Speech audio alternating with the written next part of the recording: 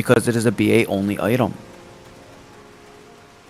With that being said, go ahead, remember you need to have a remembered plate. Don't pop any plates right away, because if you die during OVNI, then the plates you popped were meaningless. So only pop what you plan on. With that being said, since I mentioned it earlier, you want to know about /Magia Auto. If you type this out in your party chat and hit enter, you'll notice a sword appear next to your Magia wheel. You are now in offensive Magia Auto. Whenever you target a mob, it's going to take the highest number on your wheel and put it in the offensive spec of whatever you're fighting. If you type this a second time, you'll see the sword become a shield.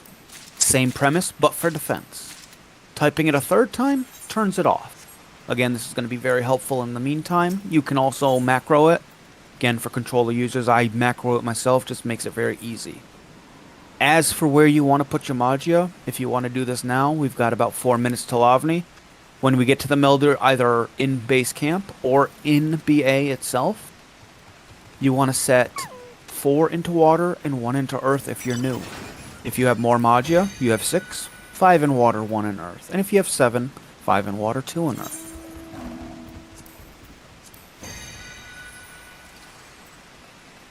Again, shout word is... What shout word, Percy? It's Dad. There you go. Percy. If there's open spots and you want to get in, just shout Dad. See, there you go. There's one of them. I'm not sorry. I'm just vibing with it. I've got a bravery plate, so hopefully Animaniac, which I dig the name. This has a refresh. Now, the biggest thing about BA for new people. Damage is not an issue for BA. This is recreational for a lot of vets. I know it's going to be very anxiety driving for a lot of new people. Respect the mechanics on the floor, and you will be perfectly fine. If you have Eureka Potions, make sure you put them on your bar. They're going to be extremely helpful.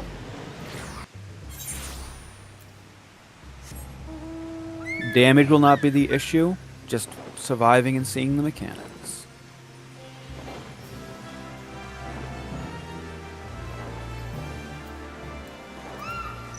The glazed donut wants to go to BA too. That sounds kind of delicious right now, by the way.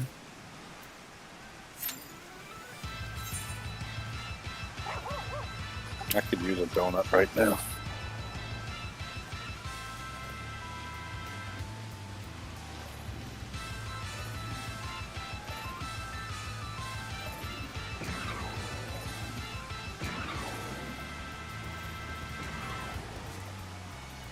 All the way back into the days of PBA. Before 4As happened.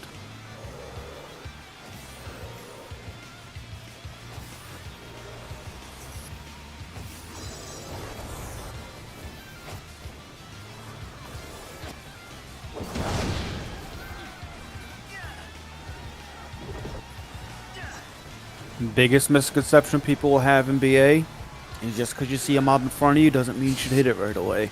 Let your tanks establish hate, especially on link pulls, i.e. mobs of the same element will link together, especially if they're the same type. Let your tanks get the situation under control, and you'll be perfectly fine. In which, so help me, if I see you on that plate bearer inside, we're gonna have words. Wow. Unless you're learning, There may be a witch hunt. I mean, but like, if you want to learn perception, bringing paper is really good. Yeah, if your percepting plate bearer is acceptable, because with how we percept the rooms, having 2 or 3 mobs aggroed on you doesn't hurt as much if you know you're gonna get aggro. But the best is, and people still don't do it yet, you just roll up as a red mage or a black mage, you walk into the ice room or the water room, there's 3 mobs there, and you're just like, sleep. Percept it, walk out, and give them to the tanks. And just own the room. Have we found any fairies yet? More than likely. Hopefully someone has posted them in BA Learning. There are all kinds of people here. There are people that try to find the fairs ahead of time. Looks like there's one just south of... Oh, a really nice one just south of the unverified research. And there's our OVNI. So, everyone, you want to make your way here? Again, we don't have to pull right away. We can let people get here, but we're going to be going in soon.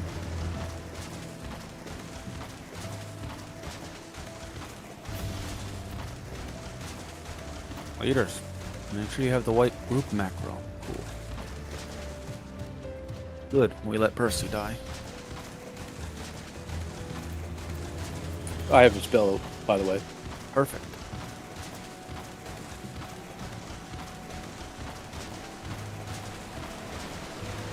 So, when it comes to this OVNI, we want to make sure everyone gets gold, so we have all tanks put their tank stances on, especially if you're the only tank in your party, because hate generation is amazing for getting gold.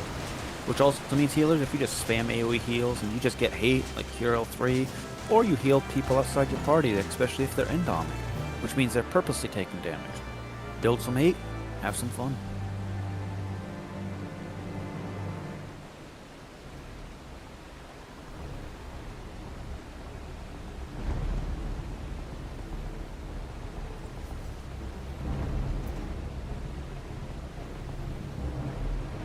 That being said, people will still be making their way here, but we can start some light damage, get some stacks going. I want to see if Rem can get 16 by the end of this, because I expect Rem to be doing a lot of the big pulling. Where are you, Rem? Go over here and pull this.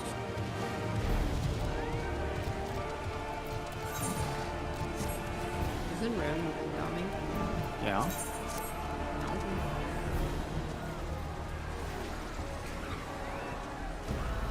And get your hits in.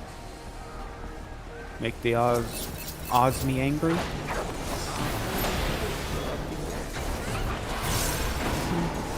Everyone's gonna dodge this, and whoever's indoming, its purpose is gonna take that. Someone forgot something for them. Again, shortly we're gonna get a fluorescence. We need to dispel Already done. and get away from this. Once you get down to about 60%, just keep throwing damage here and there. You don't have to go crazy on it, but we'll have access to Ion Shower, which is Tank's big way to build 3 Ion stacks. I just called them Ion stacks. Why did I call them Ion stacks? They're Indom stacks. Grandpa's going senile. Finally happened. Dude, again, Ion Shower. Ideally, we put it under the boss. The first one doesn't look like it'll make it there, but tanks will be running at it. We can try to get Indom stacks. It's way out there. No worries. Now we know. Thanks again.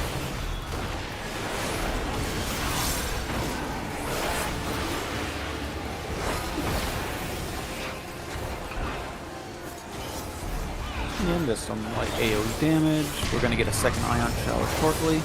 After this fluorescence, more than likely, if the damage is correct. It's an Ion Shower. And right under the boss if you can. You gotta try. No. And tanks, if you didn't get to invuln the first one, invuln this one. And keep those people getting hit by it alive. The pulsing rip. So we're just making sure we get that damage, get people up. Again, if this gets down to about 5% or so and you're dead, just wait till you get the buff. There has been some instances of people being in the res animation black screen not getting the buff, so it's safer to get the buff than take the res. And get under the boss.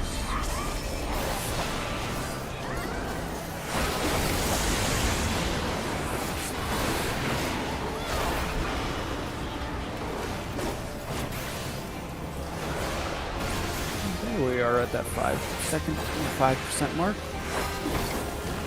Let's rip it down.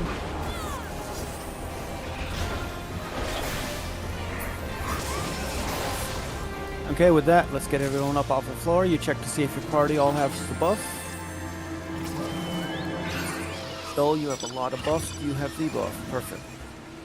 Once you have everyone in your party that has it, party leaders will be putting out portal macros. Again, this designates you a portal number 1 through 8. If you look in BA Learning now, you'll see a portal map posted. It divides Hydatos into 6 separate columns. Each one of these columns represents one of the group numbers. Each group, or each column, has 8 portals, so whichever number you're giving designates the position on the map that you need to go for your blue portals. After we wait about 5 or 6 minutes around a ferry, to make sure that we have the fairy buff for as long as possible. Again, as we circle around these fairies to get the buff, we want to wait for our Ovni timer to tick down, because we can't even enter BA for another 5 to 6 minutes.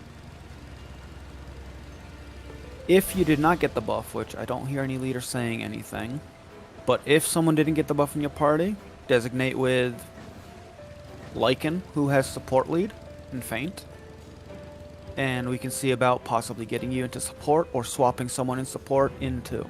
But it sounds like someone would have said something about that already.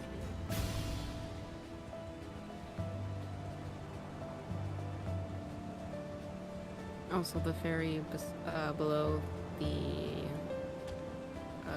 unverified has been shouted. That's no worries. I thought you were going to say it was dead. It's dead. Yeah.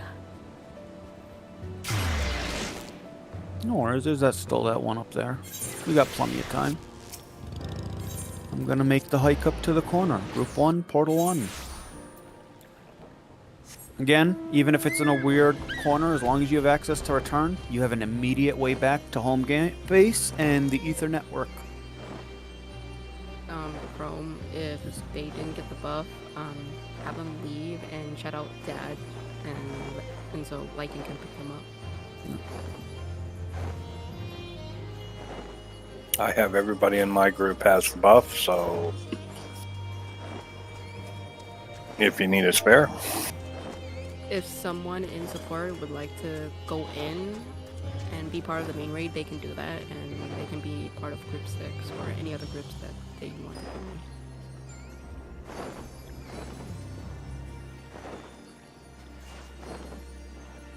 This is like the BA version of the Oregon Trail, going all the way from Ovni on Mount all the way to Portal 1 Group 1. Did you just call it Oregon? Yes, I did. I Asshole. went that far back. No, it's Oregon. It ain't an instrument trail, mother. No, I'm kidding. I literally live in Oregon. It's Oregon. You're an organ.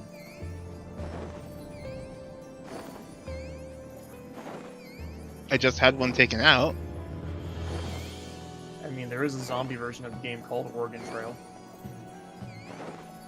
Again, just try not to multi-pop the ferry. If you do want to take it early, take it and leave.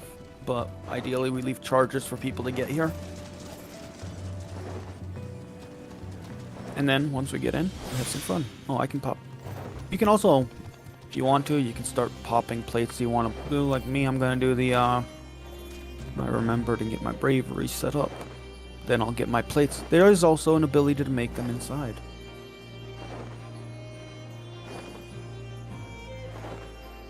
Just no drink.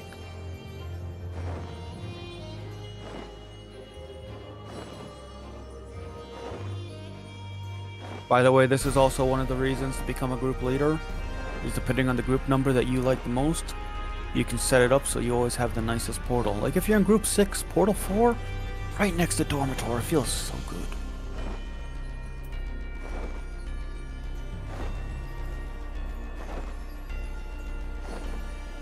The other one that's really good is group 2, portal 1, and group 3, portal 1. You just return to home base, walk outside, and your portal's sitting there. Join 6 Dad was my solid Shan. He was in support. Invite him into Okay. Group 6, please. And who is in Group 6 that needs invite into support? Kaigenbo, however you say your name, I'm sorry if I butchered it.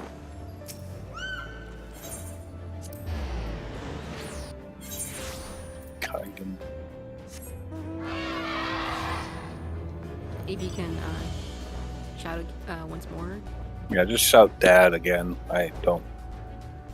There you go. There they are. I'm sorry if I butchered Got your 'em. name. Perfect.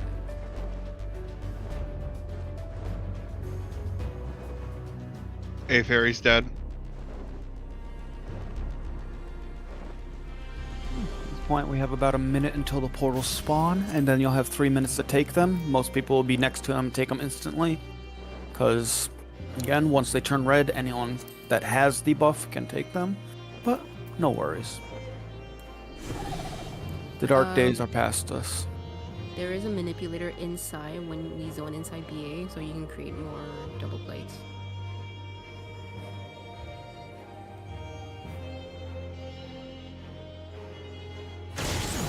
And take your red portals in. Once you go in, if you haven't popped your plates, you can do so now, as well as go to the manipulator and make more. Keep in mind, if you fall off this bridge, it is a one-way. We will be dividing the group in half. After you've gotten the plates that you require, go to the sides of the bridge. That way you can receive Protect and Shell from ideally 1 or 2 fine citizens actually passing it out. We're also going to need this to happen at AV and Ozma. As long as you're not an Indom tank, now is a good time for food check. Again, we'll be killing a lot of different things. Again, for the Magia Melder, we'll go over it one more time. If you're brand new, very low elemental gear, 4 in water, 1 in earth. If you have 6 Magia, 5 in water, 1 in earth. 7, 5 in water, 2 in earth. With that being said, if you're in groups 1, 2, and 3, if you look west, you'll see a white banner over the archway. Groups 1, 2, and 3 are going west or white banner. 4, 5, and 6, you'll look east and you'll see the purple banner. 4, 5, and 6, purple banner. Party leaders or vets can put way markers down to designate the side as well. You'll see people getting hit by the demon wall right now. These are Indom tanks taking a hit to refresh their stacks to have lots of damage. I'm group 3. Nope, there we go.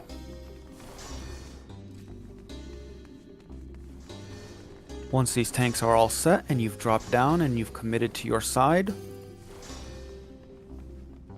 just don't get the red bar. Tanks are taking hits at the moment. You can throw heals on them.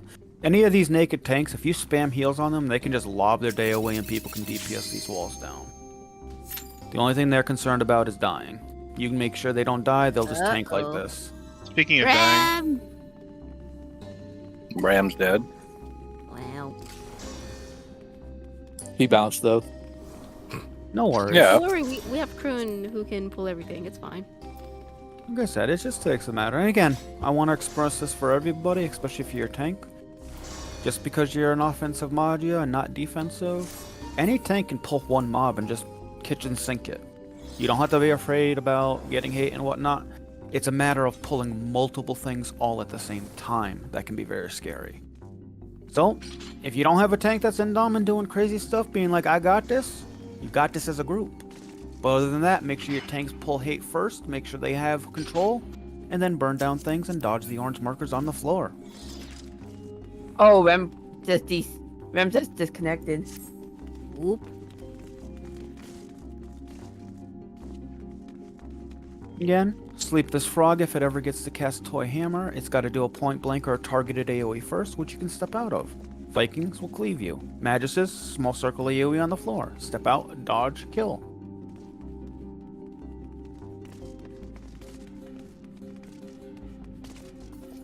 Need someone to come and tank the wall over here because Rem is gone.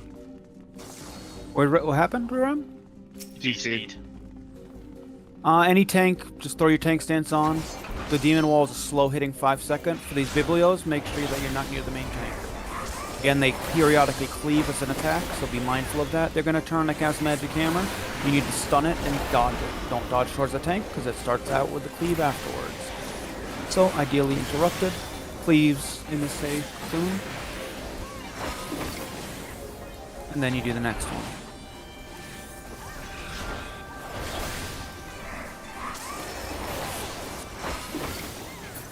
Rem can play point when they get back. But tanks, don't be worried about what you're doing. Just grab a mob, share the hate. And when it comes to tanks, if you have to pull a Biblio, throw mitigation and just make sure you're not tanking it as a grouped up together as tanks because those claves hurt. Healers, you can focus on whoever's trying to do the big kill. They picked up magic defense as well. Kuroko has been pulled.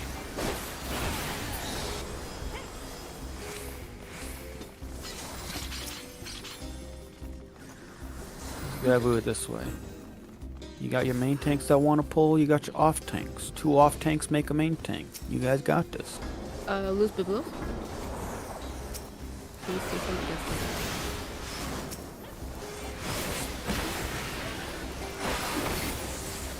Just avoid these enemies.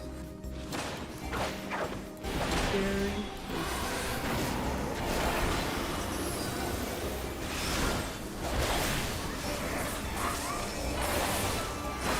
Do not be behind. Do not be behind.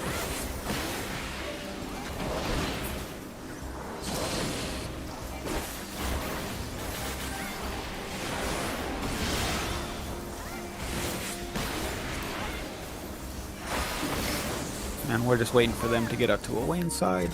Okay, we're out of the way. Perfect. And did Rem get back yet? Yeah. Okay, with Rem back, once everyone's past the purple line, we'll be ready to go. Art side, you'll listen to me for calls. Again, there's a lot of movement in art. Just be ready to move and you'll be perfectly fine. For Owain side, I assume Percy is calling or somebody else. And Rem DC. Ram. We can have one tank. If anyone wants to step up as a tank just for Owain. Alright, Chrome is going to do it. Just make sure you... Okay, you have Guardian. And everyone else who's also tank, have your tank stamps off. Just listen to me for Owain callouts. I don't know if Rem's gonna be back. Were they in the arena? No. We're gonna pull They're- at 6. They're what? They're trying to relog. No worries. Pull at 16:30. Okay.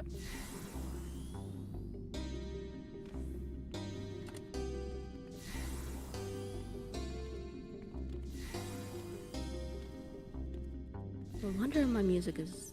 It's off. So for anyone wondering, good. Longer countdown, but 30 seconds now.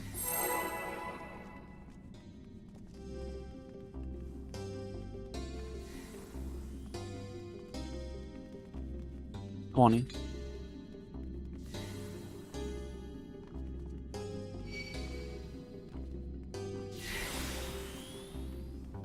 $10, 9, 8, 7, 6, 5. Limit breaks, loose, tanks, established 8. Both sides will start with a tank buster first, and then the deviations start. Listen to your caller for what you need to do. Here's our tank buster. Art, be ready to move. It's a point blank or a donut, followed by the opposite. You'll see both.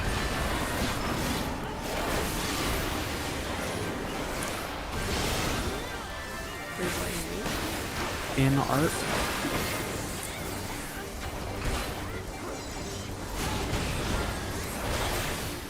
Grade wide art. We're gonna go to the opposite color of spear that Owen chooses. We're going to ice. Art, you can switch to Magia defense. These spears mimic his attack. So we'll see if it's a point blank or a donut first. Spears into cardinal. Out and away. Cardinals of the arena are safe.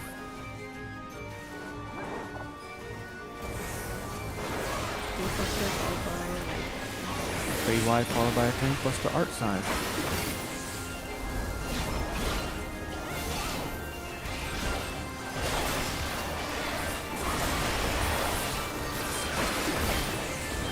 Art, get to the edge of the arena. You're gonna go behind a spear. And after this donut, you'll hug the spear. Going to fire spear. Fire spear. Target spear art. Dodge the point blank on the ground. Stop moving. Sprint if you get slow. Dodge blue lines emanating from that thing. Dodge. Beautiful. Again, after the second flight of stairs, there's a trap. Let your Preceptor find it. Art, we may not have one, but Owain does. And Kuhn, I believe you're the... Yeah, if you want to, I believe you can. We probably have a Preceptor. Let's see first. Yeah, Frozen's got it.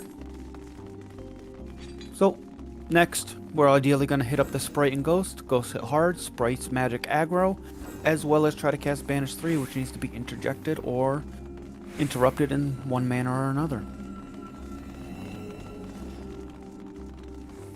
Cabrina's gonna come in. I'm gonna wind up quick sleeping that over here.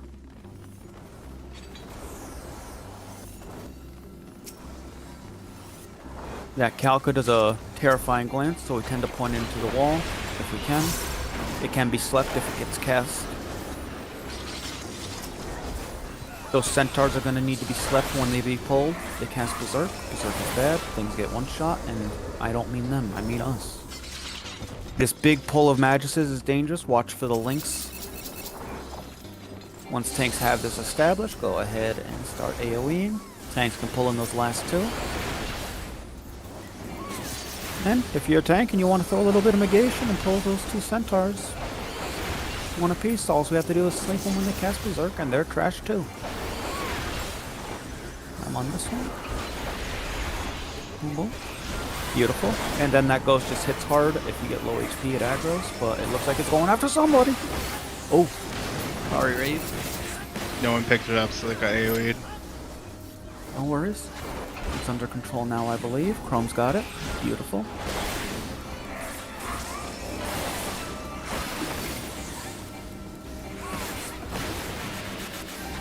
And as you can see, there was these 4 traps that I never mentioned. No one's hitting them, which is a good thing. They just bleed and vuln up. The bleed lasts a while, it's more of a nuisance, but there's a treasure chest for everyone except for Rem at the back of the arena.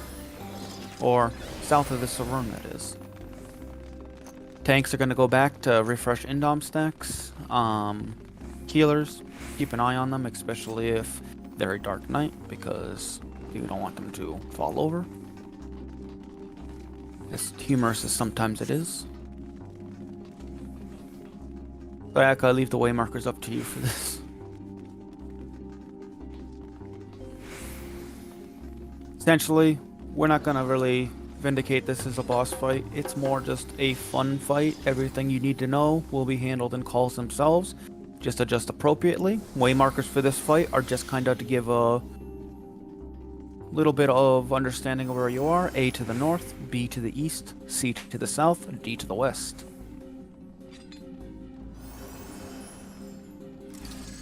Wait a minute, just realized that Percy ain't doing callouts. Where are you, Percy?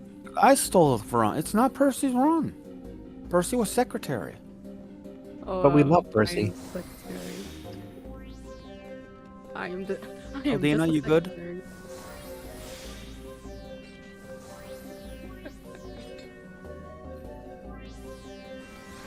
Okay. Eldina said BRB 1 minute. Nope, they're back now. Perfect. I will give you guys... We're just going to do 30 seconds starting right now. So at 30:30. It ain't no 20:20 anymore. It's 30:30. Sounds like my eyesight. Yeah.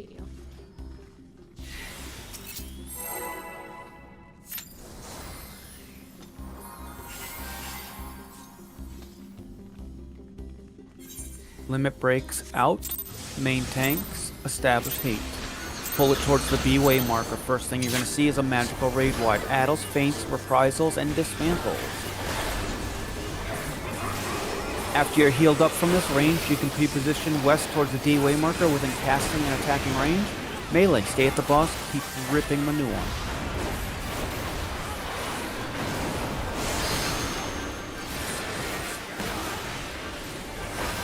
Not even really a tank buster, he's going to electrify the outside of the arena next. Nothing to worry about then. But when he does, after Electrifying the outside arena. Melee. You're going to move to the range. So the moment you see Amino Sakahoko, run towards the D-way marker. Or like how people would call it, I'm gonna fuck down. That's one I couldn't pronounce it. Back and away to the range. They mark your safe spot. Stacking the boss's hitbox, you will die to a one-hit KO. It's been tested with all kinds of invulns. You will die no matter what. Or you didn't on the line. Stack up, go towards the D-way marker, tightly stack. You're baiting puddles. You're going to want to cast Sprint right about now and run to A. Just make your way to the A side of the arena. You have time, you have time. Rescue that person. Dark, get over here. Woo. Boss is going to be coming back. Magical Raid Wide. Addles, Feints, Reprisals, Dismantles.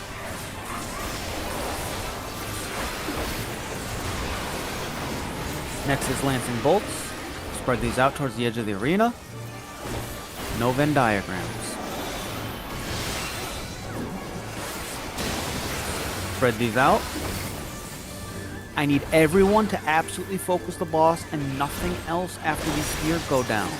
I am not joking. This is going to be scary. For some of you new people, focus. Do not touch the spears. They don't exist.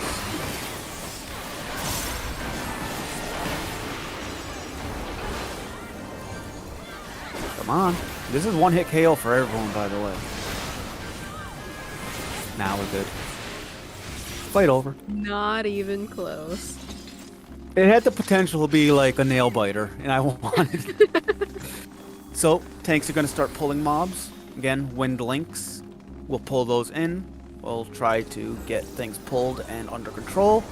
Trap's been found, now it's just a matter of AoEing things to death. Those Biblios, if you fast cast, you can be very quick on them. Make sure that Biblio's controlled. Beautiful. Calca's going to be coming in shortly. I will be throwing a sleep on her. So, she'll show up in about 30 seconds. And dodge anything orange on the floor. Orange is danger. And now we got the Brina. We can just depth that. We got the other guy coming in. Beautiful. Hi, Brina. We're gonna kill you. I'm sorry. Don't let this thing wake up and beat me up. Damn. Oof, that's all of you. Accomplices in murder. Damn, we almost got him. Kill the Calca up to the next round. There's gonna be a trap or a treasure chest, but it's guarded by a trap left, right, or center. People guess on it for some reason. I don't know. The answer is always above. middle. It's chandeliers. Middle. But after you grab that chest, or if you skip it, we'll come by it again. We've got sprites that are going to magic aggro, preceptors pulling crazy things. You don't want to attack maguses. Right here. Damn. Someone wants to pull that sprite over a little closer.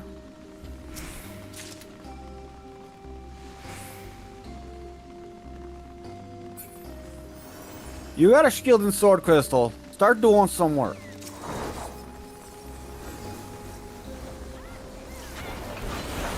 Again, that Magus is not. I'm just chilling.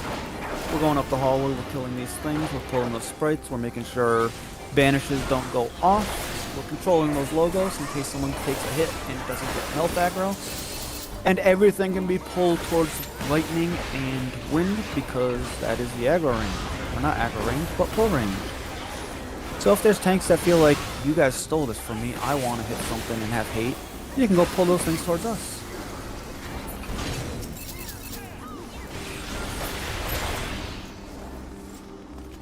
And, depending on how greedy our tanks are, bigger tanks may be pulling in the water and ice mobs as well as these logos, so be mindful of that. We've got sprites to interject, small cones from the Vikings, big cones from the Calca, so big that you're going to want to make sure that you're either near or Trust very his far away. ice. Not sure where the portal is yet.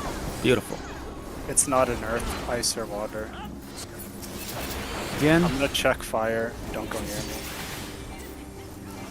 this is the disco lights of death in here. Like, I honestly can't see. I'm just spamming AoE shields and praying that nobody in my party dies. Gort died from lack of healing. Not in my party.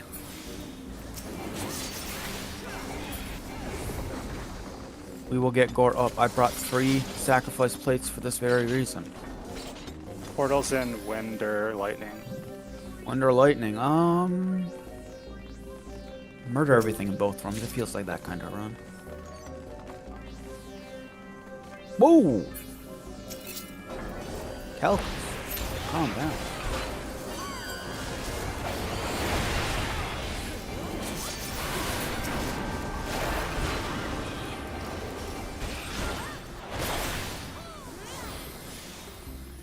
Okay, let's go with wind first. We'll keep one Skatine alive. We'll kill the rest.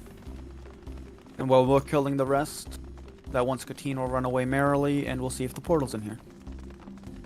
One trap in these rooms, by the way.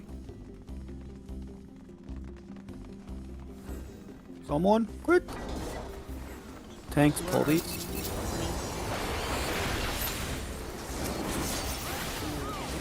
Oh. Whoa, whoa, whoa, whoa.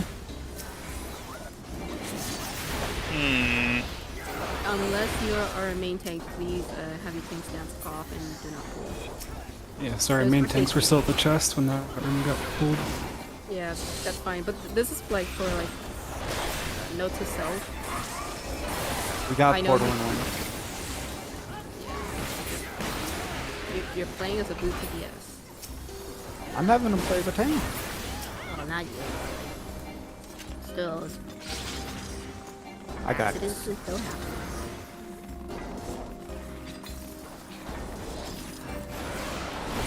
Again, kill that one, leave that one Skatine alive. We'll make our way through this portal. Once you go through the portal, aggro sheds, you'll be perfectly fine. I pulled out Bahamut and had to hit on 3 of them.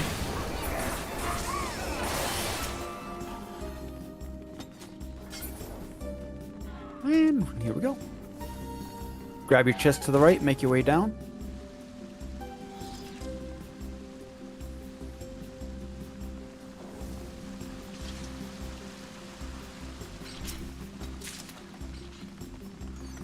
Again, we already have the room percepted. Ghost is going to walk right into us. We'll have to make sure we have a tank to pull it.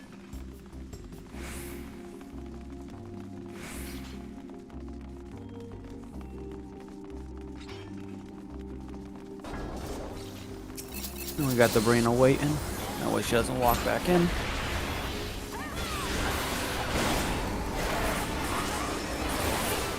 And again, just like earlier, we're just going to slowly destroy everything. See? Like that. Again, here's the blink pull. Be careful with this. There we go. Frog's probably going to link or aggro, so tanks watch those. There's the link. Or aggro, that is.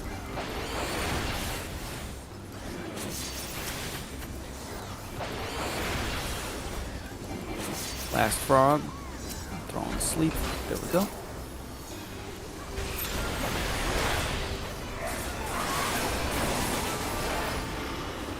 And we're going to kill these last 2 ghosts. And while we're doing those last 2 ghosts, Perceptors will be percepting these rooms. In each one of these rooms, there's a portal and there's a trap. The trap is always touching the portal in an exact cardinal direction.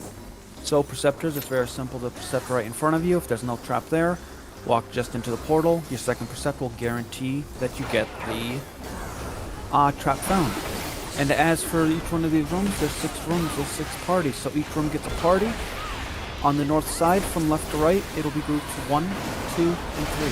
South side, left to right, 4, 5, and 6. Now, as it comes for tanks, if you're the only tank in your party, this is the time that I will ask you to put your tank stance on. You're going to need to hold hate on 2 mobs in your room once all tanks are in their portals. These 2 mobs will lock the doors. You need to kill the mobs in order to exit your room. Also, standing on all these will spawn supports outside. So tanks, just treat this like you would an extreme. Just string those mitigations together. You should be fine. You can choose Magia Defense if you want to. But just throw your 30% out, throw your Shake It Off, something like that. Then string your Rampart and your Raw, something you can essentially mitigate forever. Portals are happening, so here we go.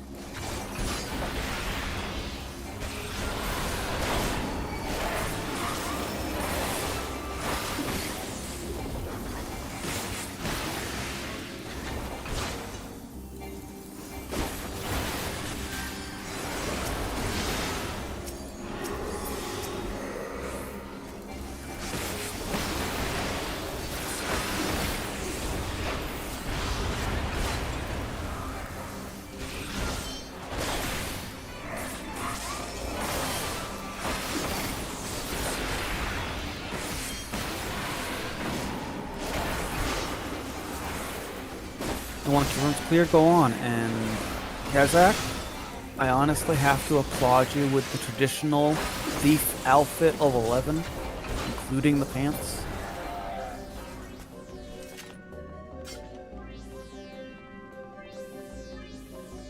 And with that, support rooms are done. We're back into Raiden's Arena. If you missed your chest, you gotta pick it up again. Or pick it up for the first time.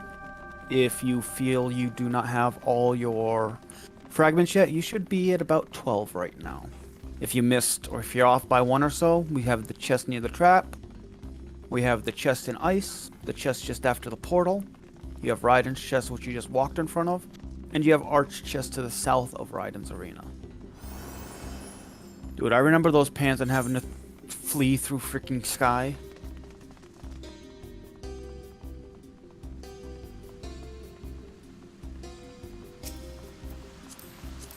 Again, we have a couple more mobs that have spawned. We're going to re-clear them out.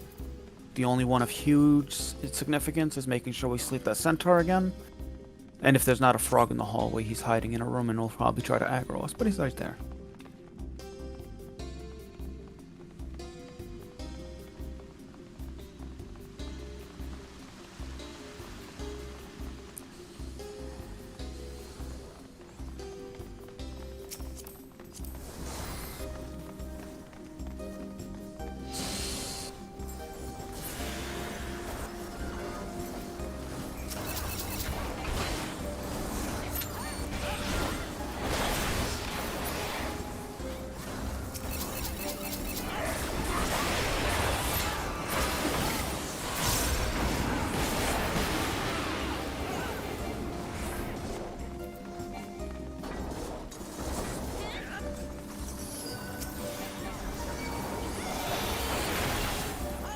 Sleep.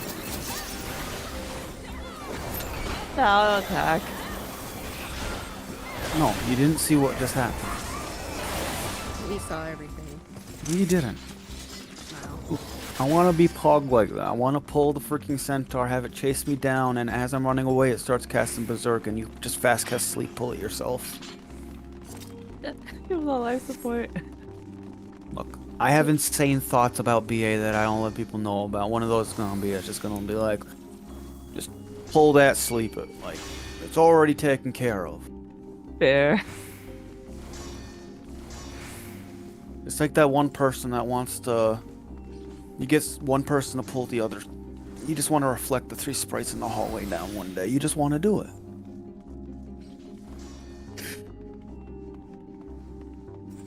With this being said and all that, you line up on the sides of the bridge. Ideally, you'll get Protect and Shell, or at the very least, Shell again. After you receive it, go beyond the 2 pillars.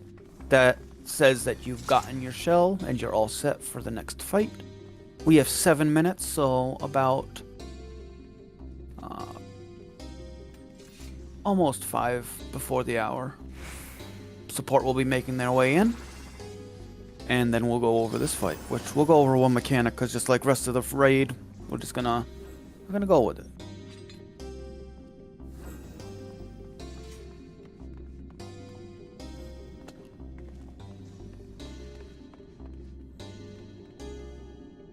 There may be some crazy tanks out there that are trying to get a Calcabrina. I don't know how many stacks Rem has, but there's shield and healers that want to go make sure that Rem doesn't die while building stacks. It's something to do. Same thing, there may be other tanks that are going to pull a Skatine. If you're like, damn, I don't have enough gauge for this fight, I want to start out with max everything. Skatines are not only the same element as the boss we're about to fight, but their TP attack is very, very harmless. In fact, people meme with it and emotes in slow motion when they get slipped. Yeah, I mean, you can save him when he's DCing from stacks. That works too.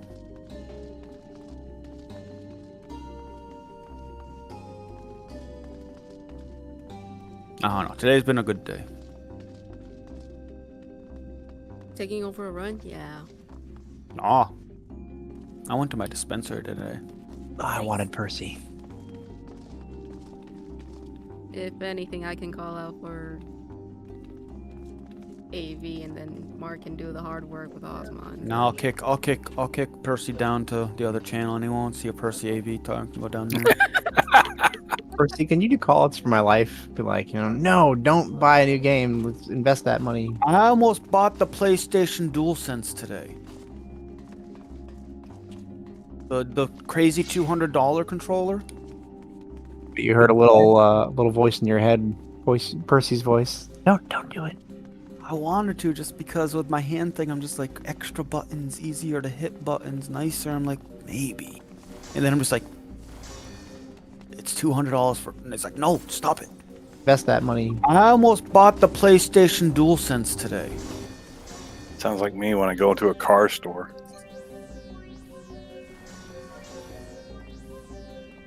Speaking of which, where is Percy? Well- In support fate? Well, like I said, I don't know.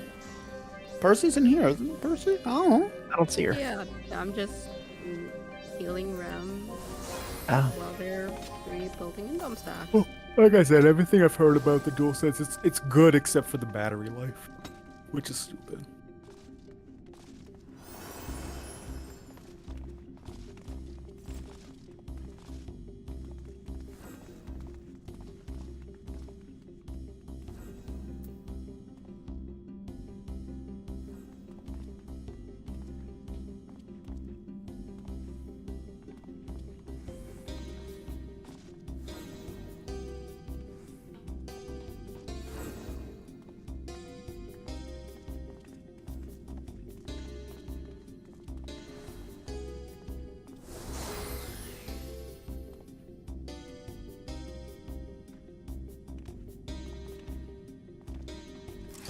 Again, there is a 10-minute kick timer on instances. We can't abuse HUD layout anymore, so whenever you get the chance, just make sure you wiggle a little bit.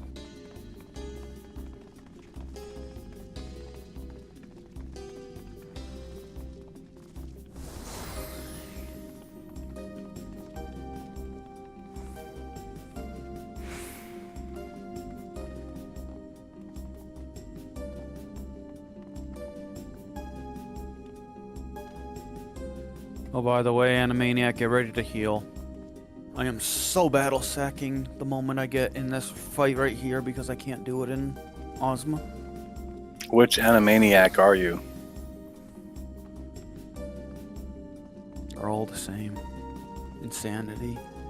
Put into cartoon form.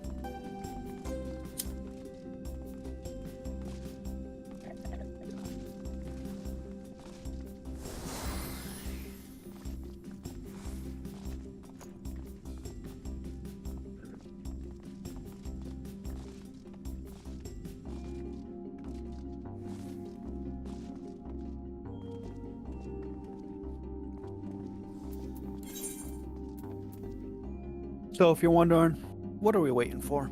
Support has to go through the same exact thing that we did when we first came into raid. So once they killed support, they got that 10-minute buff, and when it ticks down to 4, portals turn red.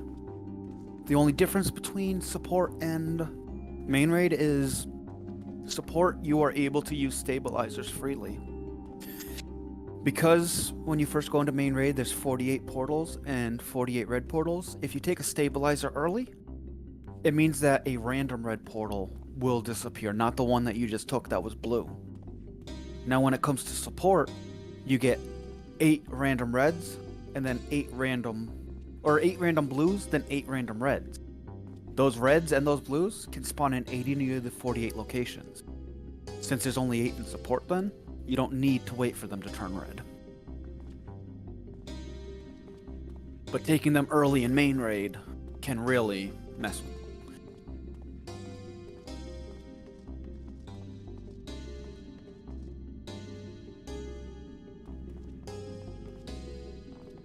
And anyone's wondering, brand new, there are no real wave markers for this fight.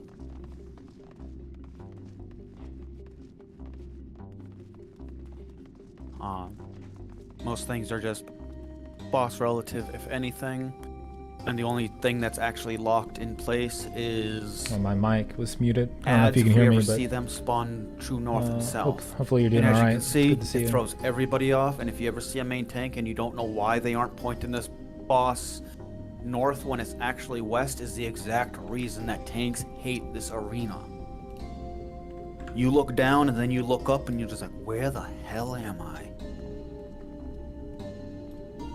and then you're looking for the entrance to the arena, and then there's two, and then you're just like, but, and you question everything. You make sure there's no And if you ever feedback. see a main tank and you don't know why they aren't pointing, like, why couldn't it just be think it's north? Walk into the arena. There is feedback, north. just let me know. So I got my speakers on, no headset, of course. Yes, this place is glorious, and there is one imperfection in this room that when you find it, it'll make you sad. The fact that the windows are bright, but it's 1 a.m. Yes, the windows. We'll go with that, the windows.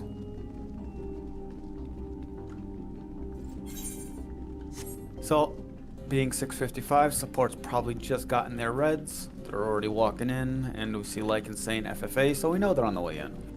So, things to know about AV. First off, Wind Mob means high evasion, which is why we have someone bringing Faint L. Again, lowers the evasion, makes it a lot more hittable. Especially if you don't have a remembered. If we don't have Faint, it's a sad time. Just put it that way. But there's one big mechanic to go over this fight. Everything else will be handled in calls themselves. That one big mechanic is Turbulent Ether. This is individual responsibility. 8 of you will get tethered by light or dark colored orbs. These orbs, when they come in contact with you, will explode, dealing massive damage to you and everyone around you. What you need to do first is to see if you're tethered. If you are, you're going to wait to see a giant cone called Medusa's Javelin appear on the floor. The moment you see this cone, you're going to notice there's small puddles of light and dark on the outside of the arena. The objective to correctly resolve Turbulent Ether is to stand in a puddle opposite the color of your orb. Again, you're not trying to get the orb in the puddle, you're standing in it. The puddle acts as a shield, you let the orb hit you, you take almost no damage, you return to the group. Essentially, as simple as check, bait javelin, resolve in a puddle, 1 person per puddle. That is the catch. It is a timed mechanic. You have about 15 seconds to do this, at which point the puddles will disappear, and when they do, the orbs gain supersonic speed, and they're headed right for you. If you feel you can't get to a puddle correctly, that's okay. Make sure you're near the edge of the arena and switch to Magia Defense. You will survive the initial impact, and healers being on the ball will be able to heal you through it. Given that, check, bait, resolve, and make sure 1 person per puddle. With that being said, support is walking up right now, tanks are walking back. If you're ready, go ahead and step beyond the purple line. If you only popped 1 food, this is the time to food check again because it probably wore off, especially if you don't have FC buff.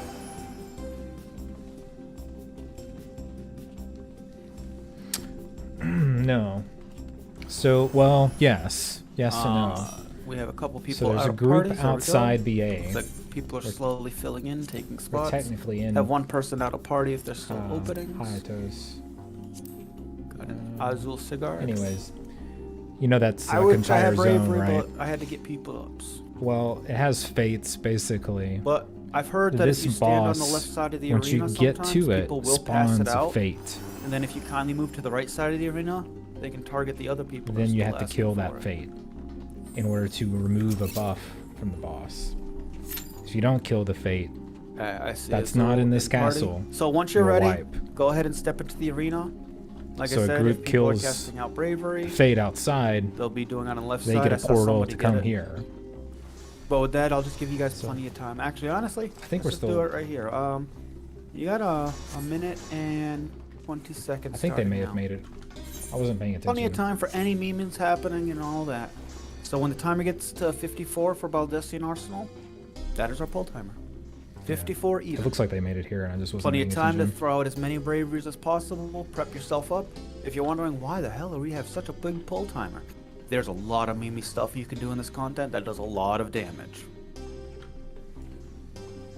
So it goes a little slow because of that, because you're coordinating a group inside with the group outside. For any 45-second memers, your 45 seconds begins now.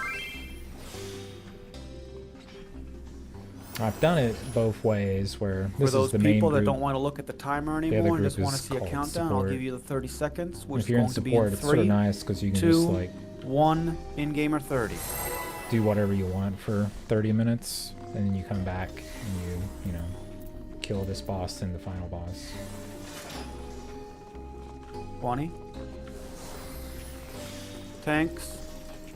If you want to main tank this, you throw your tank stance on. You guys know who you are. 10, 9, 8, 7, 6, 5, limit break. Loose, main tanks, establish base. First thing you're going to see is a magical rain-wide Atlas surprises and dismantles. Stay stacked so your heals can get you healed up in your need.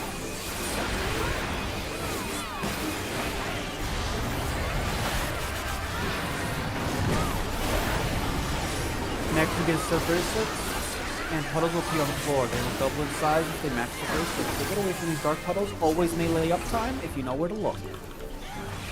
These ley lines are safe actually.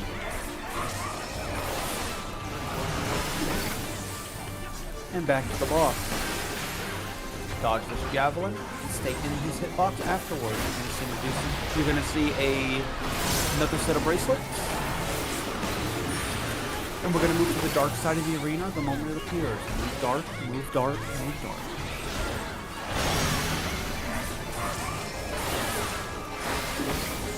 And back to the boss. Dead. No worries about it. Tank Buster away from the main tank. This is easier, however. Okay, next set of bracelets, we're going to get double puddles. Again, the bracelets matching the puddles will expand in size. I'll tell you where to go. Get away from dark, get close to light. Away from dark, close to light, melee uptime is available. After this resolves, just back to the boss. Back to the boss. Again, couple random auto attacks, followed by a raid-wide stack back up, and Addles feigns reprisals when you see the meteor attacks. And shield seal. Next is turbulence. You can spread out just a little bit. Once you see the taskbar finish, see if you tether. Again, the orbs don't start moving until Javelin's on the field, so check to see if you tether. Once you see Javelin, move to puddles of the opposite color. Go. One person per puddle, Maji defense, edging the arena, but it cannot resolve. After you resolve it, immediately collapse back into the raid. Double raid wide is in shield and heal.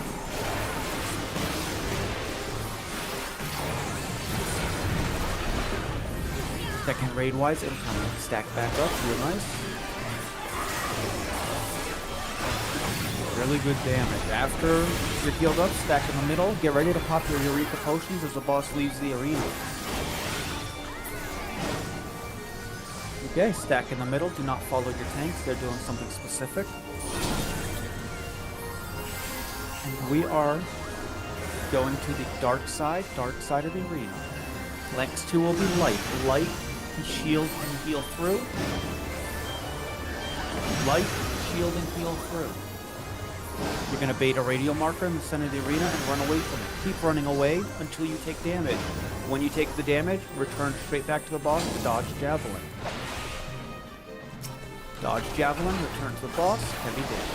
Keep going. You're just going to reset away from your main tank. It'll be a tank buster followed by a raid wall.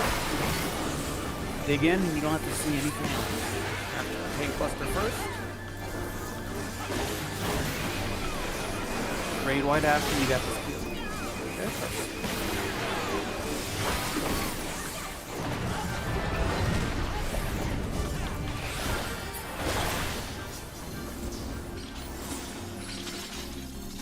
And exit the area into the north. Your things there.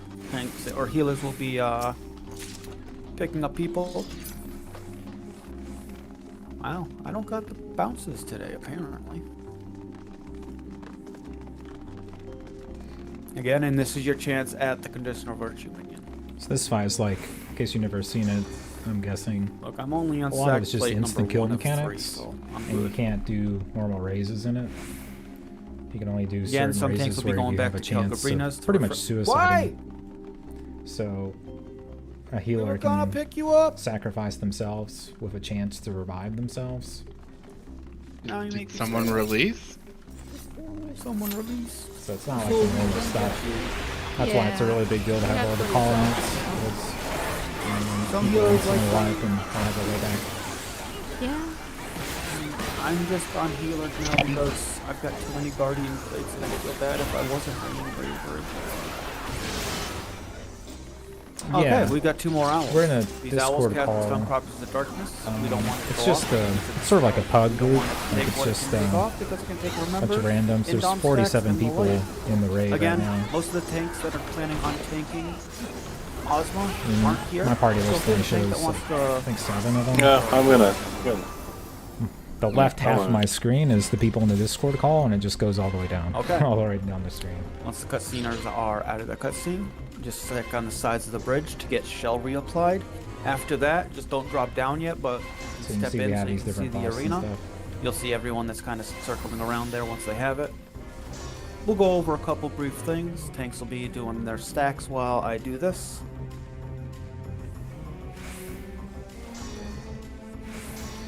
So this is a Discord where they just do different runs like this. One of the runs they do is Okay, here comes everyone from the the cutscenes. VA Perfect. runs, which is what this is. Baldesion's Arsenal. And people are getting pretty good at it, you know, because they've done it for years, and so there'll Okay. just be one person that leads it. As for the big mechanics, I'll go over them, but I'm going to leave a lot out, but I'm going to talk a lot during this fight to explain what's going on. The big mechanics, first off, is Meteor. This happens in Star Phase and Pyramid Phase. Essentially, 2 people per platform will be marked with a red marker above their head and a large purple AoE. The goal of this mechanic is to spread these out so they're not too close to each other, and so they're not too close to the group. They are essentially radial markers. The positions we want to bring these are Waymarker 1, which is at the back of the platform, and Waymarker 2, which is on the turquoise button on the ring to the right of your platform.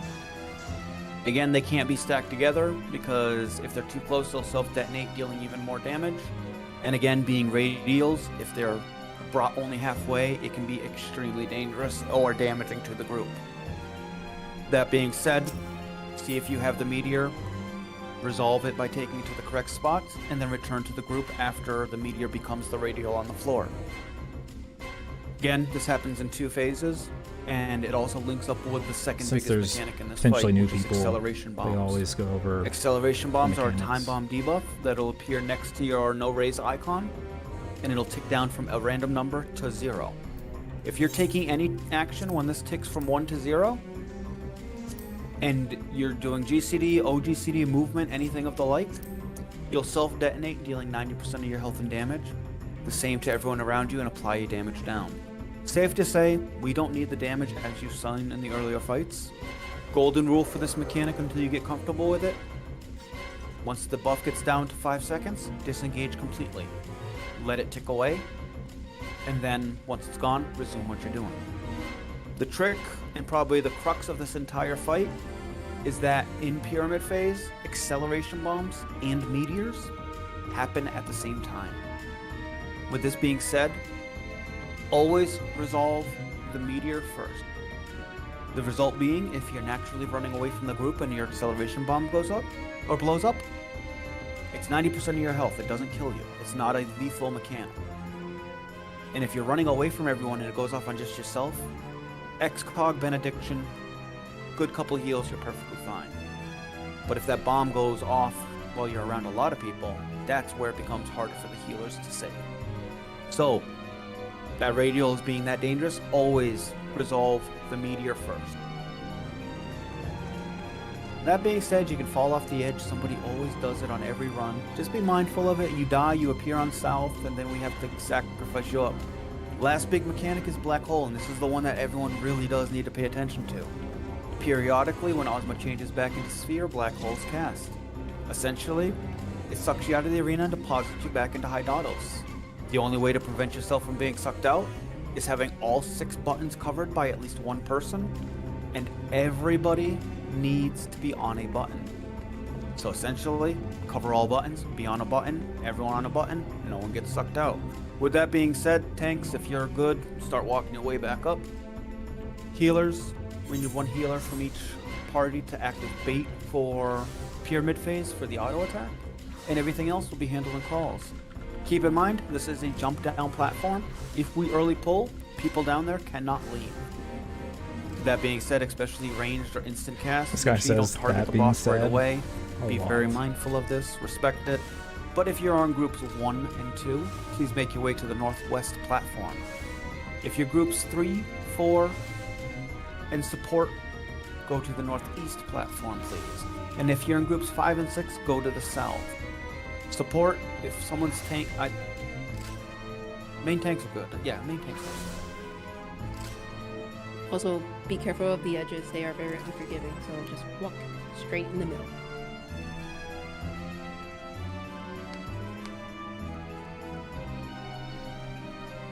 Hopefully I don't die. I'm weak as stuff.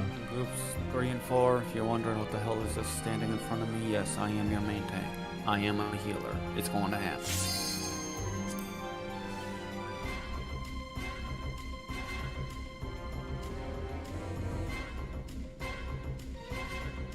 I don't know, you want to take some hits, like, and go for it.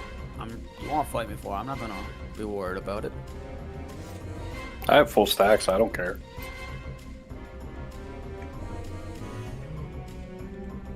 I mean, yeah, you're a main tank now, cool. Ready check your party, by the way. Ready check. What's a ready check? Yeah, I'm ready now. Let's go. We're pulling at 2130.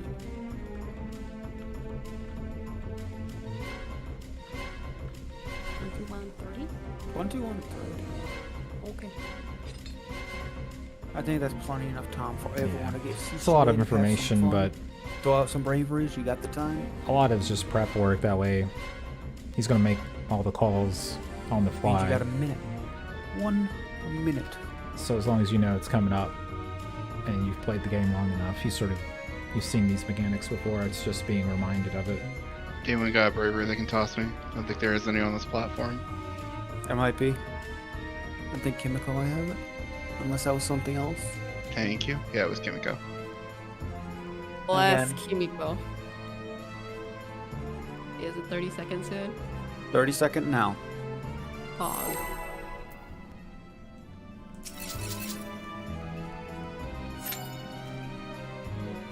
Are you sure it was 21:30 though?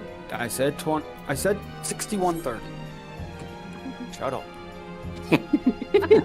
You definitely said 10, 9, 8, 7, 6, 5, limit breaks loose, maintain, established.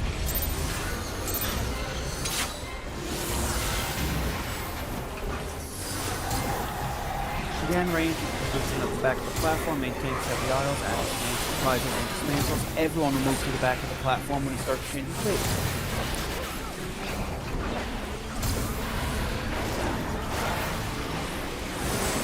Everyone to the back of the platform. Point blank, if he changes to a star, we're also going to stay stacked because we're soaking autos together. To make your way back to Ozma, staying stacked as a group. 2 more of these autos, you're going to see something called Shooting Star. It's a knockback emanating from the turquoise button on your platform. There's a gold ring that encircles it. You want to stand on the gold ring to get knocked directly to Ozma. You can knockback mitigate, but gold ring does not have knockback mid. Again, if you stand directly on it, bad things happen. And stay stacked for 3 more of those same auto attacks. We don't know who it's on, so we stay stacked. After the 3rd one will be the introduction of Black Hole, so get ready to trigger all those buttons. That's auto 2. 1 more auto. Cover all buttons, everyone on a button. Cover all buttons, everybody on a button.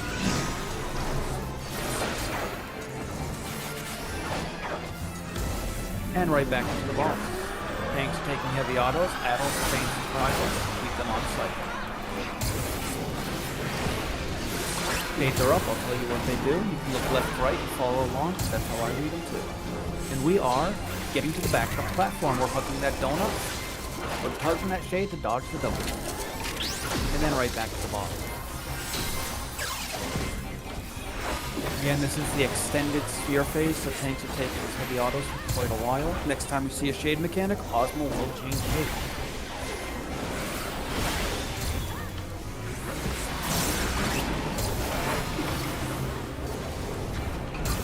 Shades are up, and we are getting off your platforms. Off your platforms ASAP. And then you're going to move to the back of your platform after. Go now. Stay stacked as a group. Walk back up to Ozma. Soaking that auto. Meteors out in 2 seconds. Coming the way markers 1 and 2. 1 and 2. 1 and 2. 1 and 2. 1 and 2. 1 and 2. 1 and 2. Prepare for overload and make sure you're safe. Take the damage, then get to the gold ring to get knocked. Stay stacked as a group and burn these ads down. Holy shit, they messed that up so bad. Use you the potion if your healer's dead. Radiant, keep them safe for a bit. Shades are up. This is going to be with a knockback. Getting knocked to Ozma.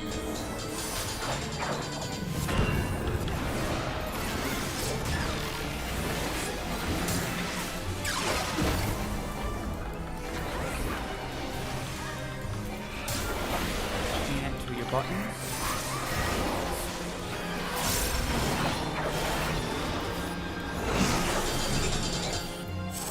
All buttons covered. Everyone on a button. All buttons covered.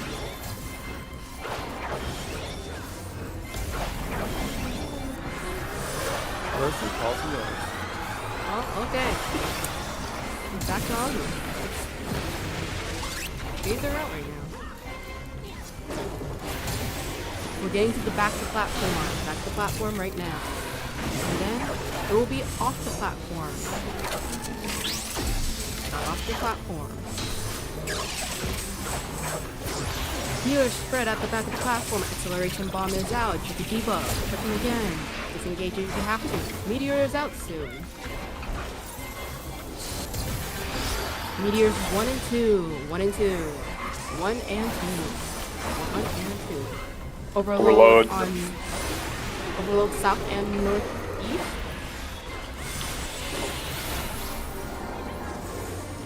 Healers at the back of the platform now. Everyone must focus. Everyone must be focusing on these ads. Shades are out. Get off the platform. Off your platform. Acceleration bomb has been reapplied. Check your debuffs. Check them again. Disengage if you have to. Back to the boss. There's a stack marker here. Healers, stand in this as well. And healers to the back of the platform for one more auto. Black hole now. Your buttons. Get to Wilson's button. Back to Ozma.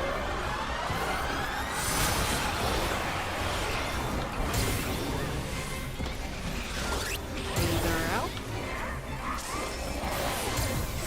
Getting off the platform. Off the platform now. And then we're gonna get close to Ozma. Get close to Ozma. Main tanks to the right, parties left. Main tanks, get ready for your orbs. And stack marker here. And then a fully knockback afterwards. Parties left, main tanks to the right.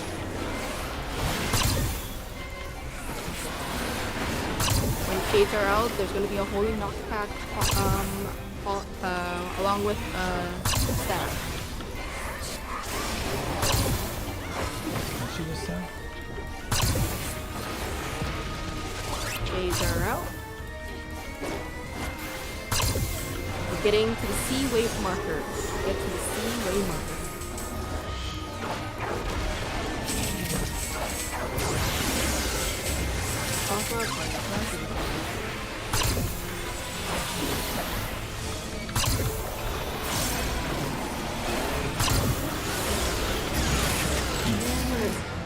Perfect. A lot of people died that And run. there's a treasure copper here at the south platform. So close. Congratulations to Those the first meteors, timers. like, holy shit, you know? The overload. The guy didn't move! Like I said. There, What's up? What's up? there are a few dead healers. If you still have sacks, please use them. You can jump off the arena to cheese the doom. And don't worry about the overloads again. They're learning experiences. We still got the clear, and honestly, like, we lost a few people, like, but we didn't lose a whole mess of them, and you guys learned what you need to do if you got sucked out next time, and, like, their run's always happening. I actually learned something this run. What? That the triangle AoE is slightly larger than the platform. I never knew that. I was standing about half a character model's length off the platform, but I still got minied. Oh yeah, it's kind of like the innocence bubbles too, like when you do those laser cleaves, like it's just slightly more. Yep. One That was last a fun note, one, if but this is your first player, make sure to super use the exit exciting portal. on It's those meteors. just the quest line. Let's be honest, all the vets know here that my death was tactical. I chose to sacrifice Percy, and then literally threw Percy on the spot so you could get some Percy calls before the end of the round. Worth big, it. Big brain. Charging. I thought I used Surecast, but apparently didn't. I was like, okay. Thanks, game. This is my official 10th run. I got the achievement. Nice. Nice. Okay. I'm out of that Discord call, but I don't know that fight super well. I just know it a little bit, you know, like sort of roughly know what to do, but it's the knockbacks and the meteors that I don't know. Like I just happen to react fast enough to hit the knockback resistance. That way I didn't have to worry about what was going on. Because otherwise I think I would have gotten knocked off the arena there. I'm a little surprised I died to the meteors there, but the ones that were, they looked like they were placed correctly. I just don't think I had any elemental defense, so I died instantly. But it triggered the Spirit of Remembrance, so, you know, worked out.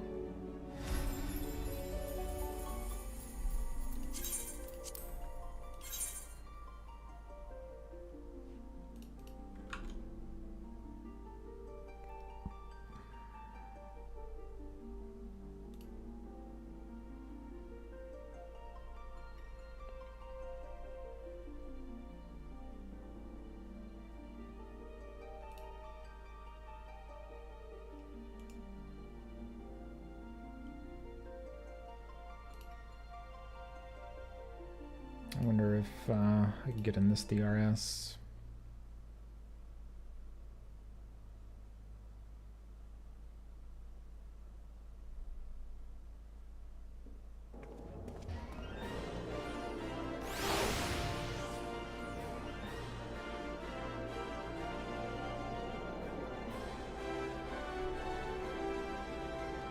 Check around the Discords real fast to see what I can find.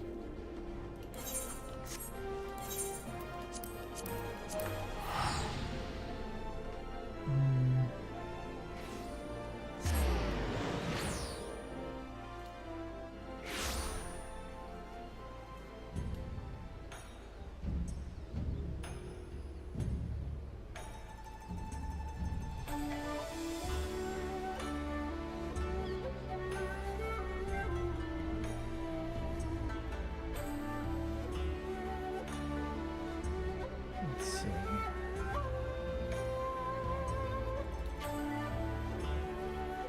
So there's a run in 36 minutes on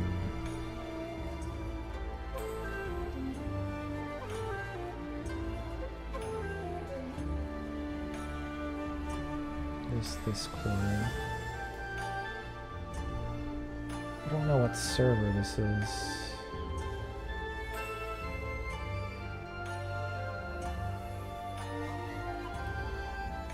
It's Ether.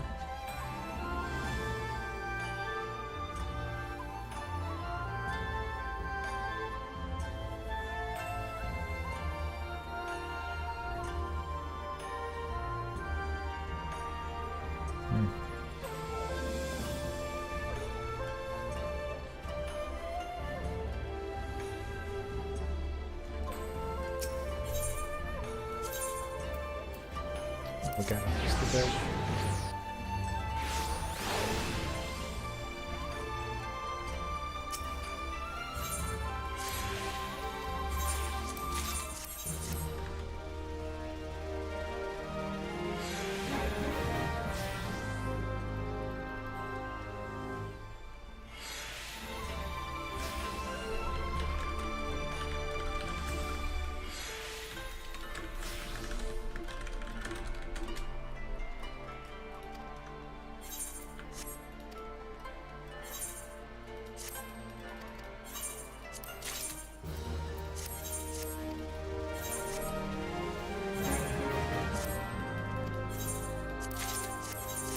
Hopefully if you like that run, you can watch some others. I'll probably be doing a couple this weekend.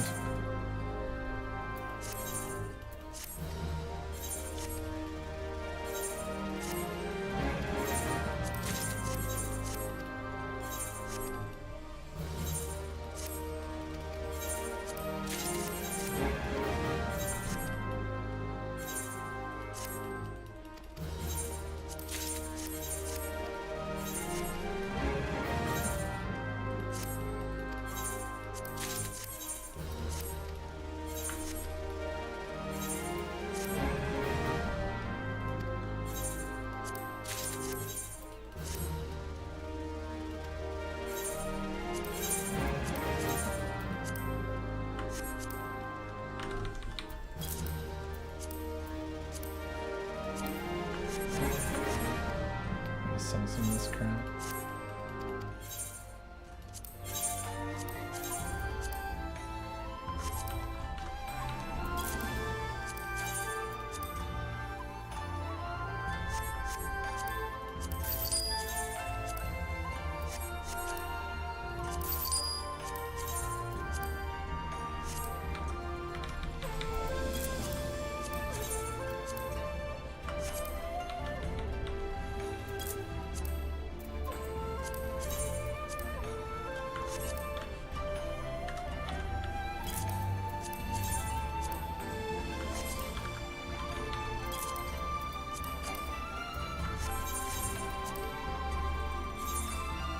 I think I sold some of my stuff at like 40,000 and now it's up to 100,000 on those items.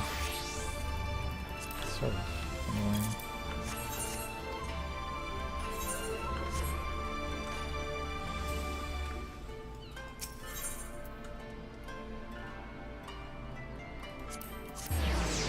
I need to grab those items real fast.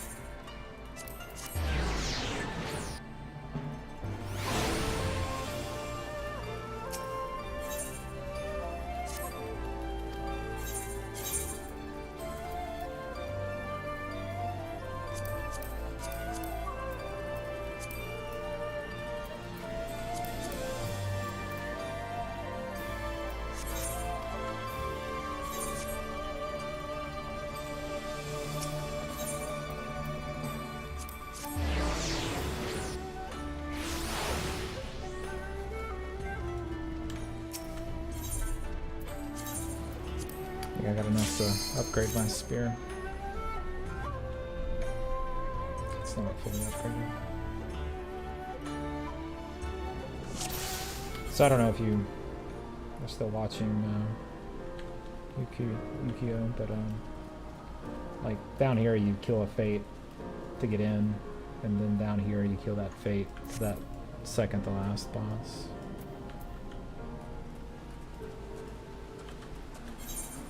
And theoretically the castle is like down here, but you get teleported to it.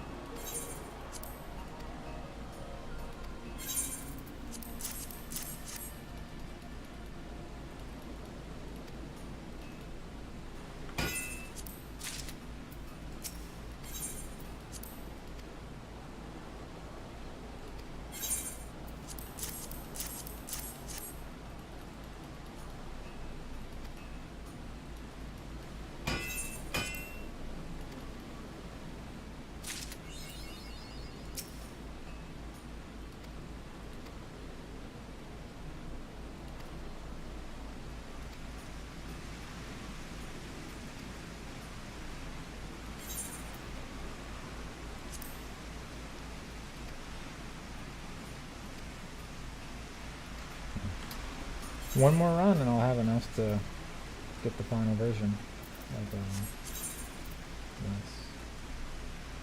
It's really close.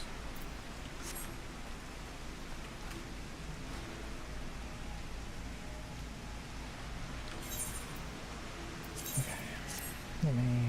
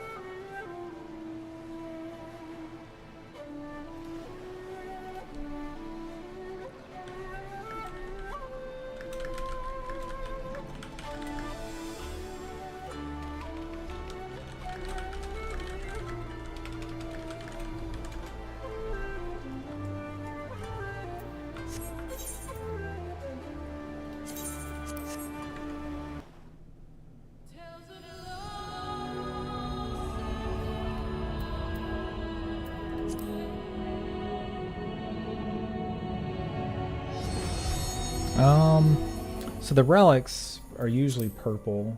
They have a background that indicates that they take a lot of time, basically. That way you can easily identify it, because you usually have to use, depending on the expansion, like a certain currency to upgrade the item. So the purple just shows, well, that's, that's the relic that you're probably trying to upgrade. There's a lot of different jobs, and like this in particular, it's mostly just for cosmetics, but the upgrade affects that area that I was in.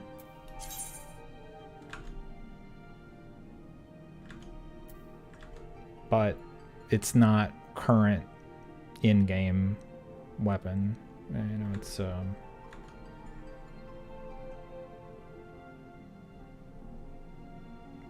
just for that side content and just cosmetic. Looks like it's ether, right?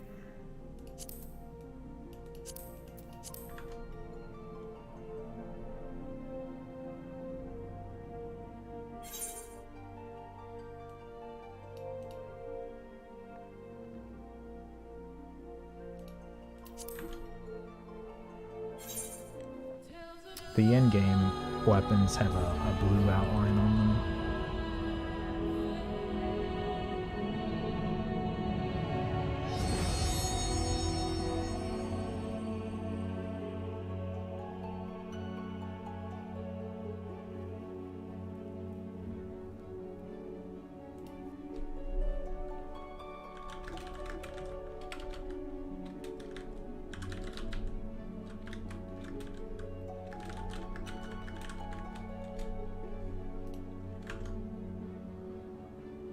I'll show you the current tier once I get transferred over.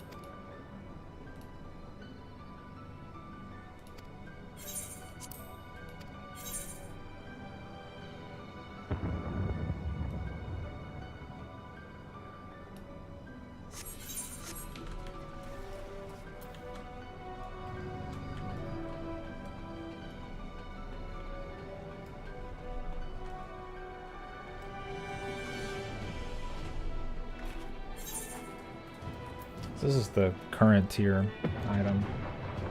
It has the eye level indicated on it. It's like the highest you can get.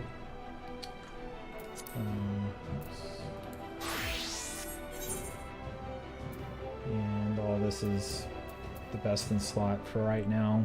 It will change when 6.4 comes out, but yeah, it's all blue. And the only things that are purple are the relics. These are all relics from different expansions. So that's just the eye level 260. You know, it's not current tier. This is the current tier relic item, and it will eventually, when they add more relic stuff to it, it'll eventually be the best in slot. but it's not right now. It's just 6:15, whereas the one I have right now is 6:35. But they'll give you quests to make it better, so you know, you just haven't done it yet.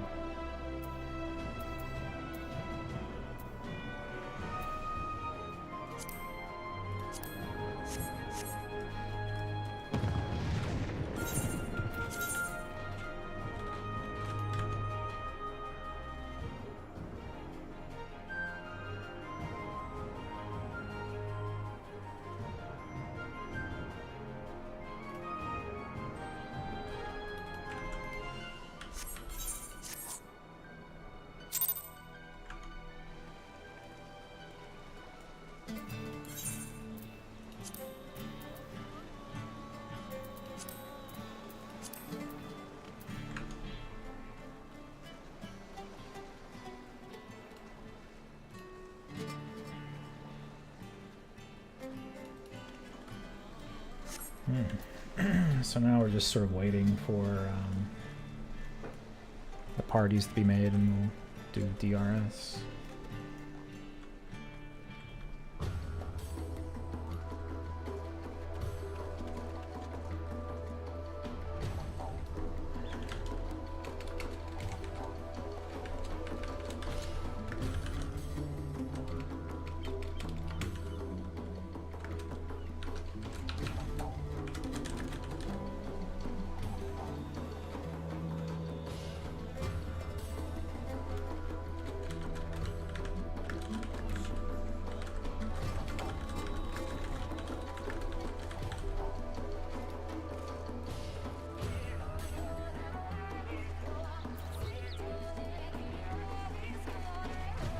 Got some time.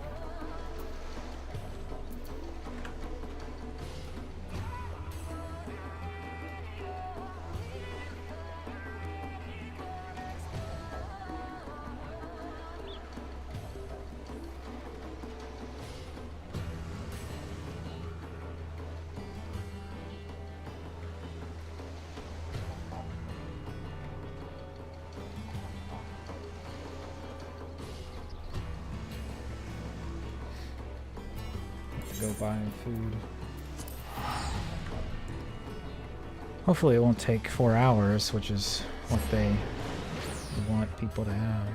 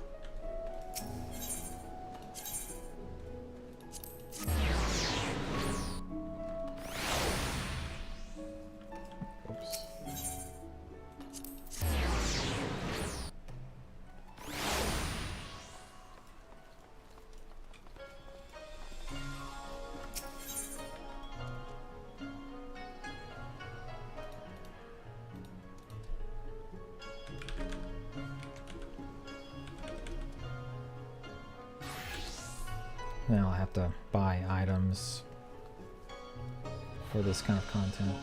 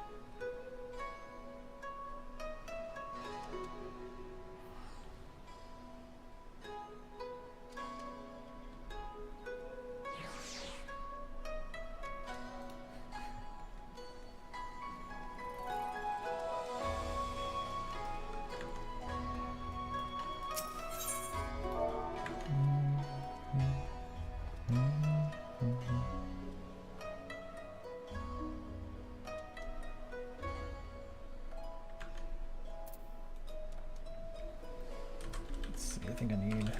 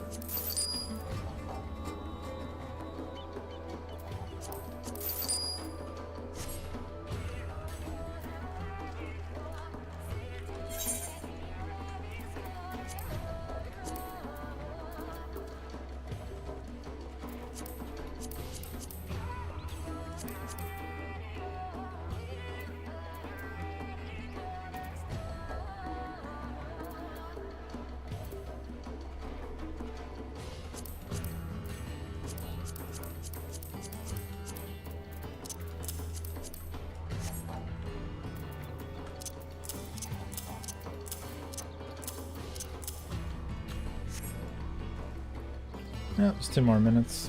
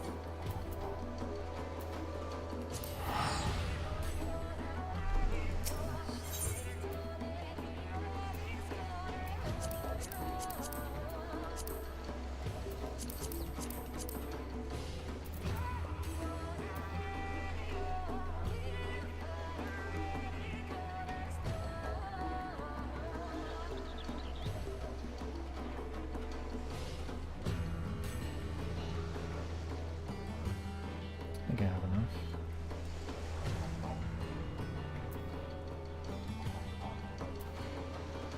Maybe just get some more erasers just to be sure.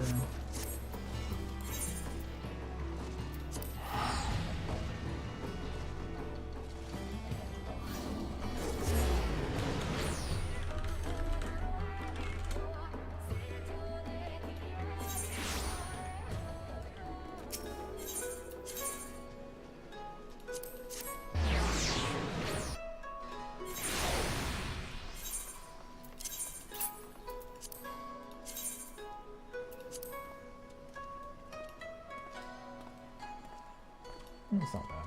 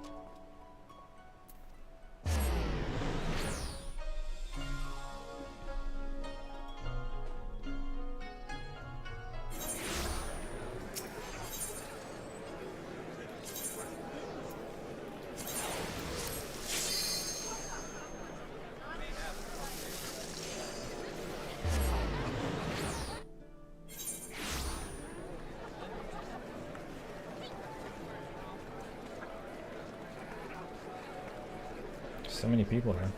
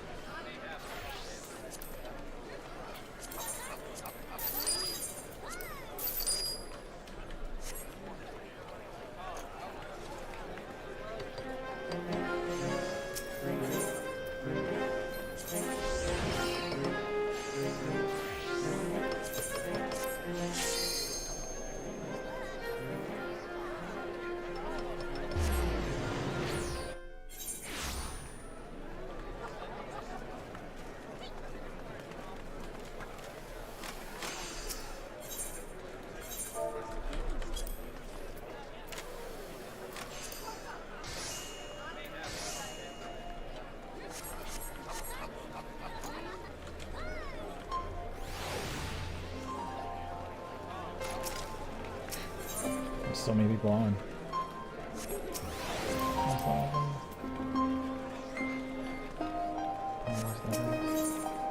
Still pretty good, actually.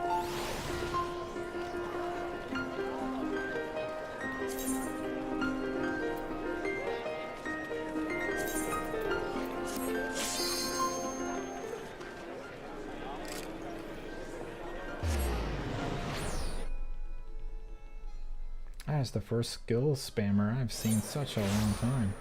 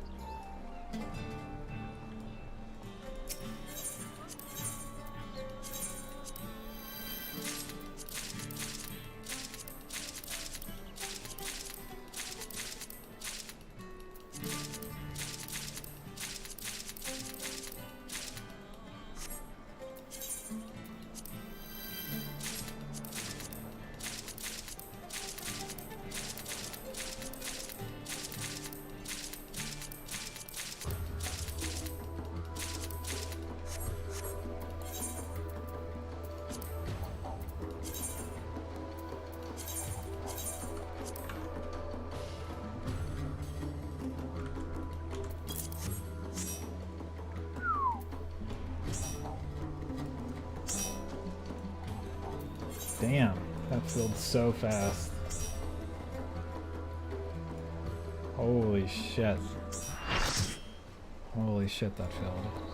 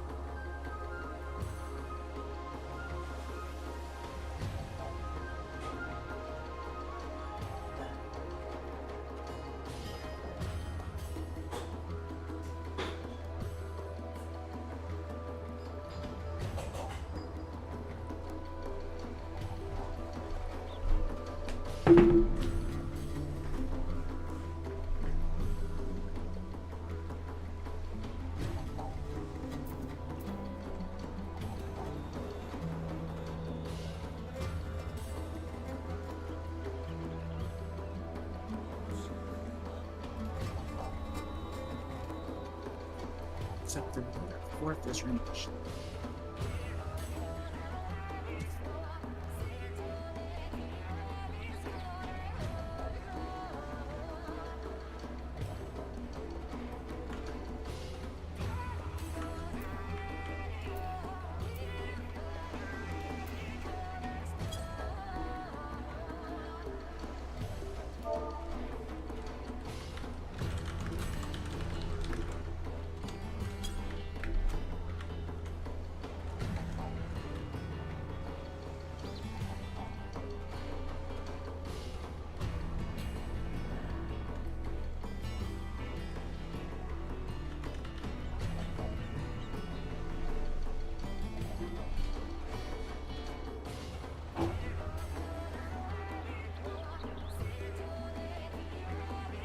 Hello, hello. How's everyone doing today? Just had to take Hey, it. hello. Good Good evening. Like right before I put the PF up, so we're good now. Like we had a couple Two people people leave, did, yeah, let's get- people left.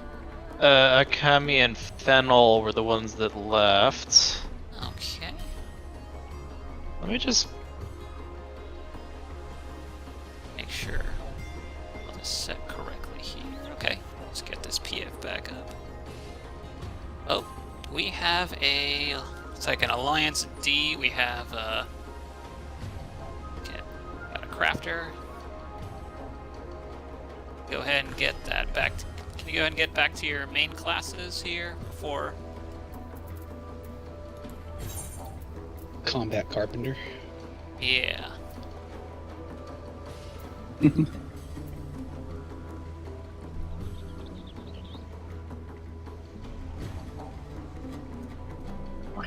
They may not be in voice. Oh my god, crap. Okay,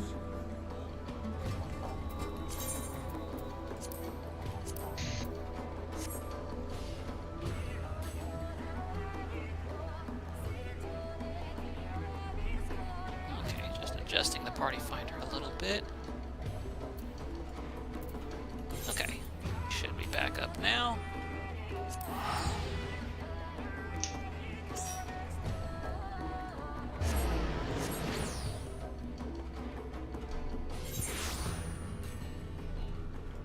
Okay, I believe we just need one. Yeah, one healer and Echo. Very good. All right, nice. I don't know if I've ever had it. PF fill up this fast.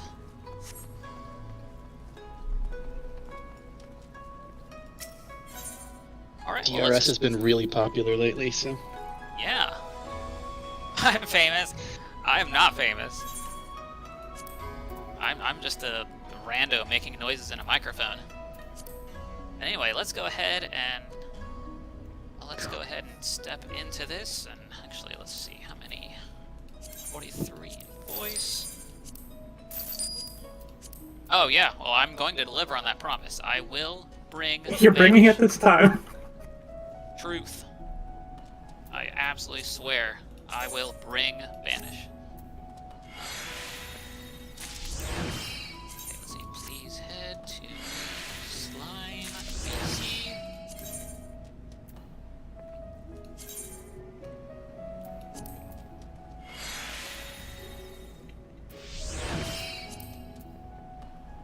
Alright, let's go ahead and get into some rolls here. I believe we had some volunteers.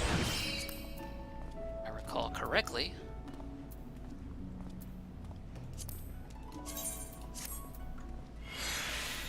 Just gonna scroll through the chat real quick.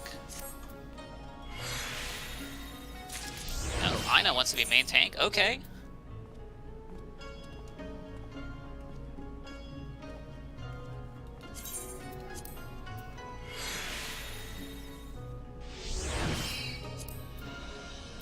Very much okay with that. Alright, so let's see. What about, is there anybody that wants to do the duel? Any duel proggers?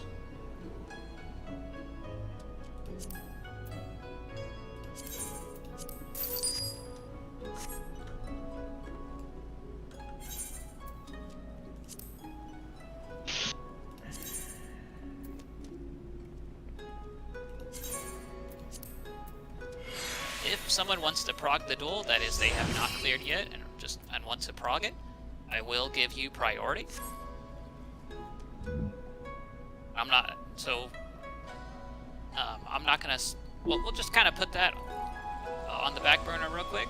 And so, what about our other Perceptors? So that'd be Sweep 2, Sweep 3. Sweep 2 would be your Perceptor after Phantom on the way to TA. And then Knackle Sweep 3, which will be after TA. Okay, thank you, Knackle.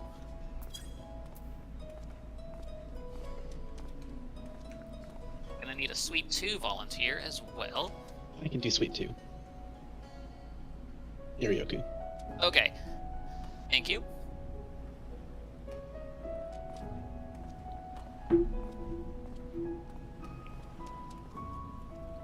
Sweep 2, Irioku, Havaleska, thank you very much.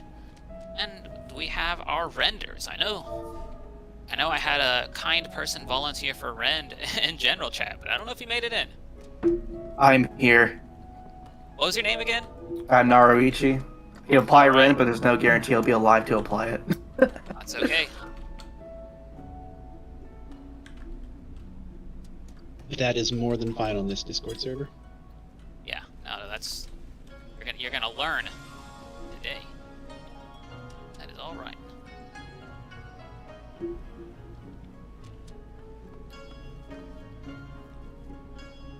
So I'm gonna put you as Ren 1. Do we have a Ren 2 volunteer? Oh, got Hippo. Thank you.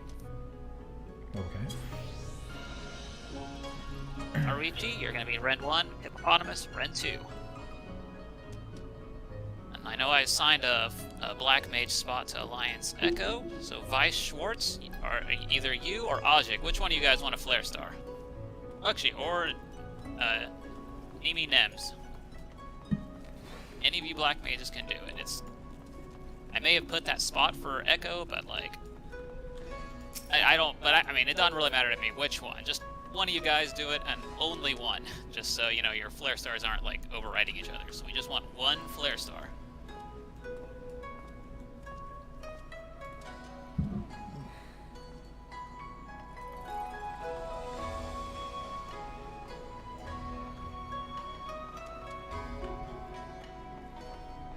Oh, that's a good point. Yeah, because you're the only caster. Okay, well in that case, let's go ahead and give it to Vice Schwartz, since you got a Cure 4 caster in your party.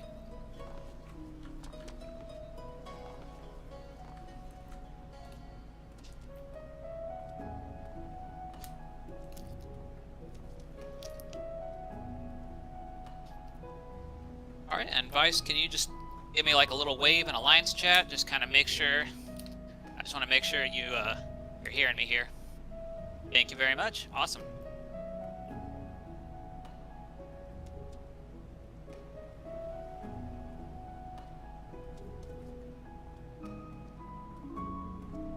Alright, do we have anyone who would like to volunteer to lead golems?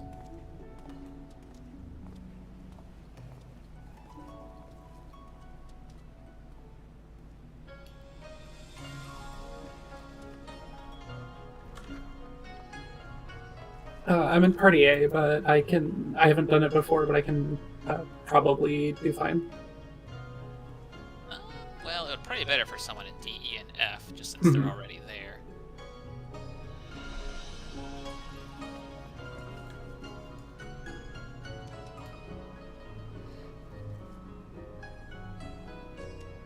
Okay, Ajik, thank you.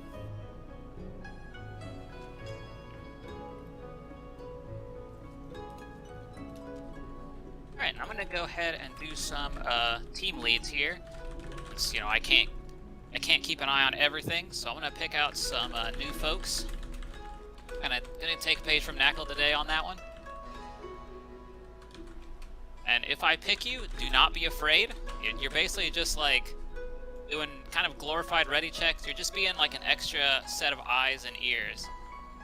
So just in case I miss something, like if I'm gonna put a countdown, you know, to start a fight, but you know someone in your team is BRB or something, then you can just be like, hold on, Izumi. You know, we got one that's, you know, BRB. They're not ready yet, even though they're technically across the purple line, you know, just stuff like that.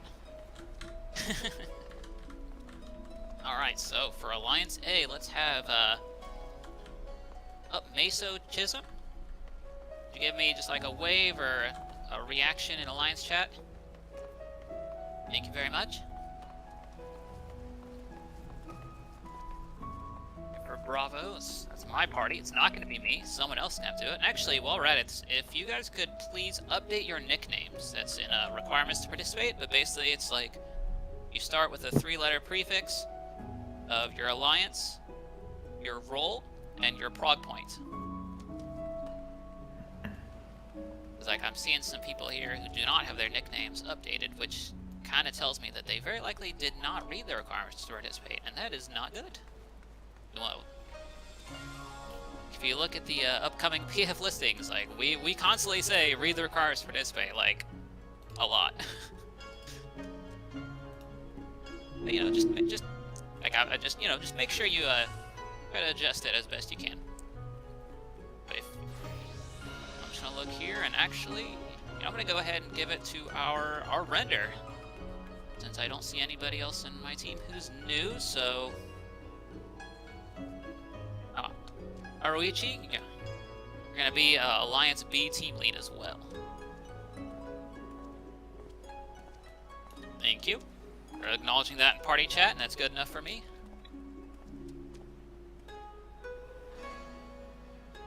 Alright, Charlie, let's see who's in Charlie.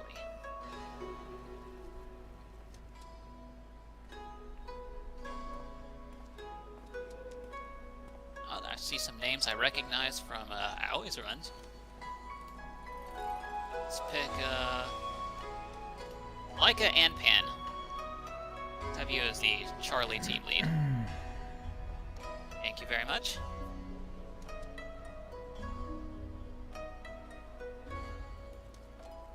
Alright, now for Delta, we got some new folks.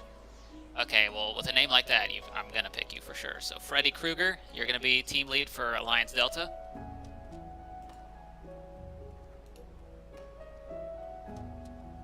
If you could give me a, you knew it. Yep.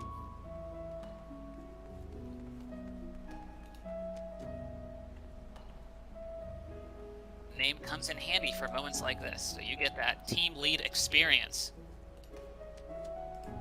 Alright, for Echo team, we got... Okay, Banana Water. Let's have you as the team lead for Alliance. Echo, please.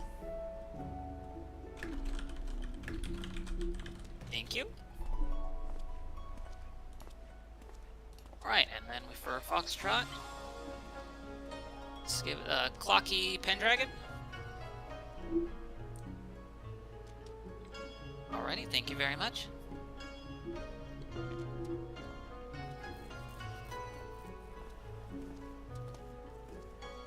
Alright, let's see our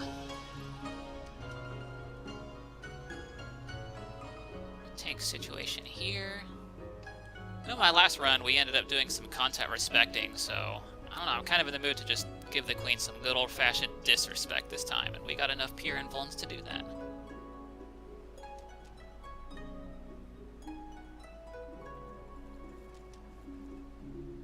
We got plenty of tanks for Minnow as well.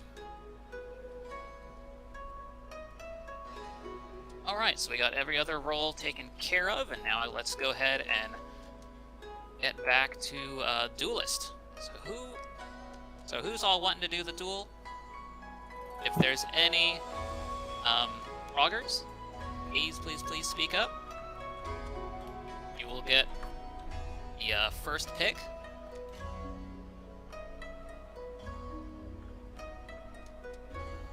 Otherwise,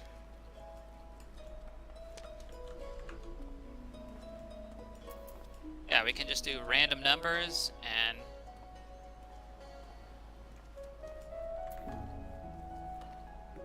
we've got a 732 and 810.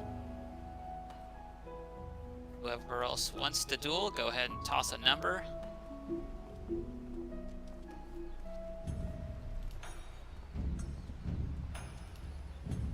Oh, Nako, you want to do a duel? Well, you're 358, so looks like Himbo's still in the lead for that right now. Oh, I know you've done it before. That's all. I was curious. Wait, is prep done or are they progging? Prep's done, I no believe. Prep has done it, yeah, they've cleared.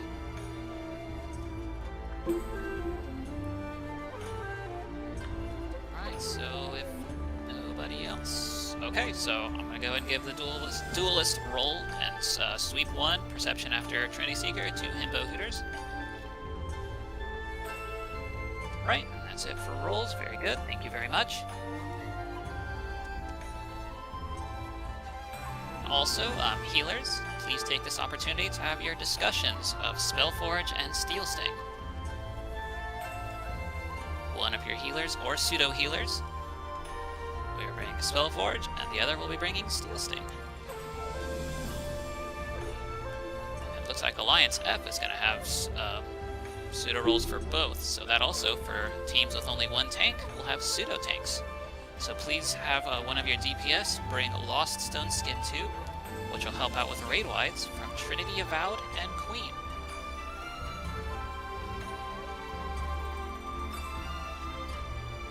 Also, should note to healers, I know some other Discords do this differently, but for this run, we would like to have all healers and pseudo-healers to have Dispel and Reflect capabilities as well, please.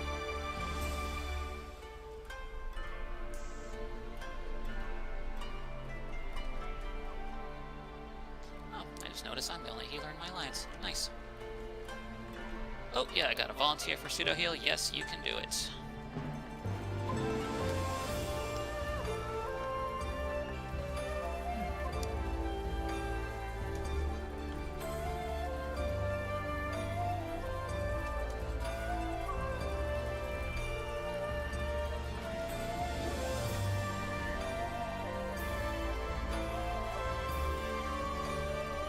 We'll need a tank to, or a DPS to just help with the pseudo healing then.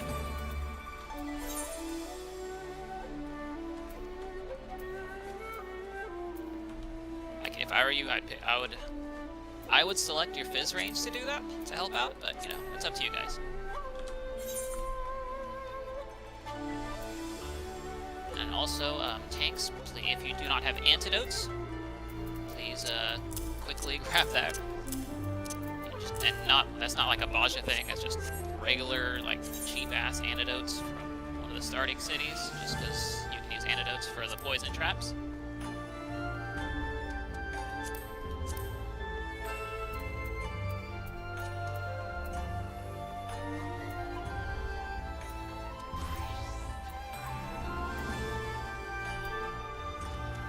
Alright, so it looks like we're doing pretty good here.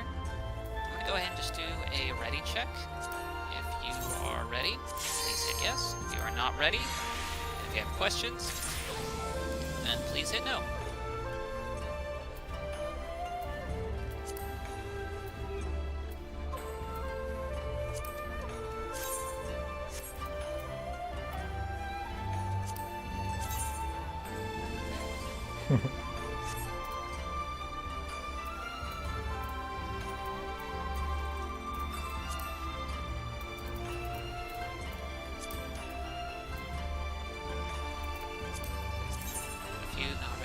Okay, not in a rush.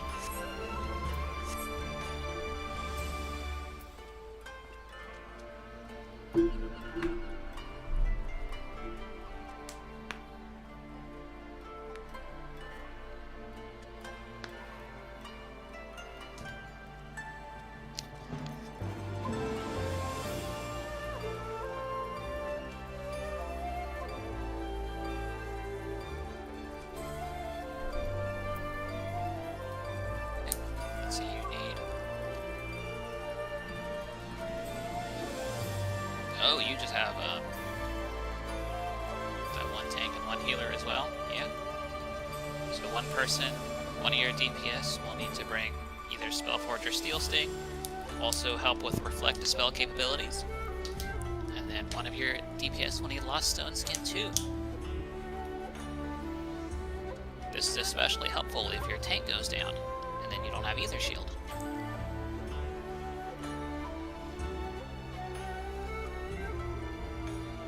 Which is another thing that all tanks are going to want to have at least some ether shield just in case. even if in alliance with 2 tanks, you still want to have, you know, 1 main ether shield and 1 backup.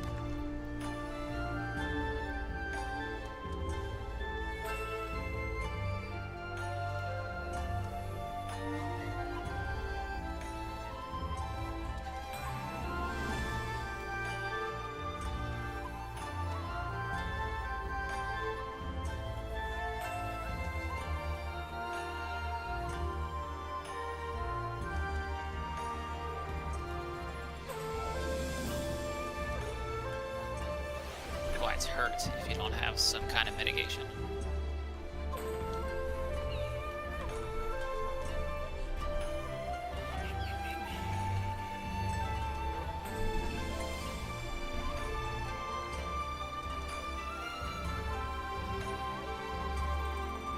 Yeah, let's see how we're all doing.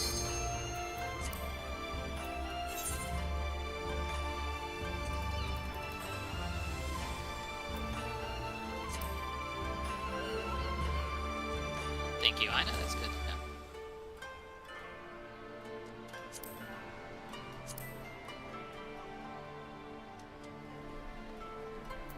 Yeah, basically you want to use Stone Skin 2 before the Raid Wide and then after the Raid Wide, because it'll have a bleeding debuff, and so the Stone Skin 2 also helps mitigate the bleed as well.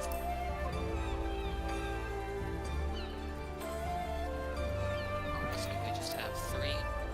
Catherine Malefic, Kitsu Crafting Way, and Kura Moon. Please let me know when you're ready.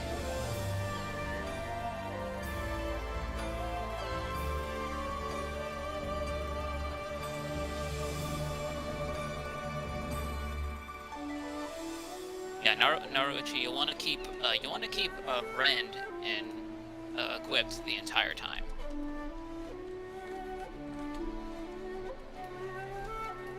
Basically the way it works is, you know, your first Rend, so you'll use Rend, and it's a 30-second debuff, and when that 30-second debuff expires, then the second Render will use their Rend, and when that second 30-second debuff expires, then your Rend will be ready to be used again. So we have 2 kind of going back and forth. So basically have a consistent Rend uptime. Alright, Kitsu ready, Catherine's ready. Just waiting on Kura Moon. And you're ready. Alright, awesome. So I'm going to go ahead and get us in here.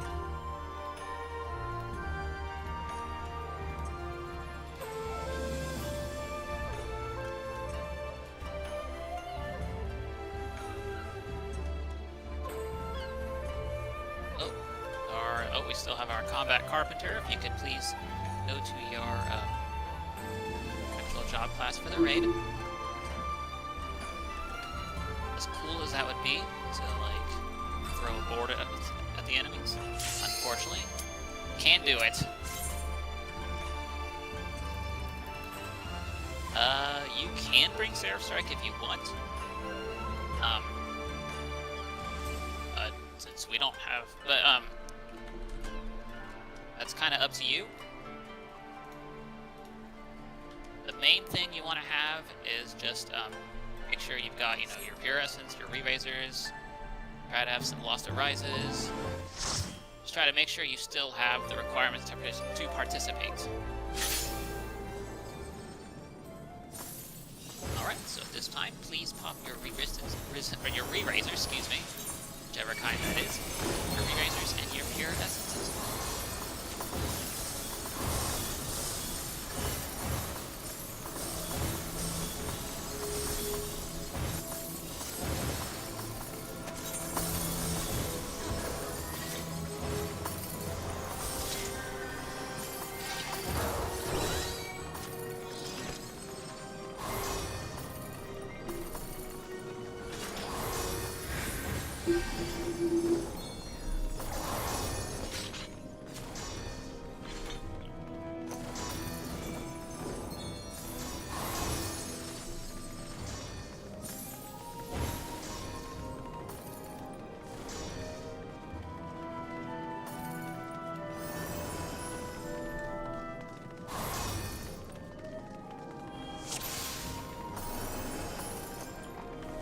So at this point, please do not jump on those pads and just go to the Lost Finds cache to update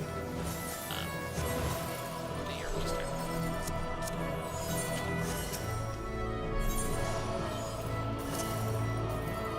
This time, also in party chat for healers and pseudo healers, go ahead and confirm in party chat to your party that you have your stone skin, or no stone skin, Spellforge or Steel Sting.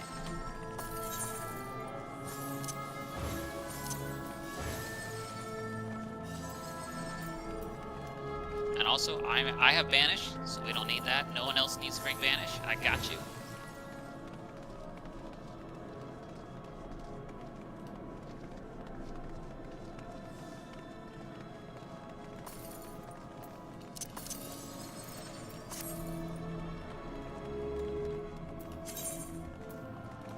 Make sure to, since we only get to see this cache just at the entrance, when we're ready and we hop on the pads down for slimy golems, we will be unable to come back up here at any other point in the raid. So we want to make sure that you fill up your capacity to the maximum, whether that's 99 or 80 or just whatever your maximum capacity is. You want to make sure you fill it up all the way. Then you also want to make sure to meet the requirements to participate, especially if you're new. And, well, actually, everyone needs to meet the requirements to participate, sorry, not just the new folks. But I would say if you are new, you'll notice that there is free space listed, and I would recommend to put some extra re-raisers for new folks, but, you know, that's up to you.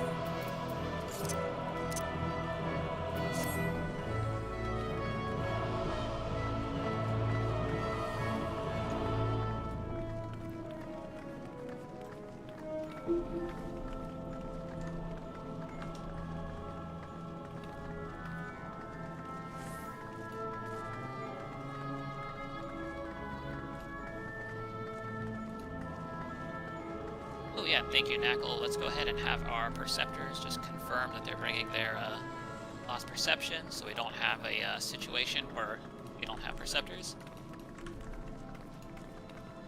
We'll Percept, sweet 3 in pocket, thank you, thank you. Yorioki, you got yours too, very good, thank you, thank you. Well, right, let's go ahead and have our renders go ahead and also confirm that you have your rend. Might as well just make sure we have that sweet, nice 10%.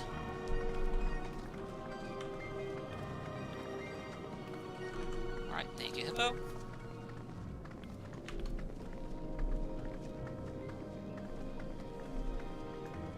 And you got it too, Naruichi, thank you very much. Alright, so... And then also tanks, just please make sure you've got your Ether Shield in there. I mean, don't slot it now, of course, just, you know, but just make sure you have it in your holster.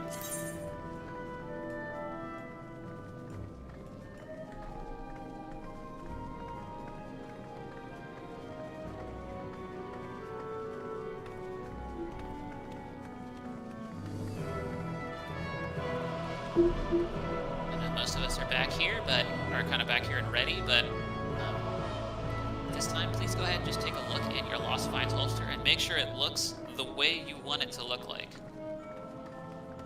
Just, you know, open it up and just kind of double check that this is what you want it to bring with you.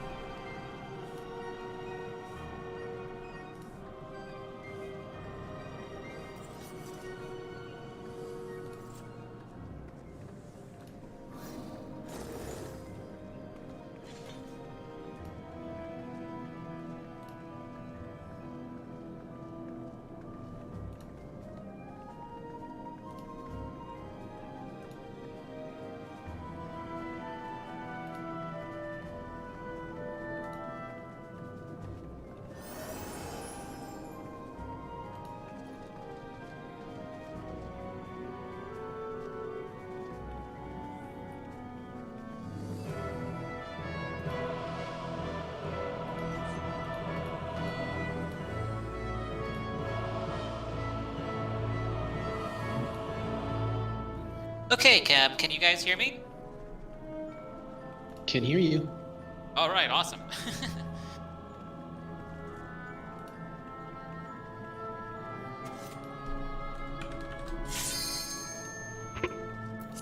Okay, so if we could have our team leads run ready checks, please. Alpha's ready, thank you. Charlie ready, thank you. Foxtrot ready, thank you.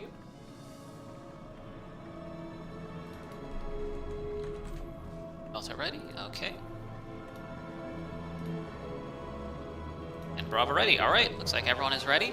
So at this point, since Cash and Appraiser are both clear, let's go ahead and have our Alpha, Bravo, and Charlie teams go down the left pad to Slimies, and our Delta, Echo, and Foxtrot teams go on the right pad to the Golem side. And if those on Delta, Echo, Foxtrot could please go to the next voice channel of the Golem voice channel. And we'll meet you on the other side. Thank you very much.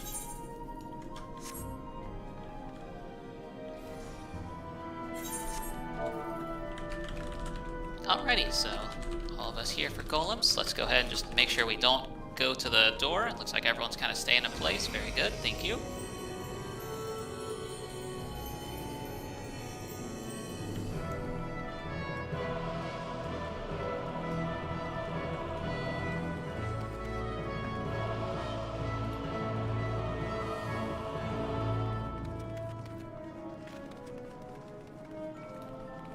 Alright, if teams could please just kind of gather up on these letters corresponding with your alliance number. And then from here, if you could break off into light parties north and south of the marker.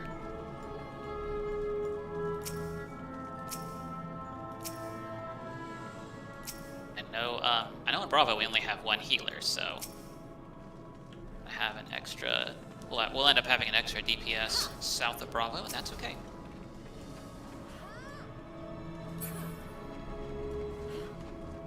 Oh, I see a question about solo healing. And no, we actually, tanks will not want to do solo healing. We have to be real careful with our aggro here. Let's go ahead, we're gonna go ahead and set up groups first. Oh, okay. That's okay.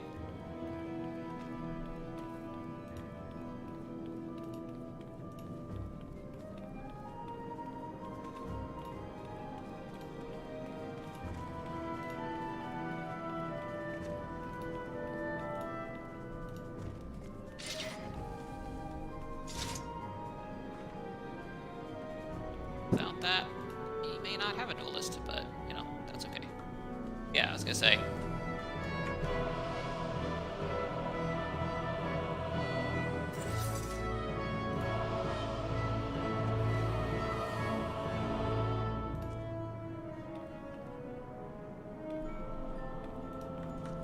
Just type this out.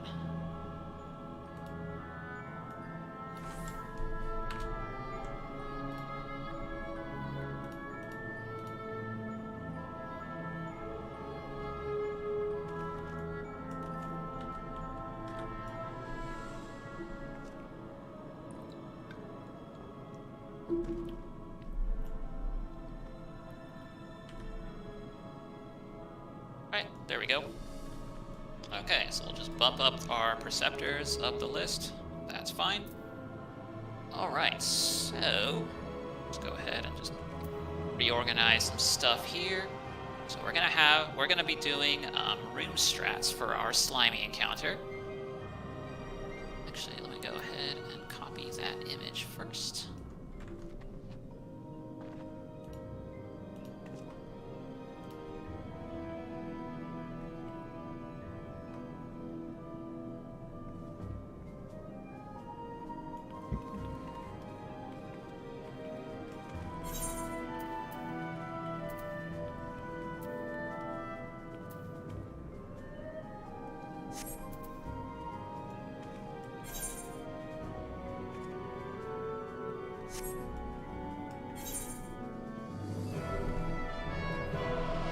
Okay, so let's go ahead and get.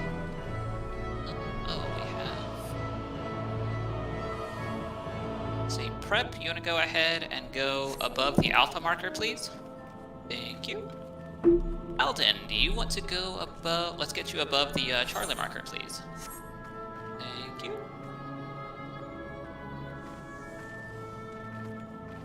Now, let's see how we're doing over here again. Okay, we got...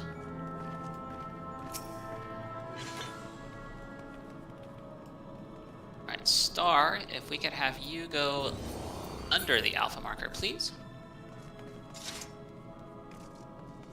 And Naruoichi, if I could have you go under the Charlie marker, please. And yep, we'll keep Raraka and Iryoku under the Bravo. Alrighty. So what we're going to be doing here is the slimy encounter. So we're going to start with tank rolls first. So tanks, what you're going to do, you're basically assigned a room number going by the markers here. So yes, thank you for the marker on Reika. That's what we will be doing, if I can talk. And so those of you above the alpha marker will be on the northwest room. And if you take a look at the image in raid text chat, you'll see there's 4 rooms with these these labels on them. So those above the alpha marker will be in the northwest room.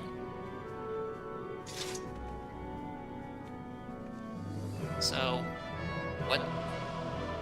in that case, each of our 4 tanks, or the tanks above Alpha and below Alpha and Charlie markers, each of you will go to the room near, and you'll go to the door, you're going to pop your invuln, and you're going to go in a straight line. So like, those of you above the Alpha marker will be going to the northwest room.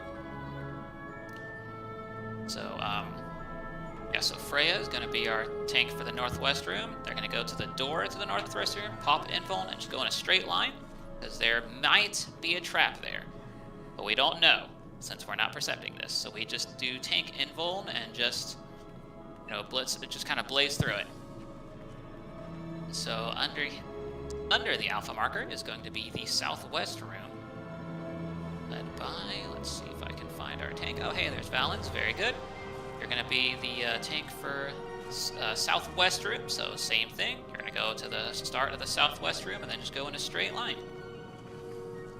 And then after, basically just going to stand by the pad.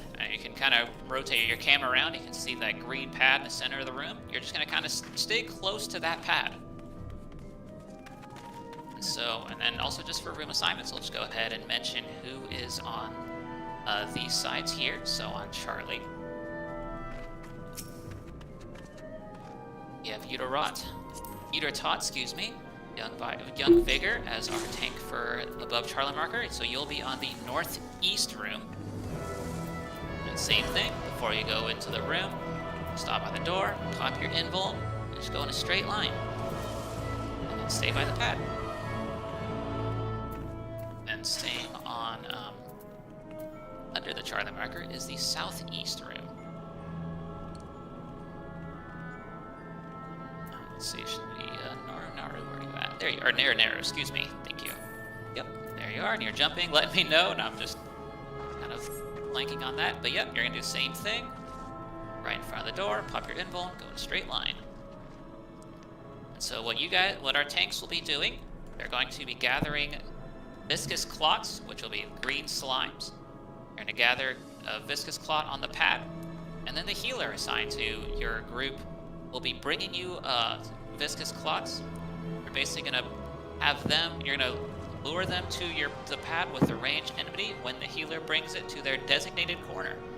If you note the image on raid text chat, you'll note how there's like a blue, a red, and a green in each of the rooms, and those kind of designate where we want each of the roles in our light parties to be. So just for since I'm already standing over here, for our southeast room, Naru will be in the middle by the pad, and then in the southwest corner of the southeast room will be our healer, Era Shadowmourne, and then your DPS will be in the southeast room, or southeast corner of the southeast room, excuse me. And so basically, your healer is just going to be doing a single target attack on a viscous clot. dragging it over to that corner as indicated in the image in raid text chat. And then your tank is going to be pulling that slime off of you, and then obviously to the center of the pad. And those two viscous clots will then fuse together. They'll fuse together, and they'll have a buff stack. They'll also grow bigger, so it's pretty obvious when they fuse together. They'll be bigger, and they'll have a buff stack. And so each time they fuse, we'll go from 2 small enemies into 1 bigger enemy. And so each time they fuse, that stack will go up. It'll go from 1, then 2, then 3, and then when we get to 4, we want to stop. We do not want to take it up to 5 immediately, because when the viscous clot has that 5 buff stack, they start to cast an ability called Rupture. Slow casting ability that has a big explosion. And our goal is to have all 4 of these pads have a 5 stack viscous clot casting Rupture at roughly the same time. That is what we need to do to pass this area. Also, everyone, if you could please just kind of move around. This raid has a 10-minute AFK kick. So if you're just idle for 10 minutes, the game's just going to throw you out of here. So you want to make sure you're just kind of just wiggle around, move around. You know, I can't be as on top of that as I would like to. And I know I've had some people get kicked from my runs, which is very sad. So I want you all to stay. I want you all to stay here. You're all very important. I'm glad you're here. But back to the tanking. So when you get your viscous clot to stack 4, you're basically going to be waiting for your healer to grab another viscous clot. They bring it to their corner, as indicated in the image in raid text chat. And at that point, then you will give a yell with your position, and you'll say like a 4 + 1. Yeah, exactly. Thank you. So what I'm waiting for is to see that 4 + 1 from all 4 rooms. When all 4 rooms have that, I will then call for a merge. So at that point, our tanks will then tag that last viscous clot, and you want to make sure that last viscous clot goes into the center of the hitbox of the bigger viscous clot, so that you make sure they are fusing. Yeah, that's if you're not getting it into the center of the hitbox, especially on that last fusion, then you could end up accidentally, causing a wipe. So you want to make sure that the smaller viscous clot goes into the center of the hitbox of the big viscous clot, and you want to make sure that that viscous clot is on the center of the pad as well. So at that point, when I call for a merge, they'll be using Rupture. Then I will be giving a shout over to the golem side of a Rupture. Chances are they will likely be waiting for it. Most golem callers usually wait for that shout from us. Then at that point, but while I'm doing that, and while the slimes are doing their Rupture, we wait for all 4 to be casting it, and then once we know they're all casting it, then we just run past that and past the door to the north, all the way to like the northeastern corner, and you open up your map. You all kind of huddle up in that little corner, and just kind of brace for impact, because the Rupture explosions are very big. So we're gonna try and get out of the way as best as we can. All right, so do any of the tanks have any questions?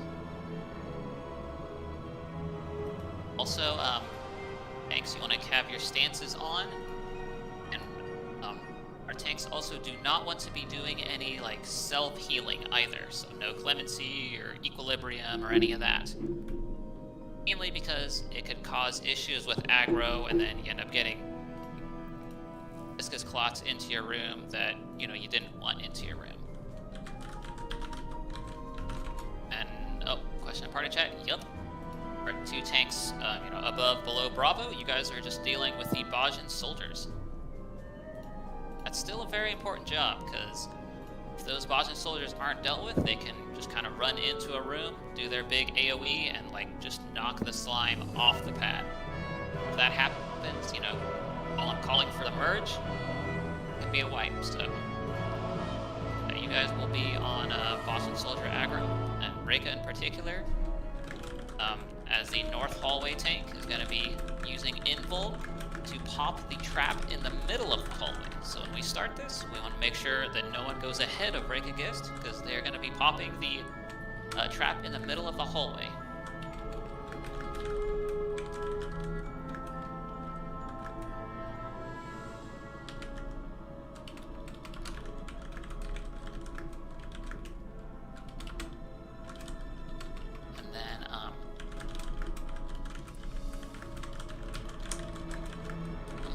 Healers, similar to what I was saying before, we're gonna just kind of use single target attacks on Viscous Clots, bring them to the corners as indicated in the image on Raid text chat. If you have any questions about that, please let me know. Please bring up any questions, not just for healers, anyone with questions. I mean, I'll be getting to DPS rolls after this.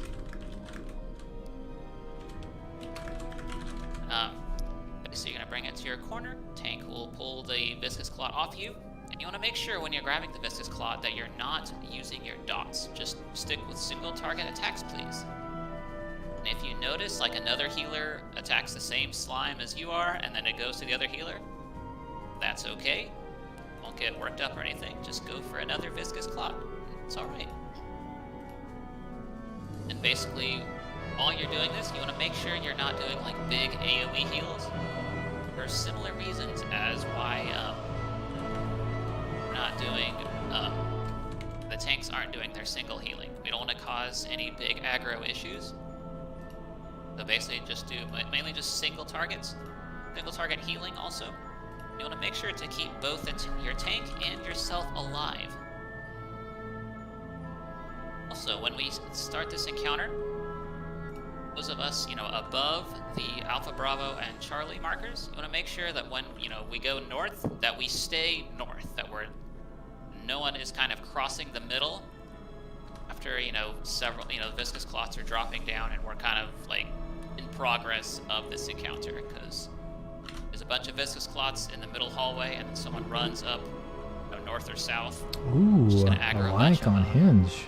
and they're gonna fuse, Let's and it's just see. a bad time. Oh, wow.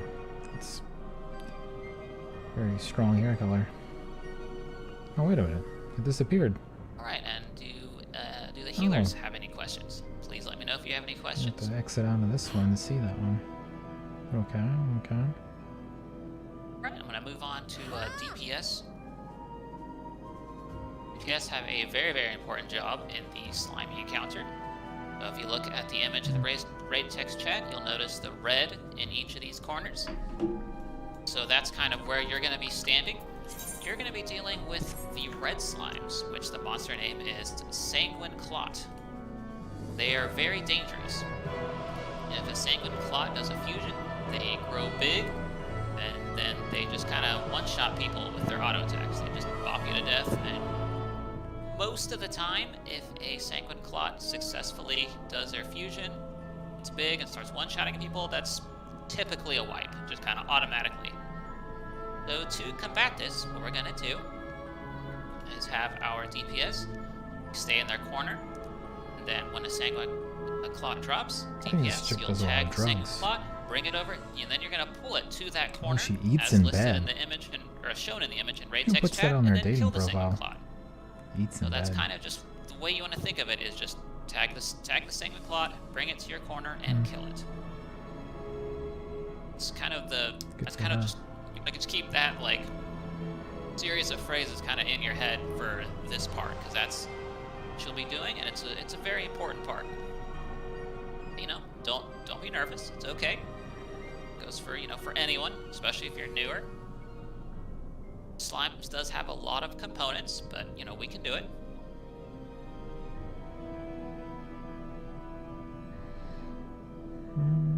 How's it going, chat? Has any You questions, watching all please let this? me know. Listening to all this junk?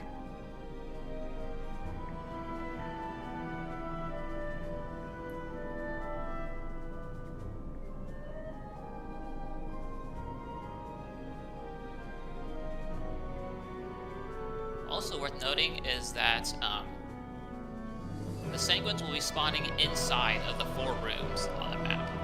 So, yeah, those if you just stay in your room, and then you'll just see the Sanguines drop, and you'll just defeat them. Yeah, I was wondering how that would work out on that meme run. Was that yesterday's run? I was on Golem side for that, but that wasn't too bad.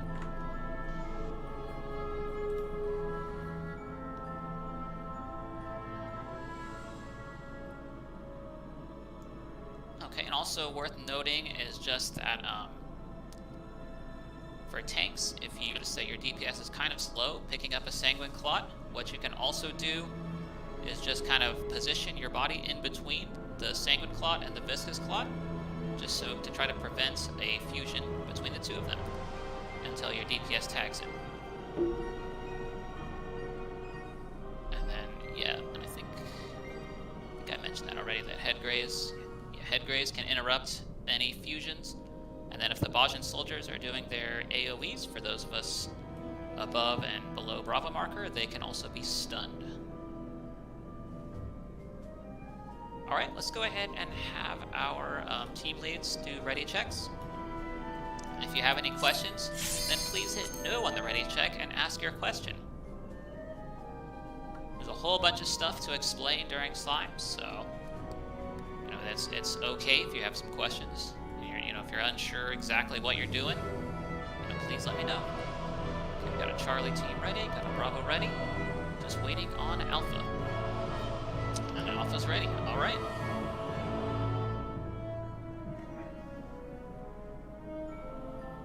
Just gonna go ahead and let Golem side know.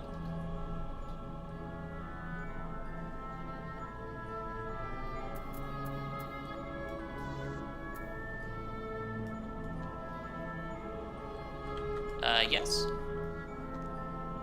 This is like the longest, slowest entrance in the DRS I've had so far. Oh. It's literally been an hour, One missing. and we haven't done anything. And I feel like... Yeah, 24 and Slimies, and then 23, so maybe someone missing from Golems.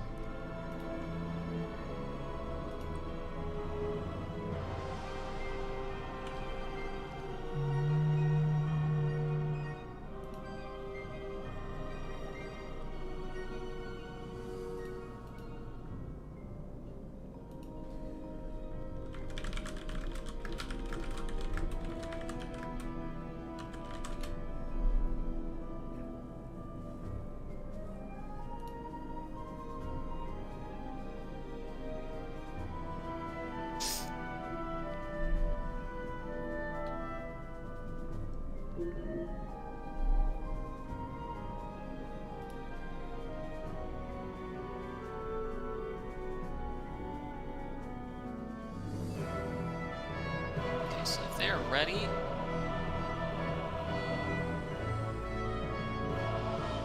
go ahead. I'm gonna go ahead and let's go ahead and go by the door. Okay, yeah, there's our confirmation. All right, so let's go ahead and go by the door, and this will also indicate to me that we're all ready.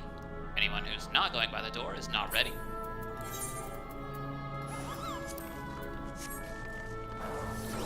Okay, I'm gonna go ahead and start the countdown.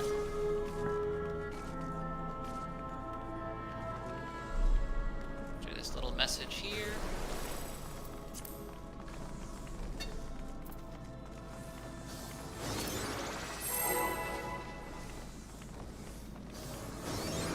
Alright, remember, Reikagus is going to go first and invuln that middle hallway trap. Another reminder for all tanks to have tank stances on.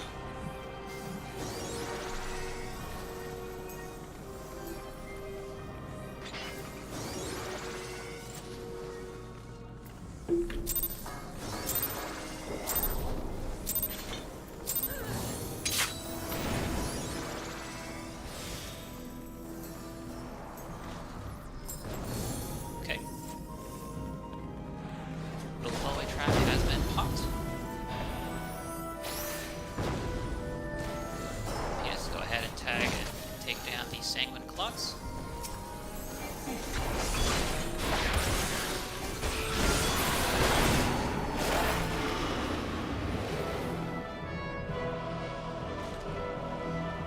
clots of drop, DPS, tag them, bring them to your corners, and kill them.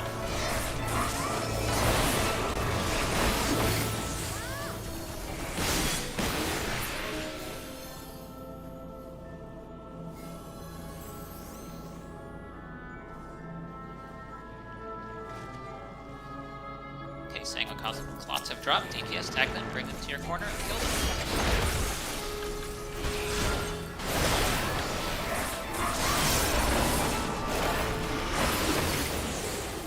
A situation here. There's a 3-stack viscous clot.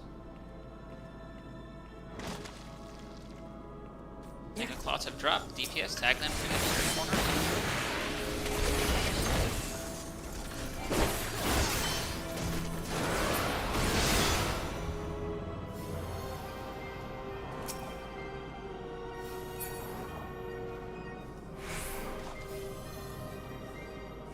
With clots of drop, DPS, tag them, bring them to your corner, and kill them.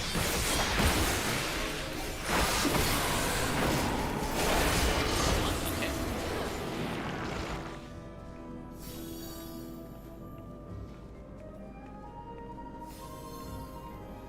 I'm trying to go ahead and kill this big viscous clot as well here.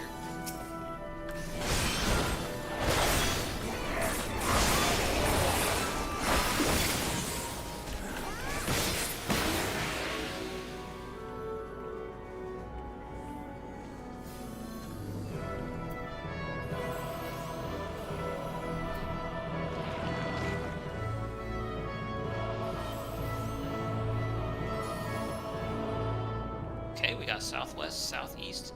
Southwest, can you just go ahead and confirm that you still have a 4+1? Alright, go ahead and merge. Make sure you get the small slime in the center of the hitbox of the big slime. Make sure that slime is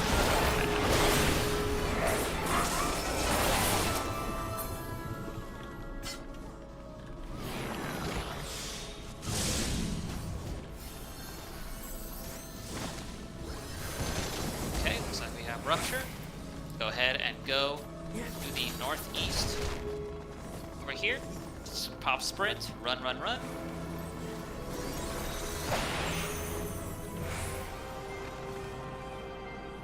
Let's go ahead and beat up any enemies kind of coming our way.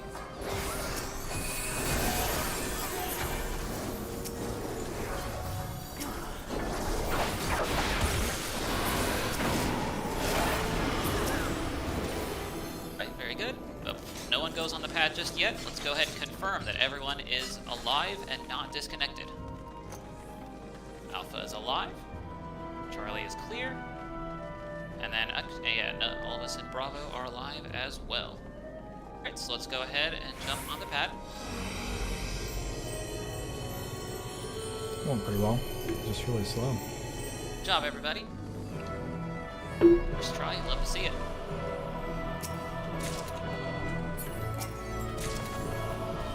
Get your spoils as well, too. Yes.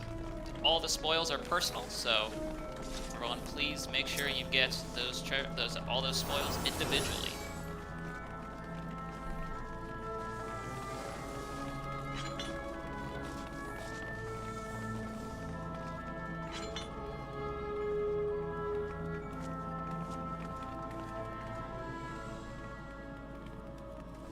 Alrighty, so we're gonna be. So welcome to Trinity Seeker. Let's make sure we got our people in voice. Looks like there's still one out of voice. I believe it's in Foxtrot. I'm checking on it. Okay. Alright, well I'm just gonna go ahead and go with explanations. So for Trinity Seeker does good amount of techniques that are similar to normal mode, but just a bit faster, and sometimes also like 2 of them at once. So the main one is the 4-fold mercies, and I will be calling those out by boss relative positioning. So I'll say something like left, left, right, right, or back, front, front, back. So roughly, so you just want to kind of stay. Like if we say this right here is the center of the boss's hitbox. So we say like back, front, and the boss is like right now where they're facing south. Well, back be here. So we'd be at the back of the boss for the first 2 hits, but we want to stay close to the center of the hitbox. So back for 2 hits, then we'd cross over, and it'd be a small movement for the next 2 hits. Oh yeah, and I believe Ina, you are going to be our main tank for most of these fights. So if you are not Ina, please turn off your tank stance at this time.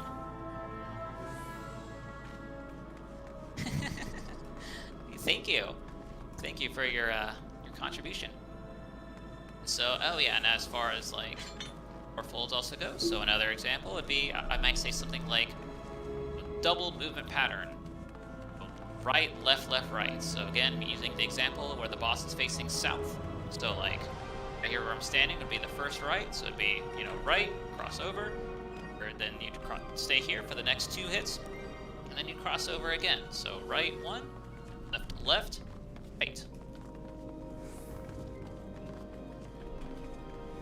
And the boss also has a couple of new mechanics for Savage mode, which are basically these clones. So we'll just kind of do like a Ifrit dashes. You can just kind of follow me for that, and I'll tell you where to go. It's like basically, but we just kind of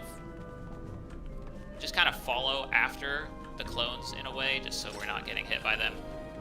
But you know, I'm gonna put a little triangle over myself. I'll just say like, follow the triangle, or considering the glam I'm wearing, I might say follow the cryo, or something like that.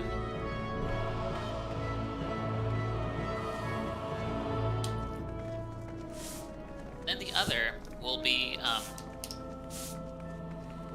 the clones will be, sometimes we'll see a 4-fold mercy from the clone, and so I'll be calling that out, similar to Training Seeker themselves with boss relative, but I'll try to include, you know, I'll say like, you know, back, front of the clone to indicate that we'll be positioning ourselves near the clone during our movements. So like that example, so clone is facing, you know, south.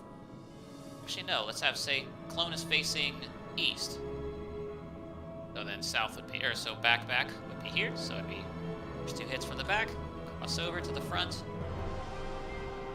then the other 2 hits. This dude's explanations are just too slow. Okay.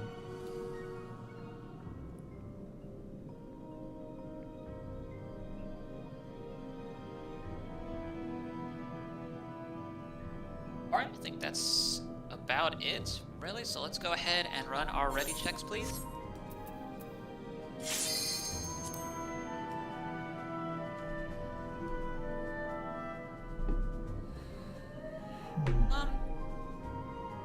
Wouldn't worry too much about positioning other than for intercardinals, and I'll try to call that out as I can. Yeah, if you're not Ina, please have your tank stance off. And also worth noting, this is an enrage fight, so please be using your lost actions. As these, the bosses in this place are kind of designed with the expectation that we'll be using lost actions. So you're gonna make sure we're using lost actions, pop food, use pots if you got them. And also worth noting that DPS LB should not be used in this raid under any circumstances, as it doesn't take into account a bunch of our like buffs and stuff. So it's actually a damage loss. And considering the res restrictions here, we're going to be saving our LB limit break for healers. And so I'll be calling out when we want to be using healer LB3, basically.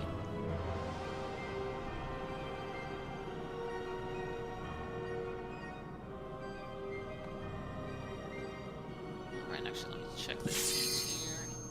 Delta, Echo, Bravo, Foxtrot. Okay, one in the bathroom. Thank you for letting me know. Charlie. Looks like just one in Alpha, and that's okay. Also, please make sure you're moving around. Don't want anyone to get AFK kicked. All of you are important. All of you matter. I'm happy you're here. Thank you for coming. And I don't want to lose a single one of you. I do not want to lose a single one of you. Death is a pretty big DPS loss. It kind of does have that effect. His explanations were slow and just sort of. So there will be times where, you know, maybe but it's like, you know, it's better to exactly just did we learn disengage from and solve the mechanic going to tell rather us? than greet it. Okay. I sure as hell hope it goes to the Alpha's ready. Okay. So at this point, if you could please cross the purple line, that will let me know that you are ready.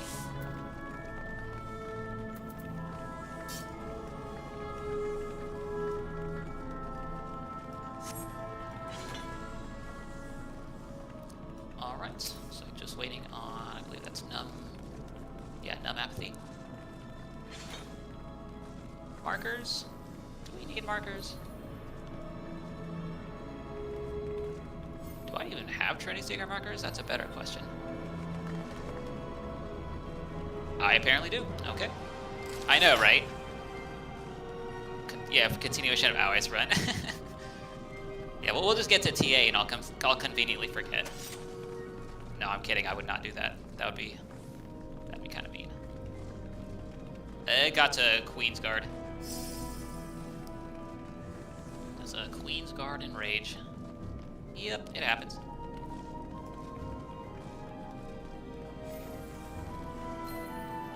Yeah, it was a low man. It was a low man run. Yeah, we got to see some spiritual sphere fireworks.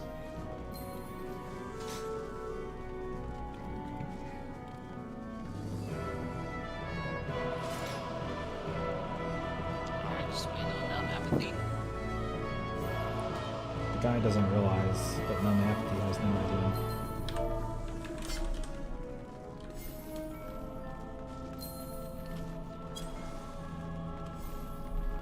Apathy in voice chat? That's a very, very good question. They decided not to join. So, okay. I think we're ready. Okay. As long as we're good. I know they've been here before. Alright, so I'm gonna go ahead and just do our 30-second countdown here. Remember, please pop food, all that good stuff. Please use your lost actions.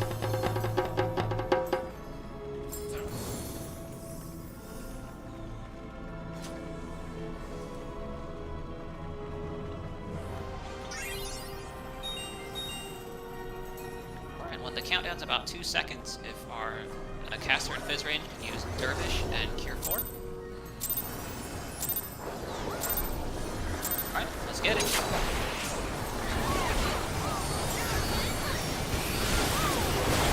Start out with Ray Light.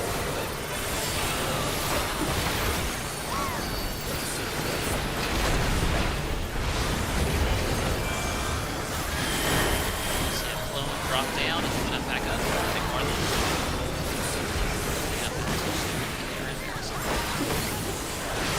right, here comes our ult. Okay, right, left. Be on the right side of the boss for the first 2 hits, and then cross over to the left boss for 2 hits. Soon to be getting Seas of Mercy after this. It's over. Away from the orb. Please avoid the grid. Away from the orb and step away from the left. Alright. We stack up together in the boss's hitbox. Let's go ahead and stack up the boss's hitbox. Push the boss.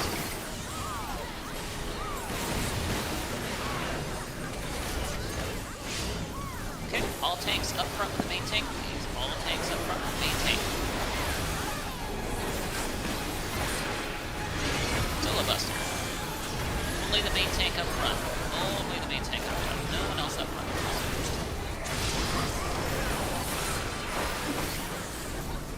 And we're going to stay stacked after this as well. We're going to have chains.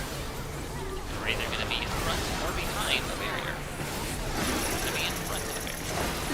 Stay stacked for chains. Stay stacked. Okay, break your chains. Then be in front of a barrier. Be in front of a barrier after breaking your chains. Be in front of a barrier. Good.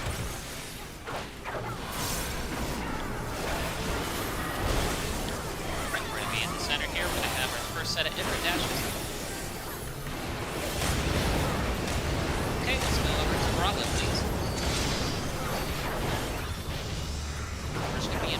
barrier. In front of the barrier on 3. In front of the barrier on 3. In front of the barrier on 3. I just called that. Smooth. Let's go ahead and stack up. Stack up the triangle, please. We're gonna stay stacked. Stay stacked right here. We're gonna be baiting lingers.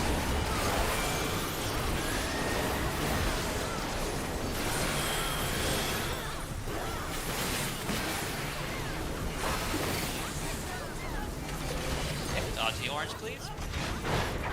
Be on yellow sand. Stand on sand. Be on yellow sand, please. On sand. Alright, next up, we're going to see clones in the middle. There'll be a clone in the middle that will do Earth Shakers, and will be standing on stone. Have an Earth Shaker. Please take Earth Shaker away from the party. Down stone and take Earth Shakers away from the party.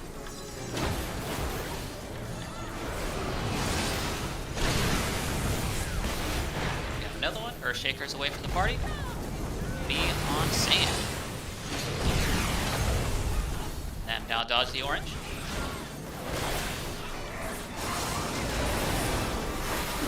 You can try to position the boss facing north, please.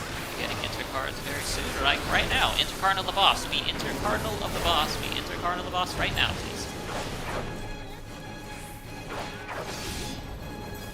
Alright, we're gonna get the boss back to the center here. Get another set of Ifrit dashes, this time with fourfold mercy.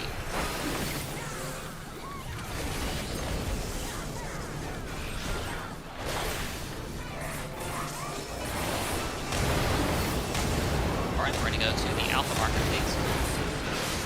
We're just gonna go around. You get a dull movement pattern here. It's gonna be back, front, front, back. Back, front, front, back. Back to the boss for the first hit, then cross over to the front for 2, and then back over to the back for the last one. Cross over. Look away from the orb, get away from the flower, please. Away from the orb and get away from the flower. Alright, let's stack up together for chains, please. And break them. Very good. Get wide.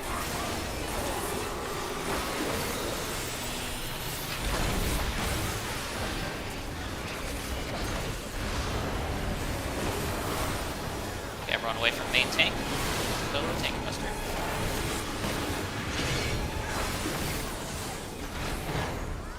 Alright, next up we're going to get the Iron Splitter, Sand and Stone with the fourfold mercy.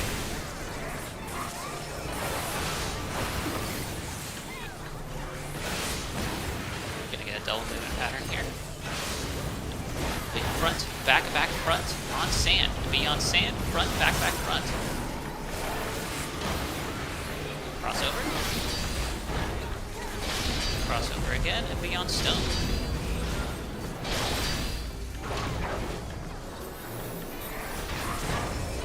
More. Be on stone again. Be on stone, be on stone. We're gonna get look away from the orb and get away from the flower. Grid first, then lines, then flower.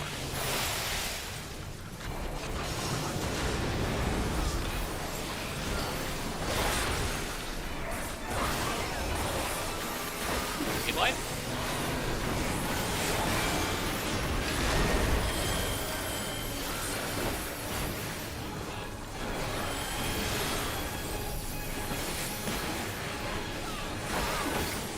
Inside the boss's hitbox, please. Go in the hitbox, please. Inside the boss's hitbox, please.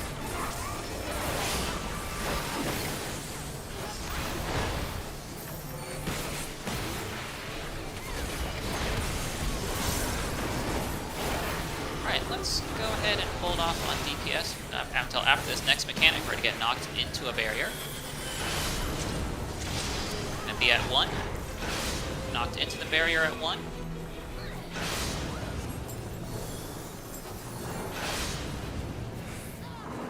Going to be left, left, right, right of the clone. Left, left, right, right of the clone.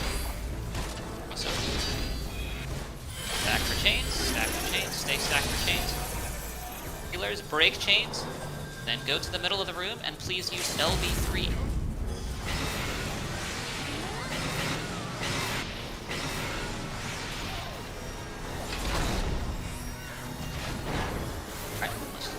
boss. Alright. Let's stay in the arena for now. We're gonna have our let's have our sweep 2 go ahead and percept the traps. So Iryoku, if you could please use percept at this time and percept the traps.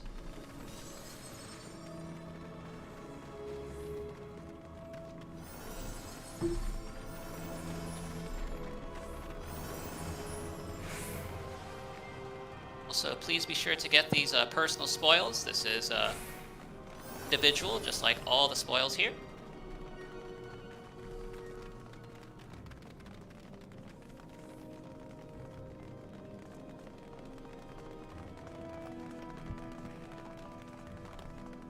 We're just gonna make our way to the Dahu area and dodge these traps. Please do not hit a trap. This is gonna be a listening check. We're not going to initiate combat with Dahu until we see a certain set of RP text. And there it is.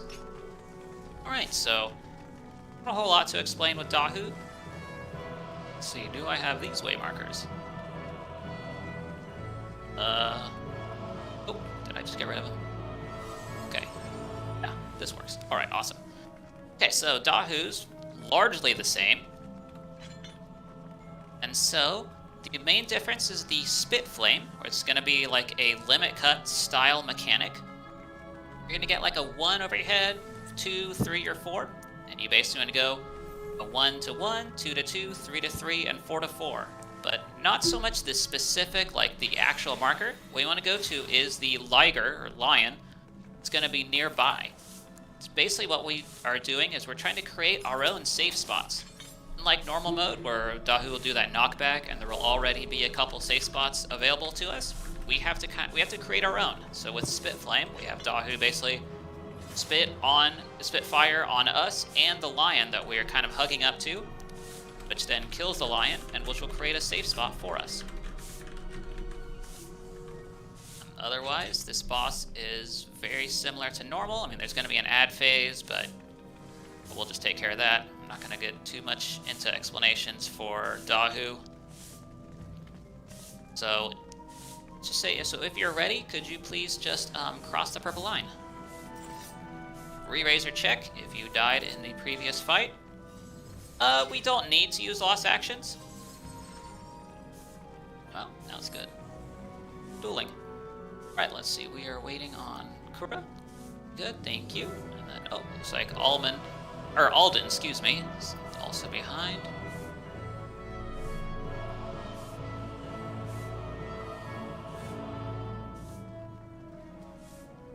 Yeah, that's true.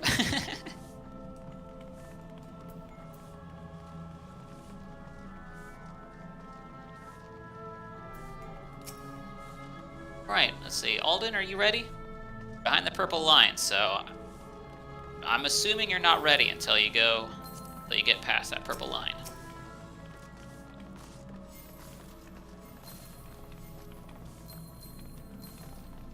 Works. Okay.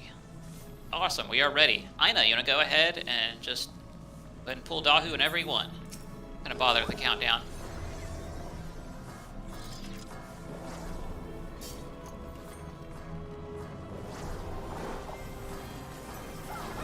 Right, so we're going to start out. We're going to see orange puddles on the floor.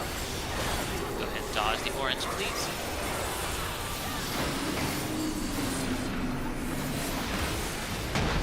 Dodge the orange, dodge the orange. Dahu's going to be dashing soon as well, so you want to make sure you're not in front of Dahu. And if Dahu turns, do not be in front of Dahu. Do not be in front of Dahu. There's going to be dashing again, so again, do not be in front of Dahu, but also make your way up north.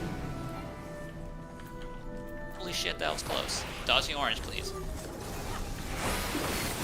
Aina, if you could go ahead and bring the boss back to the center, please.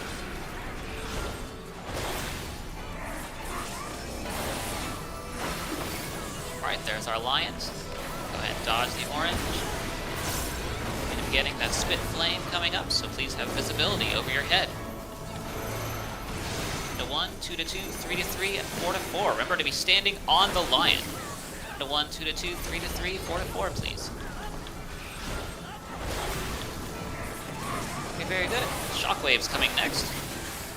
So you're going to want to dodge into that orange when it goes away, or just be out of range completely. Alright, so let's go into a safe spot. Any safe spot is good.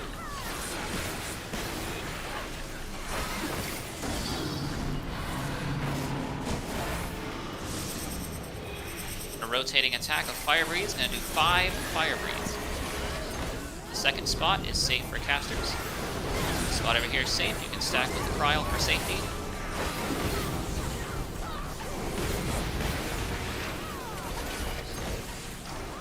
Alright, now coming up next is the ad phase.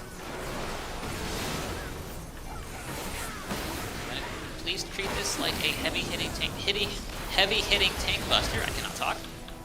Awesome. For a host to have. Ina, if you could please just kind of spin around, spin the boss around, spin them all around so you can gather those ads in one spot.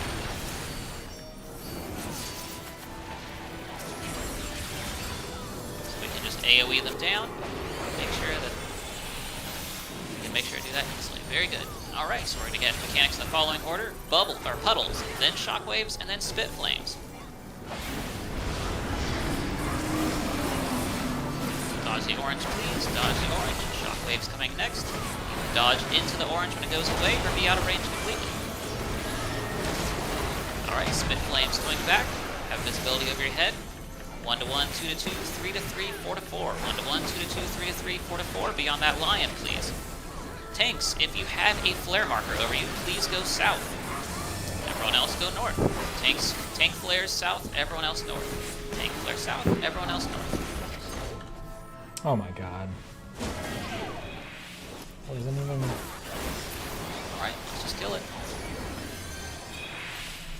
Anything. There's anything thinking about it. Okay, let's go ahead and remember to get your spoils. And if you missed any of the spoils before, now is your chance to pick them up, because when you jump on that pad, we will not be able to come back. Oh no, there actually is a specific reason to spin this boss around. It just helps gather up the ads so we can beat them up easier.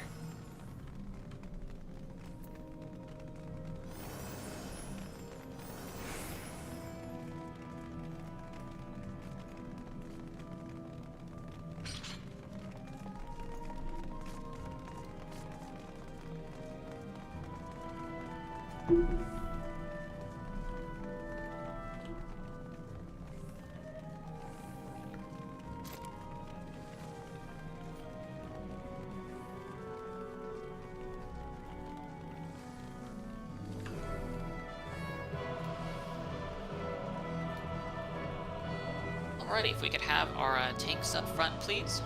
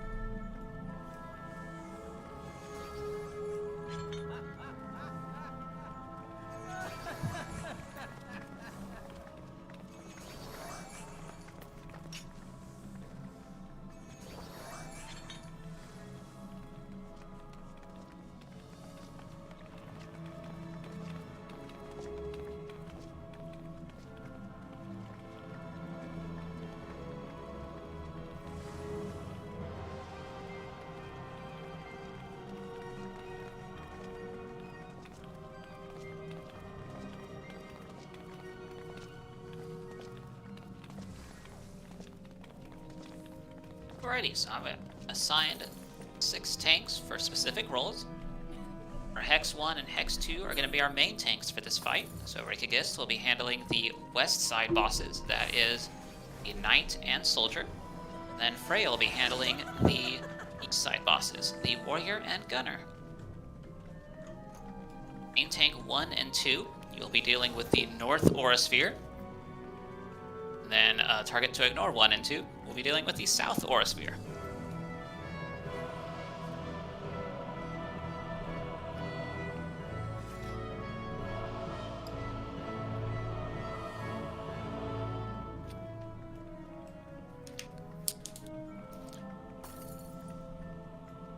Alright, so basically on the Aurasphere task specifically, will be the final phase. I see a bunch of like spheres around. There's going to be aura spheres and spiritual spheres. The spiritual spheres will be reflected, but I'll get into that later. For the tanks, you're going to want to tanks that are marked either chains or target to ignore will be dealing with the aura spheres. You're going to see 2 rounds of aura spheres, so that's why we have 1 and 2. So for, let's just say, for our south side, for instance, so like when we get to the final phase, aura sphere target to ignore 1 will be Ina. Ina will have tank stance on and go to the south aura sphere. Make sure to aggro the south aura sphere and just maintain aggro. Spam your range enmity. It's usually that's what I do typically, but basically just keep sure you have hate on you. Then obviously we want to prioritize killing the aura spheres. So then when the aura sphere dies, you're going to notice an orange marker over your head. You just use your invuln, so then the spite check doesn't just one-shot you. As this is in 2 rounds, you're seeing that a second time. At that point, our target to ignore 2, Taught Young Vigor, will then they'll be turning their tank stance on, and they'll do the same thing. They'll aggro the aura sphere. We're going to go ahead and kill it. Then when you see that orange marker over your head, you pop your invuln. Then our main tanks, it is Hex 1 and Hex 2. You guys will be invulning the turrets as well. Just gonna make a note of that, and that's how we usually do it on my runs, but want to double check. So, all right, for healers, this is the time you bring your you slot in your Spellforge and Steel Sting, please. This is mainly for the phase that has the Queen's Warrior and Knight. They will have a tether that's either going to be yellow or purple, and then we basically have to hit them with the opposite color of the Spellforge Steel Sting. So if we see them like tether as yellow, and then they're basically immune to physical damage. So then we have to use Spellforge. We have to do magic damage, and so then we'll be casting Spellforge. Let me just copy paste some images here.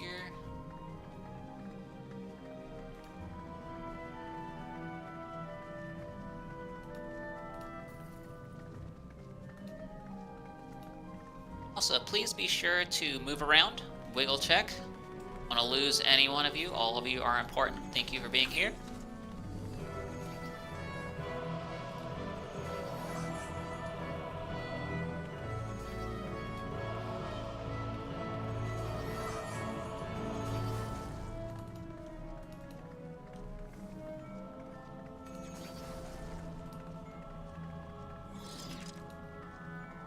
If you look at the raid text chat, you'll notice an image with Spellforge and Steel Sting, and this just kind of highlights which job classes need which buff, if you're confused.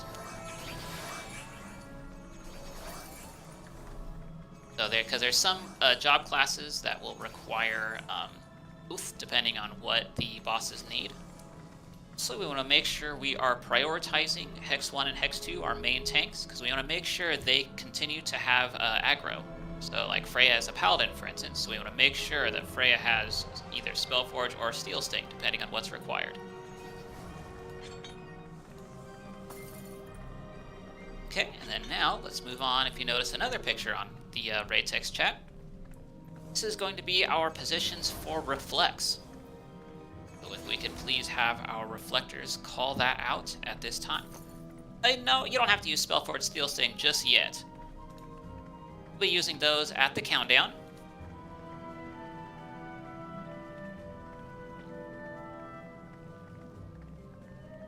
So go ahead and just kind of yell out, get our reflectors to yell out A through F reflect. Vicina is going to be alpha, thank you. Echo reflect, thank you. I'm going to go ahead and do Bravo reflect.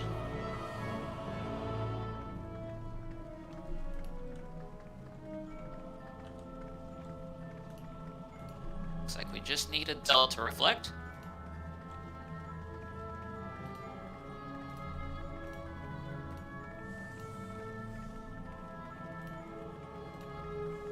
Sorry, Azenmonk, are you Foxtrot or Delta?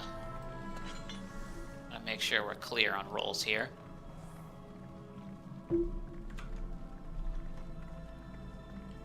Hey chat. We're just going through the explanations for this fight. It's Looks sort of like they're stalemate healer right now, indeed. but Okay, well go ahead. Let's have you do, could you do the Delta? So that would be, if you look on right text chat image, that'd be the D/4. It'd be the 2 spiritual spheres on the southwest. Thank you. And then if we could get a, see, we need a Foxtrot Reflect then. Oh, that's okay. You don't need to be scared. I'll walk you through it. So basically, you're going to be Foxtrot Reflect, so you're going to be covering the southeast spheres. Similar to the Aura spheres, they're going to be we're going to get 2 rounds of this. So for the first round, going to be just kind of around this area here. You'll see the first one. You're going to use your Reflect, and you want to stay, in this area until you see that orange below you, or beneath you, and then the orange will go away. The sphere will attack. Well, and you want to make sure you still have your Reflect up, so then you reflect the damage back, and you destroy that sphere. And then after you do that once, you go over here to the other one on the southeast, I guess I'm a little bit too east there, but roughly in this area as well. So you're going to be focusing on the 2 spiritual spheres in the southeast. You want to make sure you have your Reflect on. You want to make sure you reflect both of them. Make sure also at any point, like if the reflectors or Aura Sphere tanks, and actually before I get to that, you'll also need 2 people to shout out Dispel, please. We need 2 Dispellers.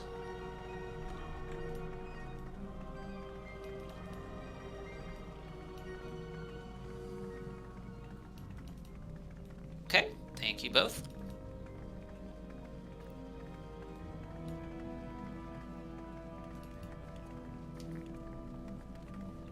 Alright, what our Dispellers are going to be doing, Warrior is going to be casting Boost.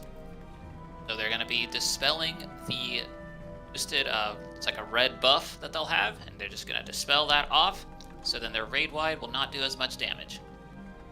And as far as big raid wides go, I want to make sure that when we fight these bosses in pairs, I want to make sure that they're not too close. Otherwise, they will tether, and if they are tethered, they will do a raid wide. They can do a raid wide that will potentially just destroy us. I mean, it is possible to recover, but it's difficult. So it's best if we just don't deal with that. We're going to try and keep the bosses. I'm going to keep one. Basically, what we're going to do is the first phase, we're going to have the warrior kind of up against the east. We're going to have the knight in the center.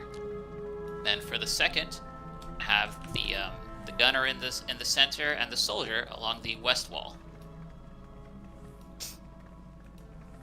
And so that's another thing I want to watch out for. Then for, oh, actually, let's go ahead and, yeah, like that wiggle check reminder, please stay with us here. And there's a couple of boss mechanics we'll need to worry about as well.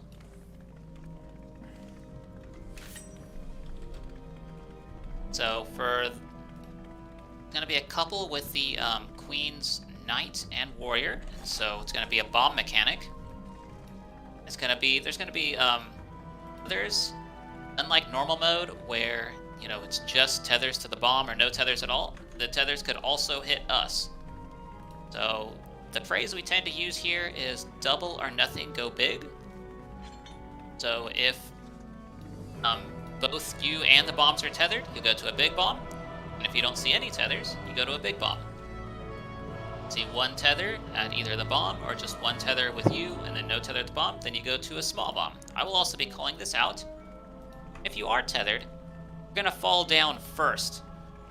then you'll want to run to an area that just exploded, because the fact that you're tethered makes you like a quote-unquote heavier character, since normally we're considered light by this bomb mechanic.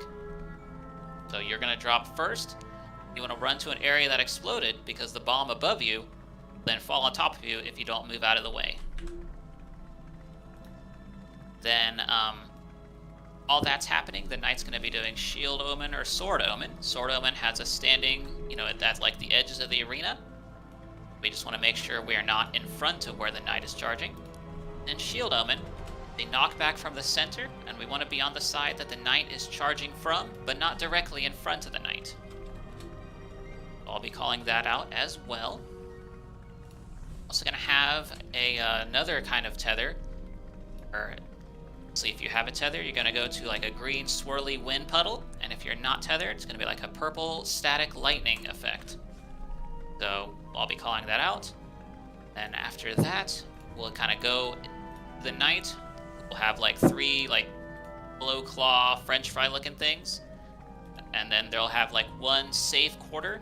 And we want to go to that safe quarter that will not have one of those claws. And if it's Sword Omen, we go away. If it's Shield Omen, we remain close. Calling that out as well. Then for the runner and soldier will be a Mustadio mechanic. For that from the Orbone Monastery, where you have that like 3-ring image around your character, and you have to position your character to where the open side is facing the boss that's going to shoot you. This one, we're going to have to deal with 2 Mustadio kind of mechanics at nearly the same time, kind of in succession. So the first time we have to turn our open side to the center.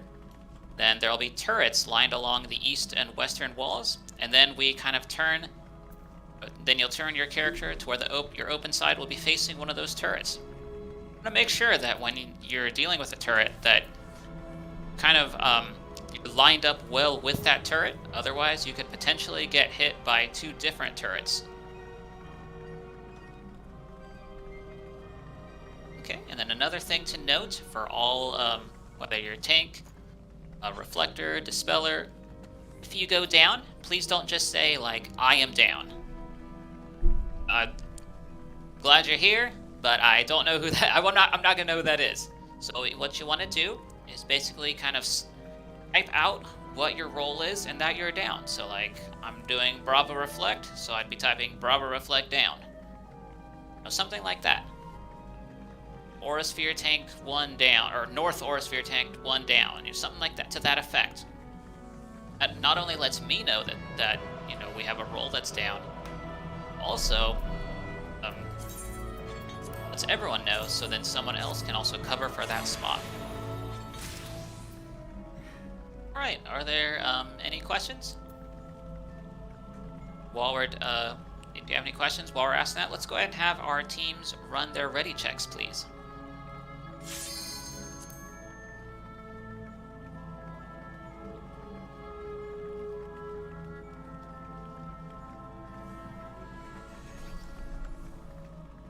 Ready, Alpha ready, thank you.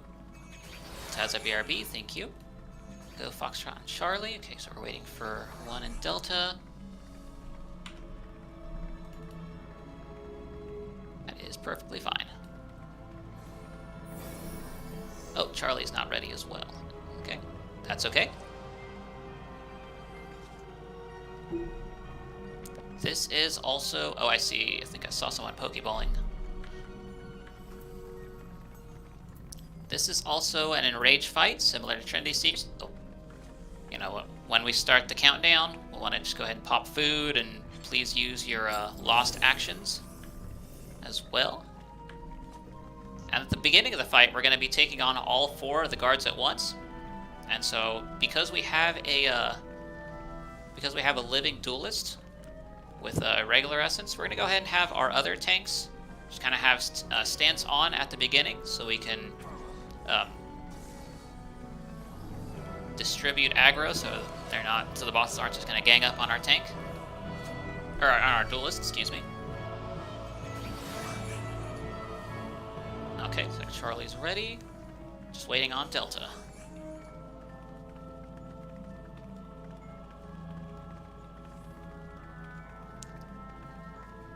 De-reflect, yes. We'll go to the southwest spiritual spheres.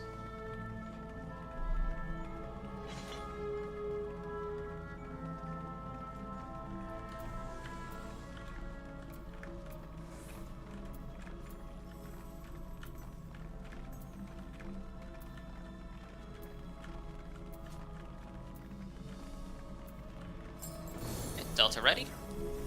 Okay, looks like everyone is also across the purple line.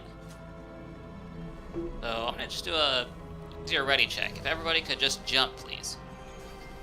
Everybody could just jump. Jump, jump, jump. Jumpity jump, jump. Alright, looks like we got everyone jumping. Okay, and Num is here as well. Okay, okay, looks like we're all here. Alrighty, so I'm gonna go ahead, put a 30-second countdown. Okay, thank you.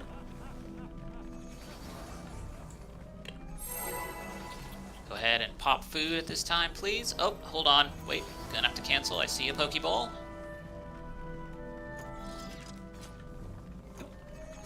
Make sure you're still here. I think that was Mordred. Yep. Yep, okay. Yep, standing by for DC. We can wait till they come back before popping food. Unless you already did. I know I mentioned it beforehand. If you haven't, you just go ahead. We'll just go ahead and wait till back.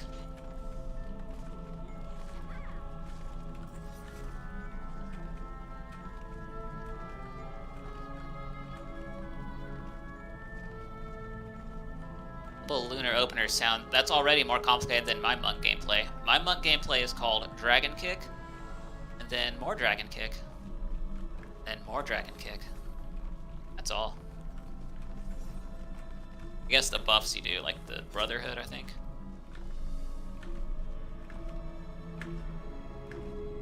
Yeah.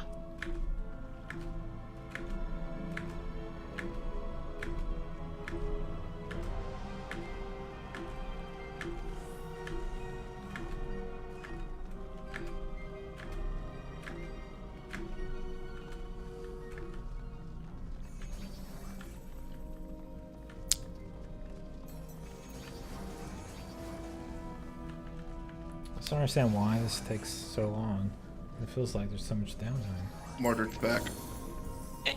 Thank you for letting me know. Just go ahead and run another series of ready checks, just in case anyone AFK'd during this time. Back already.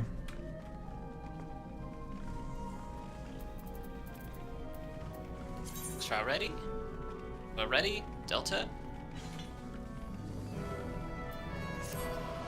Early ready? Alpha ready? Yep, Echo ready. Good. Alright, let's go ahead and get that count. I'm gonna go ahead and get that countdown back up. Well, tanks who are not Himbo Hooters, please have your tank stance on at the beginning here. You know, for that top class challenge, you don't have to be good at the classes. That's not part of the qualifications. Otherwise, I would have been screwed. Pop food.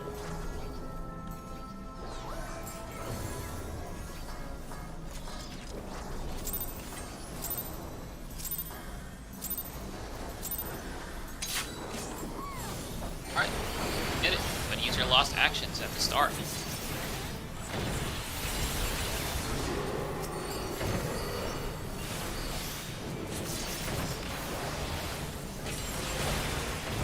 Raid wipe. It's that moment where I realized I forgot to tell everyone to use spell details thing. Very smooth. Great. Everyone who's not Hex 1 and Hex 2, turn tank stances off, please. Freya, please bring the warrior to the east wall. Very good on the positioning too. Stand by. We are in Steel Sting. Please apply Steel Sting to your casters and hybrids.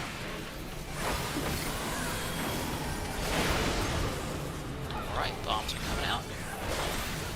Be in Shield Omen.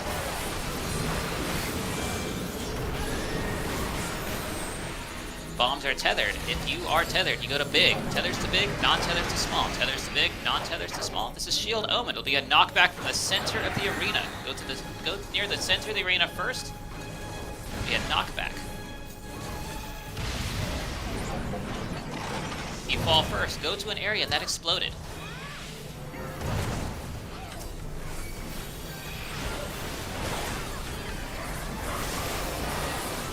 Casting boost. Please dispel the warrior. Very good, thank you. Raid wide.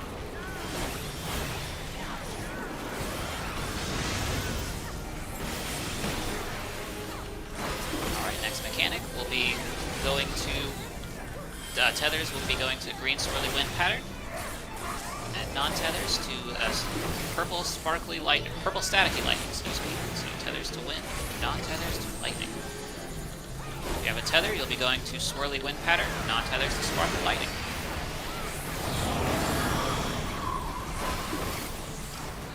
The knight is using shield omen, so we want to go away from the open quarter.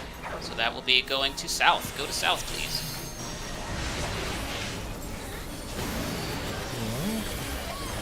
We'll use that information a little sooner. Raid wide.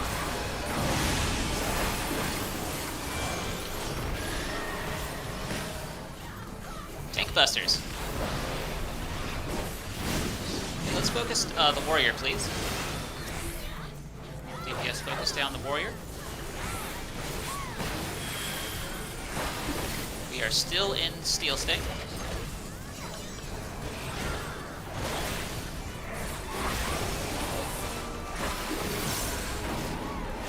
Okay, focus on the knight, please. Kill the knight. Alright, at this point, Spellforge and Steel Sting are no longer required. And Rekagist, please get the soldier to the west wall. Gunner to the middle, very good.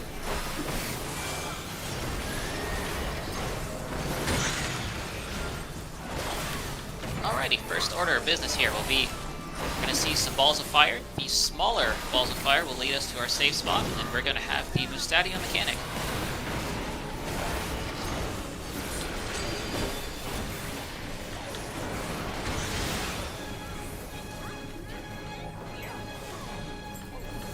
Alright, we're going north. Going north. Go north, and then show your open side to the center, please.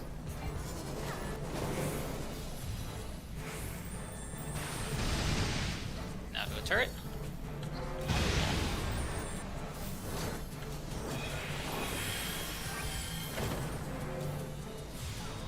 Tank busters. Let's focus a bit more on the soldier as well, please. Still don't know how that works.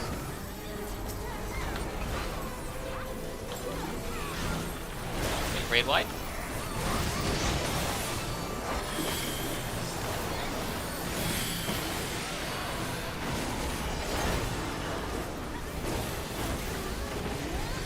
Second South Aura Sphere, thank you for letting us know.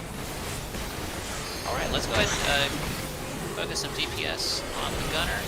Turrets are coming out, so just for a little bit, and then we're going to focus on the turrets. If our main tanks could please pick up turrets. Go ahead, when the sniper shot reaches about half, go ahead and use your invuln.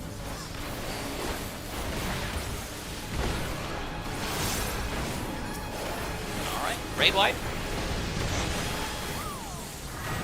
Then we're going to get either a pyretic or freeze.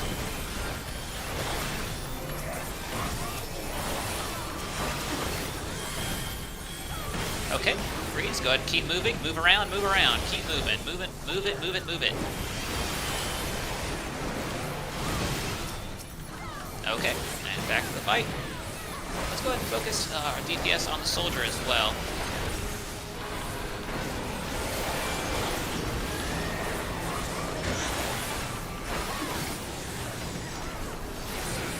Okay, they're about even. Let's go ahead and even them out again. Next up is Jumpy Boys. They're going to jumpy jump twice, and they're not, because we're going to kill them. Kill the boss. That is enraged. Very good. All right. Target to ignore 1 and chain tank 1. Tank stances on. Reflectors, go to your positions. Kill the aura spheres first. Reflectors, reflect. Okay, go ahead and invuln.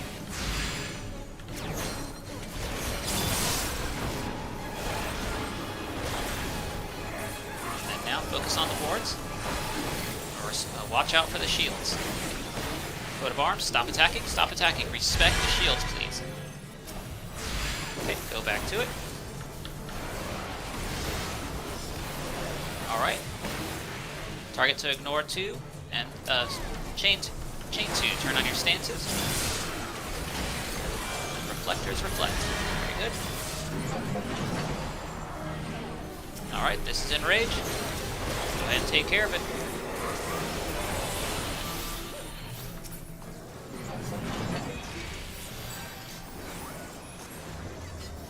Alright, very good.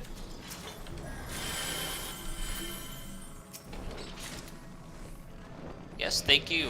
Thank you to our duelist. That's why we have the second chest here with the hand plating. So please take that hand plating and give our duelist a high five. Well, we have some dead on the ground. Let's go ahead and get them up first. Healers, please be sure to stand over the body. Then slot in your Lost Arise, and then begin attempting to use your Lost Arise. We want to make sure to use what we call the Res Protocol. The reason we do this is because Lost Arise has a limited supply. So we want to make sure we're evening out our supply. So we're just going to use your charges of Lost Arise. And then if your 5 don't work, then step away and allow another healer to try.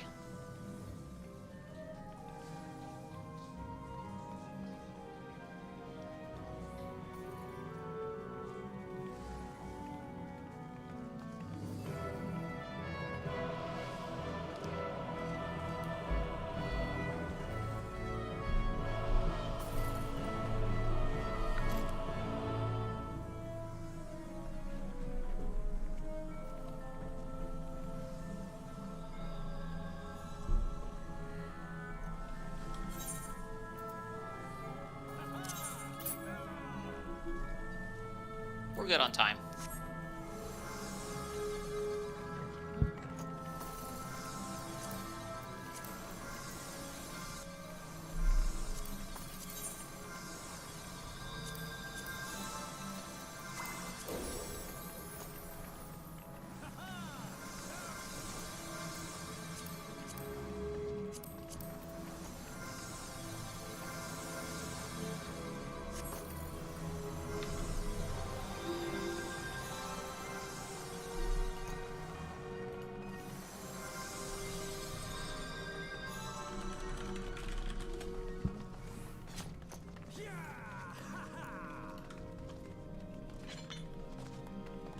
See if we can try to get them up.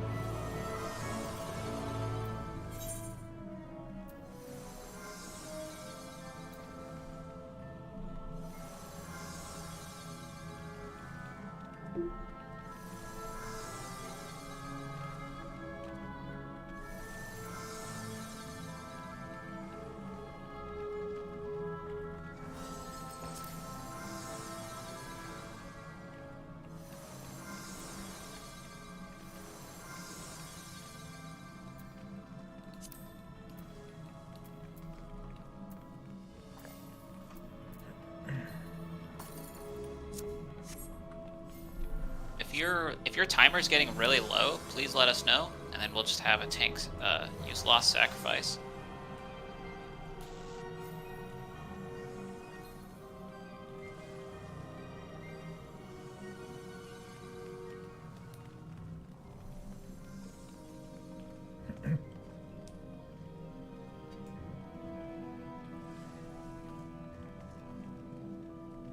Lost Arise check.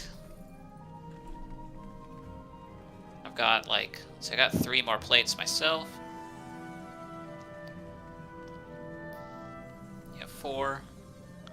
Okay.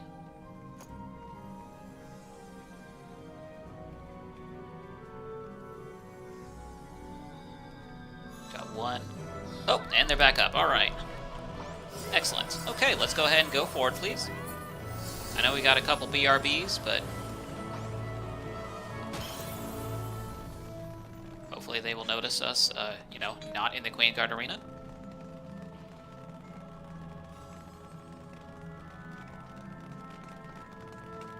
Yes, please make sure to grab those personal spoils. Both of them.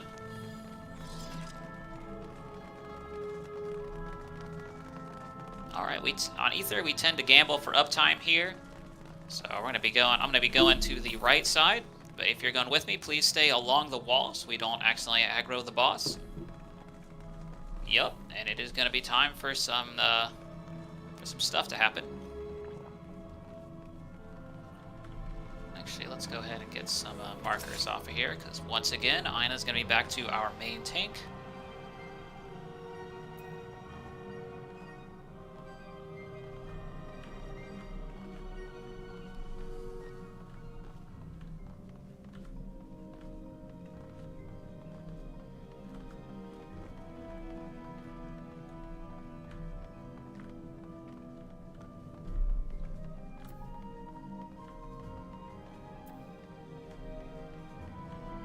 Excuse me, I did indeed bring Lost Banish. I think there were some non-believers who didn't think I would, so you can highlight my character and see it. It is in fact here. Lost Banish is without a doubt a thing. Let's just make sure. Not a whole lot to say with Phantom, so teams, if you could just go ahead and have our team leads run their ready checks. Oh, thank you for those markers. I know I kind of totally forgot those on Queen's Guard. That was just that was on purpose. I didn't forget. That was for that was just in a memory of I always run. Foxtrot ready, Charlie ready, Bravo ready. No marker YOLO. Yeah, we'll continue that. No, we're not going to continue that. That is a joke. We are not going to do TA with no markers. I'm nowhere near that mean. Safe spot is northwest. Yeah, safe spot is where I'm jumping, I guess. Simply resolve the mechanic. Bravo. Okay, we got everybody ready. Sounds good. Alright, so I'm just gonna go ahead and do a countdown, but like cringe countdown. It's just Phantom. So we're gonna go with a whopping 17 seconds. Basically, we're kind of over here on the 4 because we're gambling for uptime. The first donut race, it's going to be either on 1 or 4.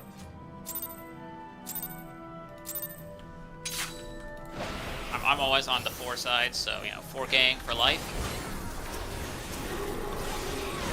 Coming up is a raid wide. You gonna use that banish? Did I have to use it? I don't think that was not part of this arrangement. And we are for an uptime. We don't even need banish. Look at this uptime. Please note that this donut race will go faster than normal. Wait for these snapshots to happen before moving. Well.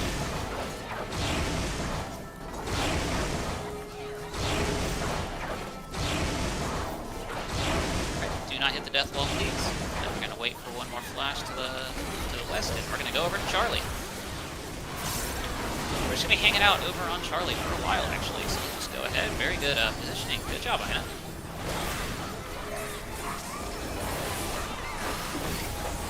Just gonna chill here for a while.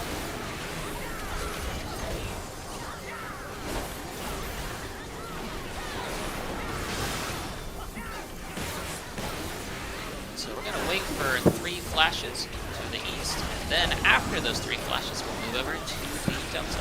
So that's 2 and 3. Let's go over to Delta now, please. We're going to do the same thing. And 3. We're going to go back over to Charlie, please.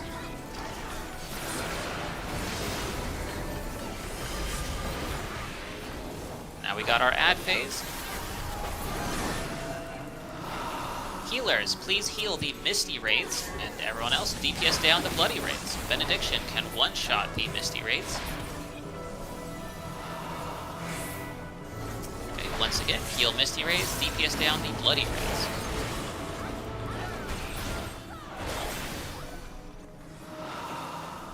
Okay, got another phase here. Once again, heal down Misty Wraiths, DPS down Bloody Wraiths. Healing up on this northern Misty Wraith, excuse me.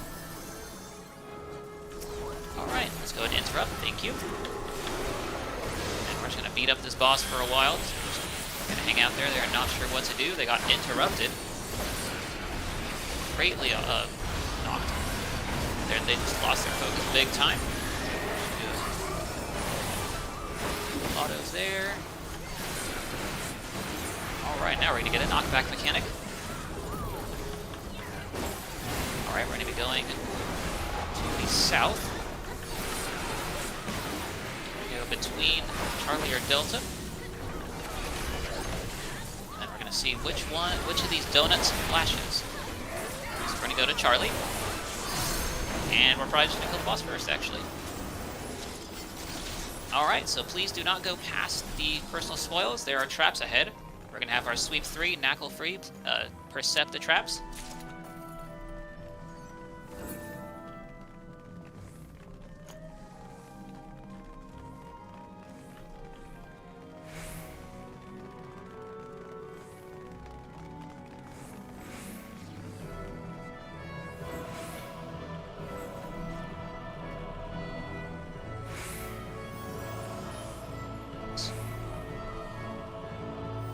This will be especially important in this next area. We're going to see some pink traps, so we want to make sure we definitely do not step on those. You know, depending on how you're playing this game, it may take a second for them to load on your screen, so please wait until the traps have loaded on your screen and then proceed forward. Alright, traps have been percepted, so let's go ahead and dodge these traps and go over to Trinity Avowed.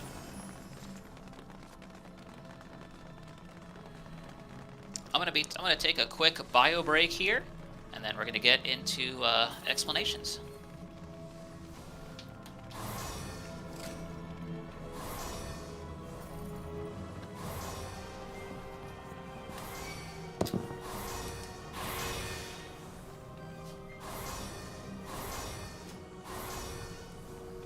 It's probably going to be at least 20 minutes before this fight starts, just as an FYI. It's going to take quite a long time for him to come back and stop talking.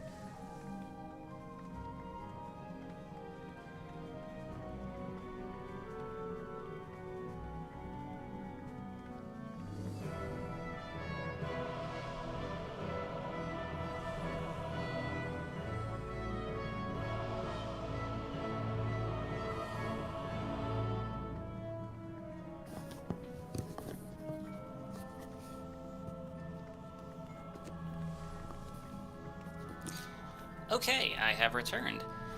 Hope everyone is still here. And markers are up, thank you for that.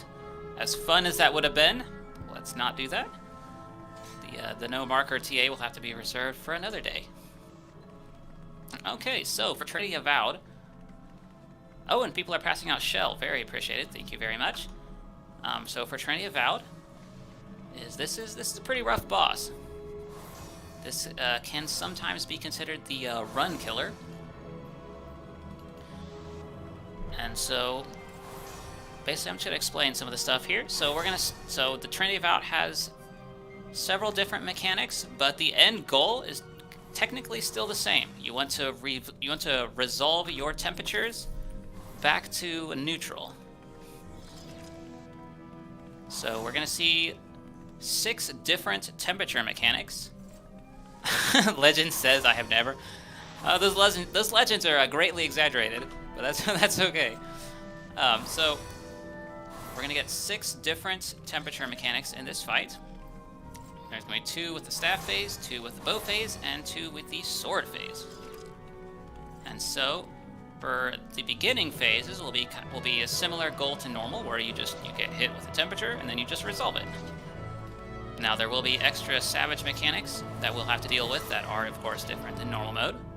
So for the first bow phase and the first staff phase, there will be a force march mechanic.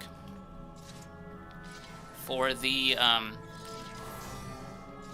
staff phase, basically we're going to stack in the middle. After the meteors hit, we'll have to position our force march, so we march in the direction of our proper positioning to get the correct temperature to resolve our temperature debuffs. For bow phase, we're basically going to position our force march away from these like giant flames, if you remember those from normal mode, or normally you can just run away from them. This time we have to position a force march to get away from them on the first phase. And then the second phase, the great ball of fire will be with those unseen eye clones. If you remember those from normal, they'll spawn from the northeast, and then we basically have to stand in the areas that they are not facing. So we'll be dealing with the force march there. So I'm probably gonna die. The ladder, also worth noting, is that the ladder game is a much bigger ladder game. So instead of like in normal mode where it's just like, then it'll just move, the temperature will just move like 1 or 2 spots, it'll move several more. So basically the ladders will still move, they'll take every turn that they can. I'll post a couple images here as well.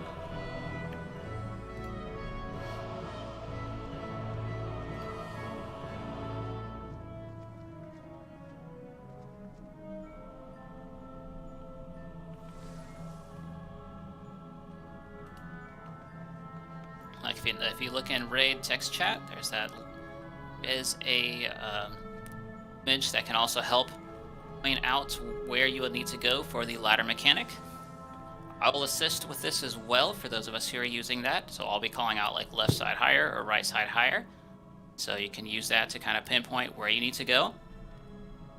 This is a difficult boss, so if you're new, good chance you're gonna die. But please do not panic. Just try to stay calm. Try to evaluate what happened, and if you bounce back, or if you do stay dead and then you get up with healer LB3, like again, just don't panic, stay calm. It's okay. If you die to TA, I promise it is not the end of the world. We're gonna be all right. And if we wipe here, that happens. It can. That's also okay.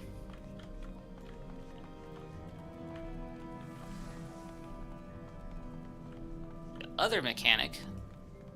Or actually, I guess I should also mention for the ladder game, there will be another force march in bow phase 2, where basically you'll get the 2 temperatures and a force march mechanic with the ladder game. But I'll go over the second temperature mechanic in a bit. And so we're gonna do the safe spot for swords. So basically, if you take a look at the markers out here, you'll notice 1, 2, 3, and 4. And so those are markers we'll be using to call the safe spot for the sword mechanic. And in this Savage version, Trinity Avowed will have like 4 different clones. and they will all be positioning their swords in different directions. And so there is one spot where none of the swords will be hitting, and that's our safe spot.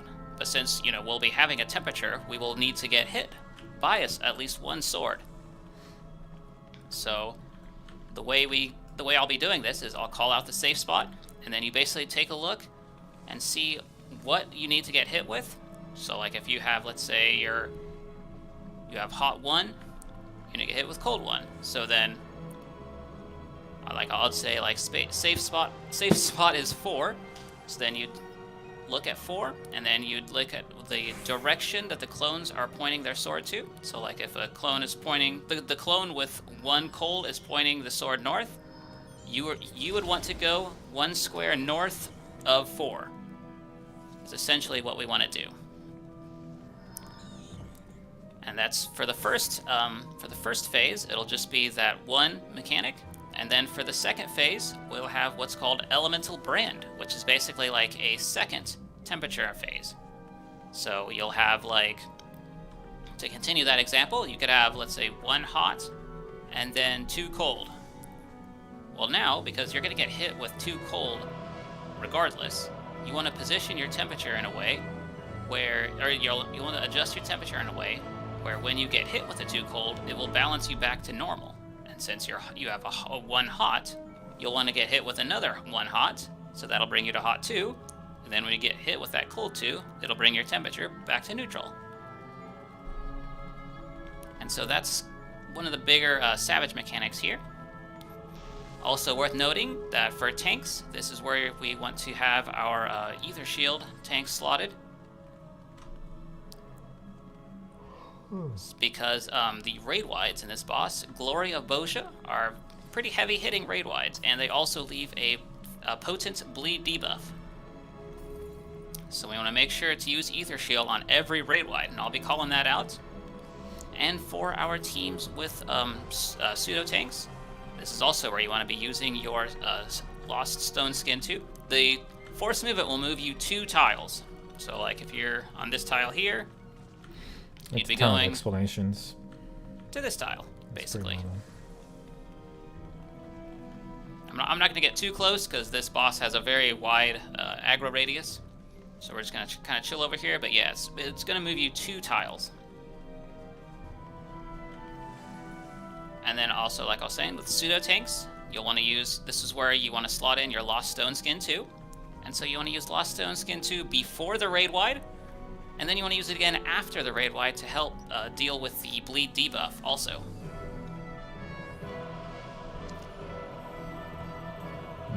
And pseudo healers, if you notice your Cure 4 is getting low, this is the time to reslot for another Cure 4.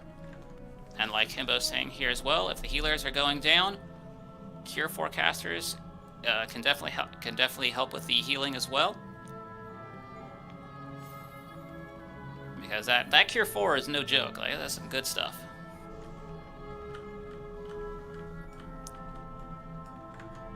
Alright, looks like we got our shell. Okay, are there any questions? I'm not going to get too deep into explanations because TA is one of those fights where you kind of just need to learn with your body. Like, there's only so much my explanations can do and so much, watching a video can do. Kind of just have to do it. I have to go to bed early tonight. I'm exhausted. Alright, if team leads could please run your ready checks. Oh yes, that is a good point. You want to make sure you have visibility on your debuffs. That is quite important. Alpha team is ready. Thank you. Foxtrot, Bravo, and Echo. Very good, very good. Just waiting on Delta and Charlie. TA is at... Okay, got Echo and Charlie. Alright, we are all... Now we're just going to wait for everyone to cross the purple line, please. This is an enraged fight, so please be using your lost actions. Oh, that's okay. We can wait for you, Ina.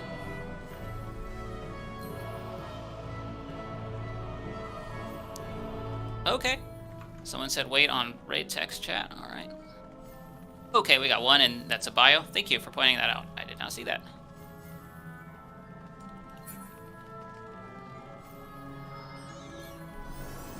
My man's taking a shit during the Right, so explanations. we'll wait for them to come back, Nice. and we will get to it. You gotta do what you gotta do. Yeah, like I was saying, this is an enrage fight, so we want to make sure to use our lost actions. Then when I start the countdown, we'll do food. If you got pots, please remember to use those. Be like me, who forgets 98% of the time.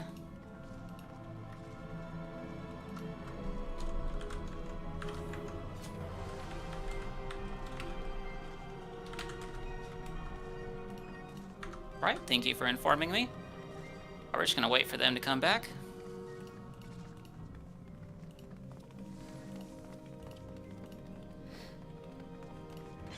I wasn't paying attention, but did you mention arising during meteors? Oh yeah, we don't want to arise during the temperature mechanics, because then people will just die.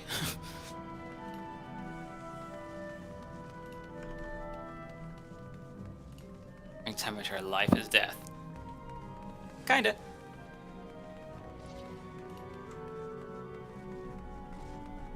That also goes for healer LB3 as well, so I'll be calling out when to use healer LB3, because we won't be able to use it very often, even when it's up. So it's kind of a limited scope of when we can use it, without, getting all your people you just rezzed sent back to death.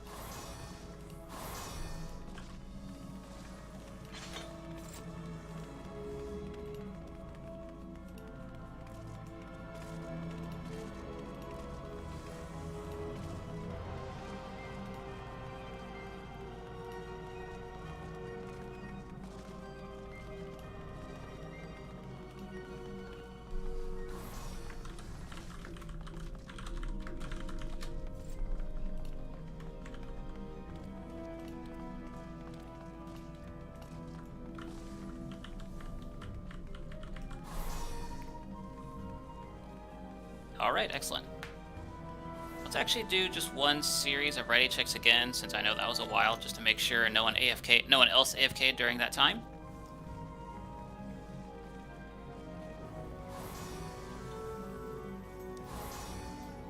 Okay, Bravo ready, Foxtrot ready, Charlie ready, waiting on Echo's ready, and Alpha's ready. Okay, so we're all ready.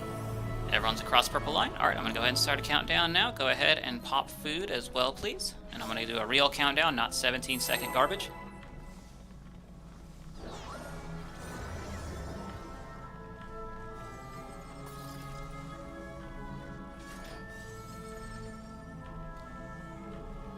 You're very welcome. I'm glad you're here. Thank you.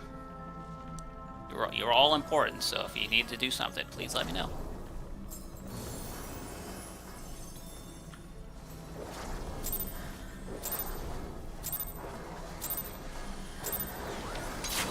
Alright, let's get it. Tanks, go ahead and go up front with main tank. First attack is going to be stack marker, so tanks up front with main tank. How about that damage? Okay, raid wide, ether shield, stone skin 2, please. Use stone skin 2 again, help out with the bleed. Okay, so get behind the boss, everyone behind the boss. Behind the boss, please.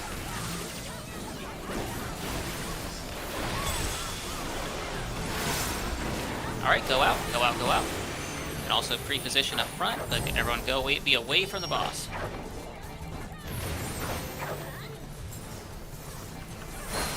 Okay, now be in front of the boss. Go in front of the boss, please. In front of the boss. Stack with the cryo and the target to ignore 1, please. In front of the boss. Alrighty, we're going to be starting with swords first. Temperatures are going to be coming out. Temperatures are out. Please note what you will need to do to resolve this. Please note what temperature you will need. Calling out the safe spot. Safe spot is 1. Safe spot is 1. Your answer is in a cardinal direction of 1. If you're diagonal of 1, you will die.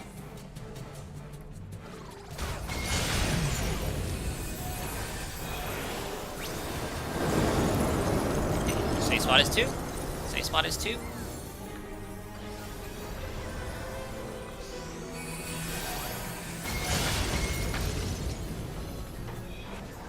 Alright, let's get back into it.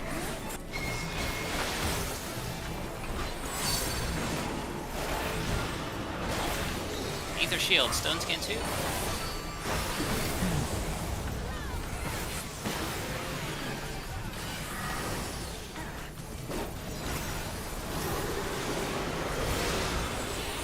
Behind the boss. Go behind the boss, please. Go behind the boss. Behind the boss.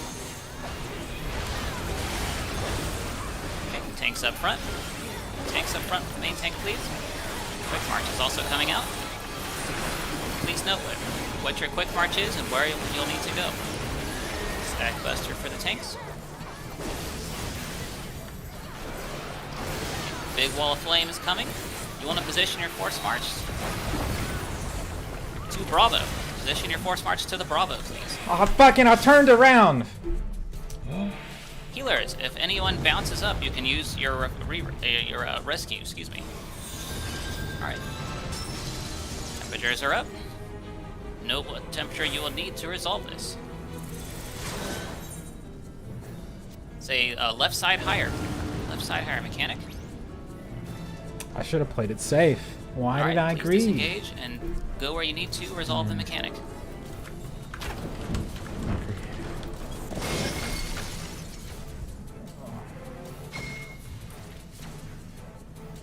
Alright, let's go ahead and bring the bot to the center if you can. Ether Shield, Stone Skin 2.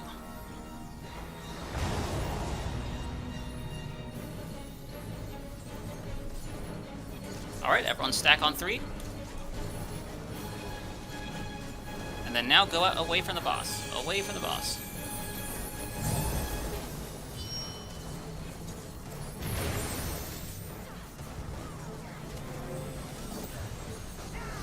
Okay, now everyone stack on 3 again. Just keep hitting the boss. Temperatures are out. And you're going to get a Force March as well.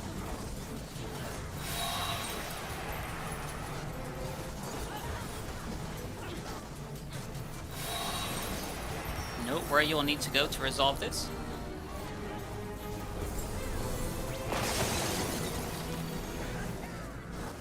Healers, heal up your team. And position your Force March to where you need to go.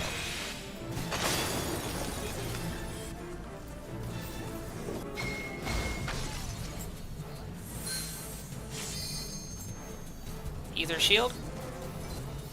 Okay, if any tank can pick this up, please. Stone Skin 2. Stone Skin 2 again. Help out with the bleed. And we're going to be stacking in front of the boss. In front of the boss. In front of the boss. Stack with the triangle. Stack with the Cryo, please. In front of the boss. Stack with Cryo. Alright. We're entering Phase 2 with Elemental Brands. Note your temperature. Note your Elemental Brand. Note it's going to be a debuff. You may need to get hit twice.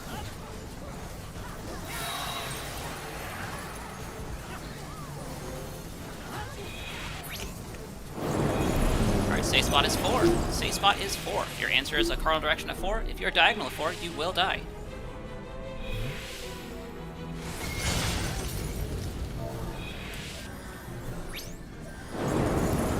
Safe spot is 1. Safe spot is 1. Answer, if you still need to get hit, your answer is cardinal of 1, diagonal of 1, and you will die.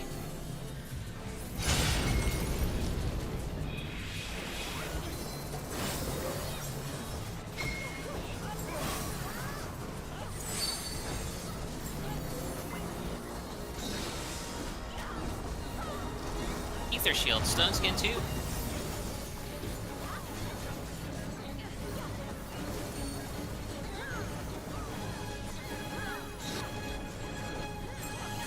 behind the boss. Go behind the boss. Behind the boss, please. Behind the boss. Go behind the boss. Go behind the boss. Triangle is safe. Behind the boss.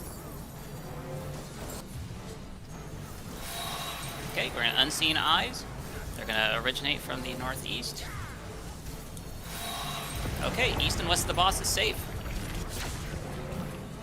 Pop sprint. When the orange goes away, we're gonna sprint to Delta.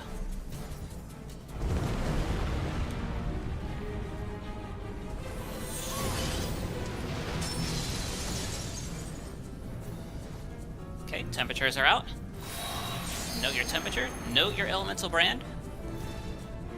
It's possible you may need to get hit with nothing, so you'd be following the empty space. Quick marches out.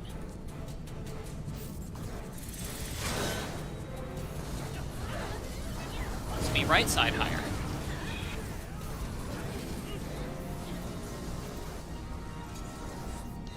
Okay, disengage from the boss and go where you need to solve the mechanic.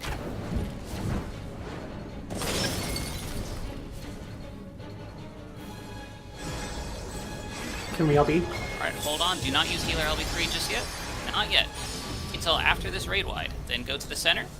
Use healer LB3. Now go ahead and use healer LB3. Tanks with the stack marker. Tanks with the stack marker, please.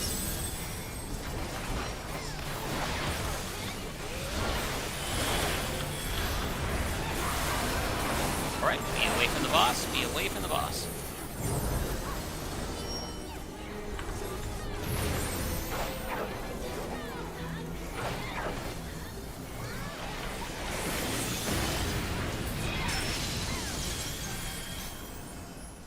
Everybody, we got a couple dead here. Let's make sure do not go past, do not go on the pad. We're gonna stay in the arena. Let's get our dead back up. And then also, we got a little thing we gotta do. So we're not gonna advance the queen just yet.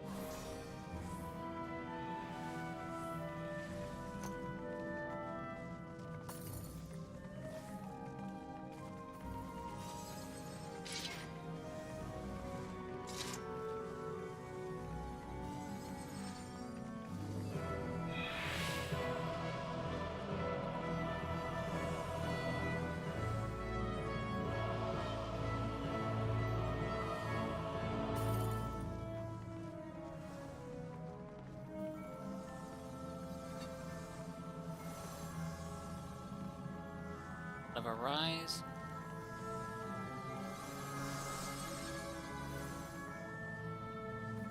Yeah, we're still good on time.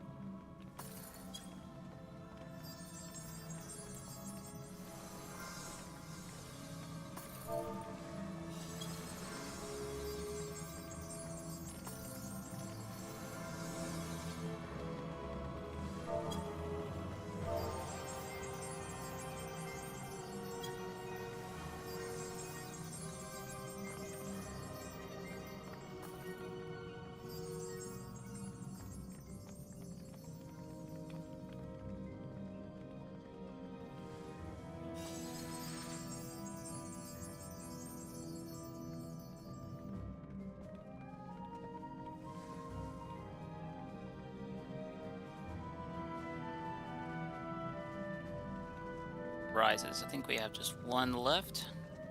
I know I'm very low myself. Oh, excellent. Alright, so if you are new, if this is your first time defeating TA, please follow the triangle. Please follow the Kryl over here. And we're going to be going back. We're going to solve the mystery of what was with those pink angel traps. They look like pink bacon angels. Well, we're gonna eat some bacon here. if you're into that.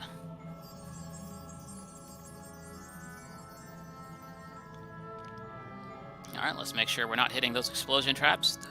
Those will hurt. And kill us, actually. Alright, so just go ahead and gather around this pink trap, please.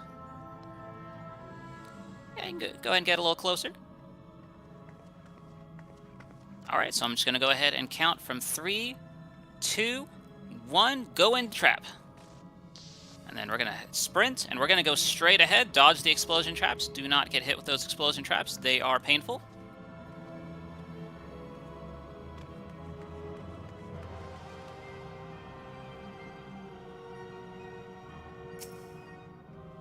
And we're just going to be going straight ahead.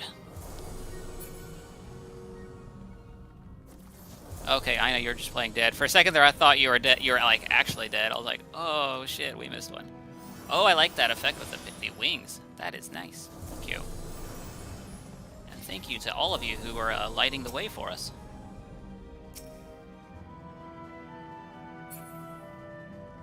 Now you can see the bars went up. We're going to proceed to the next area, but please do not go forward. Oh, we have a Perceptor. Nice.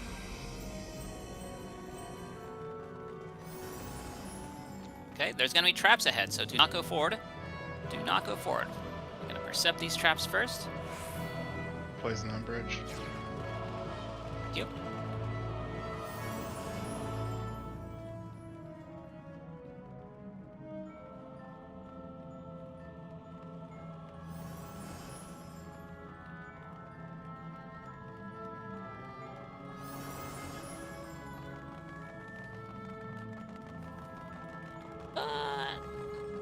Have you save your invul, Nina. It's just a poison trap.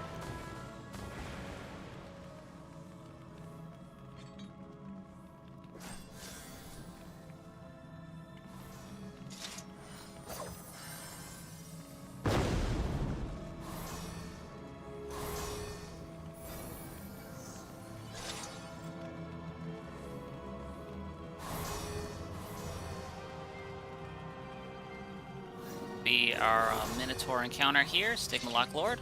Welcome to the new boss for Savage that you don't see on the normal mode.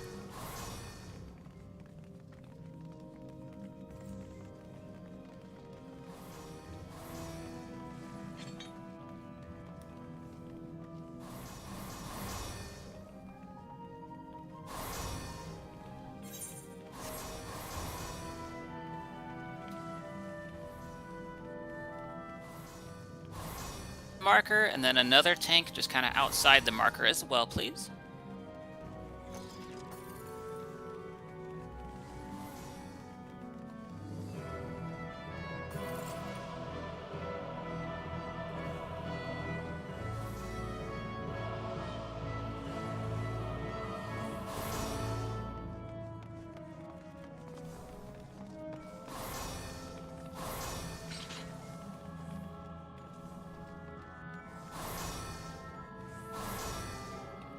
Get 4 more tanks, 1 north of 1, 1 to the west of 4, 1 south of 3, and 1 east of 2, please.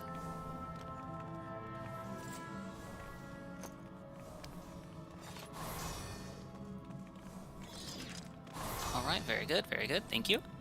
Okay, so the tanks with the numbers, you're going to be the add tanks, and then the tanks to the side of each is going to be the sweeper tanks. And so I'm going to explain what that means in a moment. And so also, please, if you're not one of the number tanks, just kind of remember where you are. So, because I'm going to be taking these markers off and putting them on the arena. So just kind of remember which which other tank you're with, because you guys are going to be in pairs for this. All right, let's see. I should have these markers somewhere. Hey, there they are. Awesome. So now, we're going to actually just do a very quick demonstration here. So if we could get our numbered tanks and their partners to go to these numbers, but just kind of go around the arena. We don't want to aggro the boss.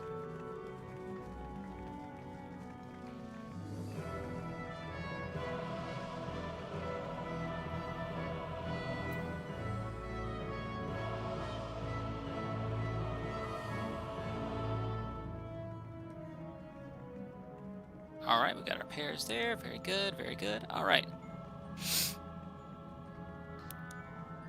So I'm just going to be using Aina and Raraka here as an example. You guys are on 1. So basically, when we get the Stigma Lock Lord down to 70%, we're going to have the Stigma Lock Lord is going to jump in the center, and then we're going to have ads will pop out from each cardinal direction of the boss. And so for number 1, you're going to see an ad just kind of directly to the south of the 1 marker. You're going to have your tank. I know you're going to have your tank stance on. You're going to hit that ad with a provoke, and then you're just going to slowly use your range enmity and just kind of kite the boss around, or the ad around, and the ad will kind of be walking on the ground nearby, but during the ad phase it changes to like a purple, so you're just kind of slowly kiting it around, and when it's walking in the purple it has like a heavy debuff, so you're just going to be kiting it around, and you're going to go to here, to the 2 marker, which will be 90 degrees from your starting position. You'll be seeing entrapment on the beach, a bunch of like yellow question marks on the ground. Yeah, you guys can come with us here too. So yes, you're gonna basically just be kiting around. At this point, entrapment will be happening, yellow question marks on the ground. When that resolves, there's going to be a trap on each of these 90-degree paths. So at this point, Raraka, you're gonna pop your invuln, and then you're just gonna sprint across. And then you're gonna be hitting a trap. And then you're going to go right over here to the 3 marker. And then at this point, you're basically, Raraka, you're going to be basically like the backup ad tank. So if Aina goes down, then you will be in charge of kiting around that the number one ad tank. You'll be responsible for kind of picking up on her role. Or their role, excuse me. And so each of our tank pairs are going to be doing the same thing. And then let's see, let's just make sure, double check. We got any new folks?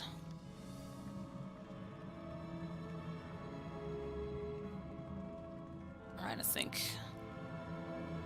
our other tanks have all cleared that are in this, I believe. But anyway, all of our tank pairs are going to be doing the same thing. So our pair that starts at 2 will do the same thing. They're going to take the 90-degree, the 3, traps come out, then sweeper will first go to 4, the trap, and then while 3 is just the number 2 is continuing to kite the ad tank along.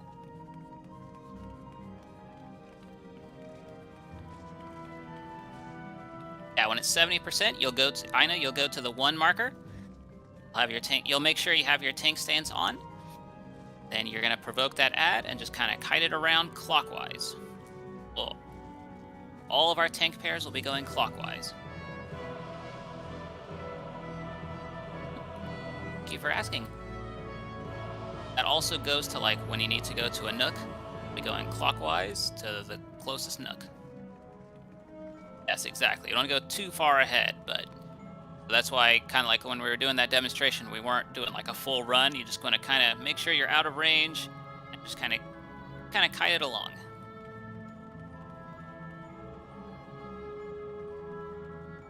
Yes, the other tank, one who's the tank pair, does not have the number, will be popping their invuln, and then they'll just kind of sprint across 90 degrees, and that they will be invulning that trap. Because there's going to be a trap in each one of these kind of 90-degree paths from like 1 to 2, 2 to 3, 3 to 4, 4 to 1. Alright, and then now let's go ahead and get some reflects and dispels called out, please.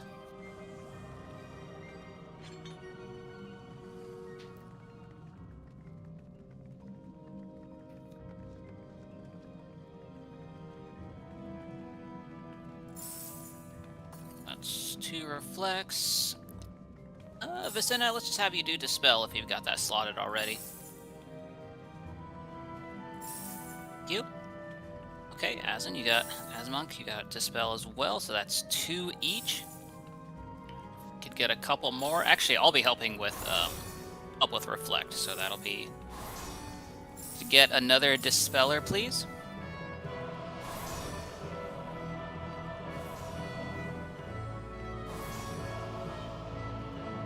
Okay.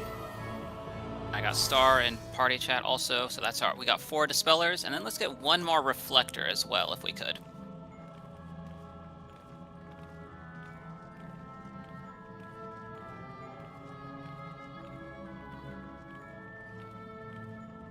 We just want to stick... It'd be better just to stick with 1 roll.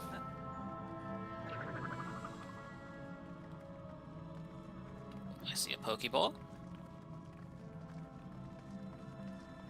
Let's go ahead and get... If 1 more person could reflect. Okay, thank you very much. Alright, so we got our 4 Reflects and 4 Dispels. So what we're going to be doing, when the boss hits 70%... Yes. No, it was Momomi, and the Pokeball was Numb, I believe.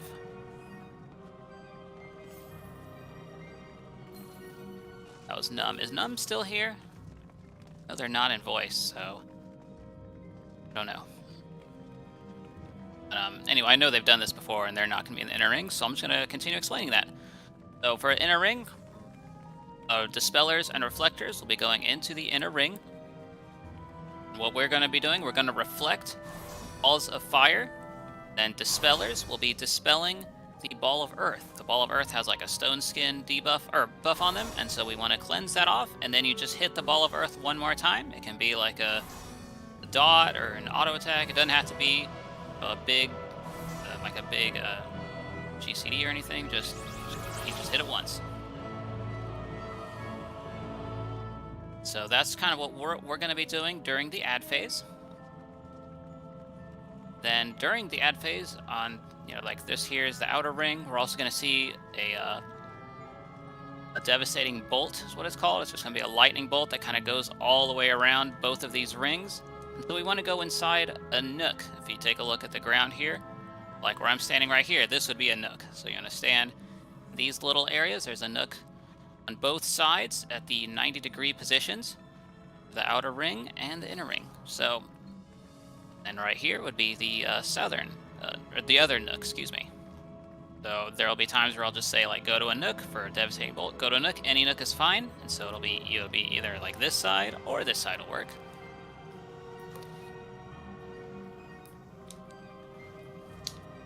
Oh, he's here? Awesome. Okay, just wanted to double check. I know I saw him Pokeballing.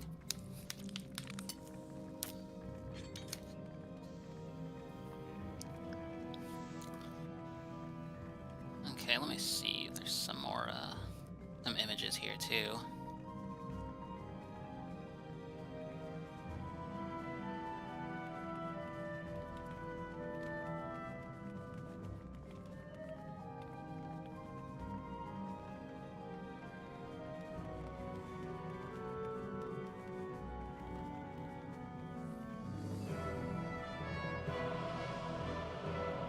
Okay, if you take a look at raid text chat, excuse me, there are also 2 specific debuffs. So you want to make sure you still got visibility on your debuff bar, similar to like with TA.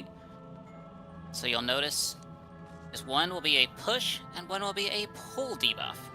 So if it looks like someone like some dude's getting kind of pissed, then that's your push. It's like they're expecting something out of me or something. But anyway, yeah, so the push debuff. And so to resolve that, you're going to stand, how I was talking about the nooks? So for push debuff, you're going to go about right here.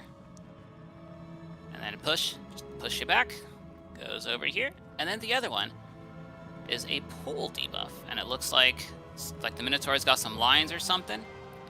And one way that we kind of resolve that, or some of us do, is we think of it as, for the pull debuff, it looks like the Minotaur is eating spaghetti.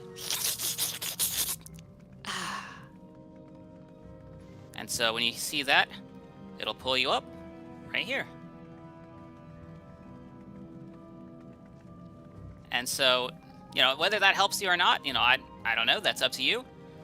But that's just, that can help you out. You see that, the line debuff, you think spaghetti, and then it just pulls you up.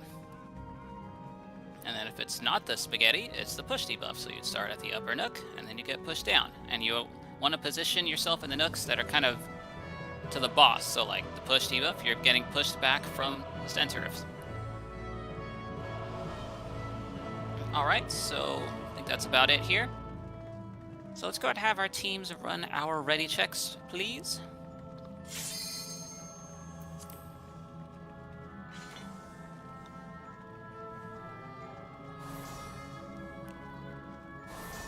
Bravo ready.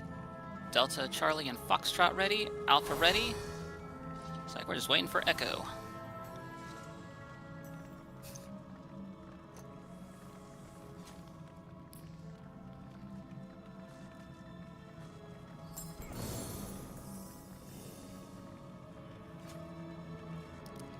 Yes, Ina, you are still main tank. Yeah, basically for the Ball of Earth and Ball of Fire, they're gonna show up kind of on the opposite sides of each other in the inner ring.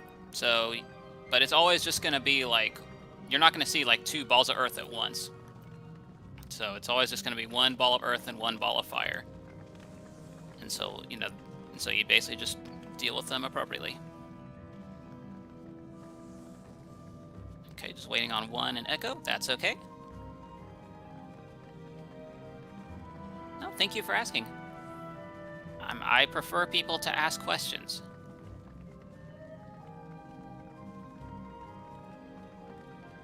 This is not the last boss. I mean, I guess it is technically the last boss if we wipe, but it is not the last boss of this raid. Oh, my day's doing very well, thank you. I hope everyone's having a good time, at least here.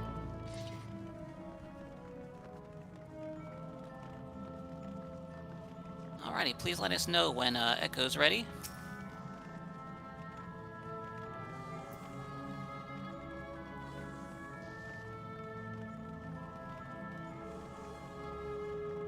Oh no. Hope you're okay then.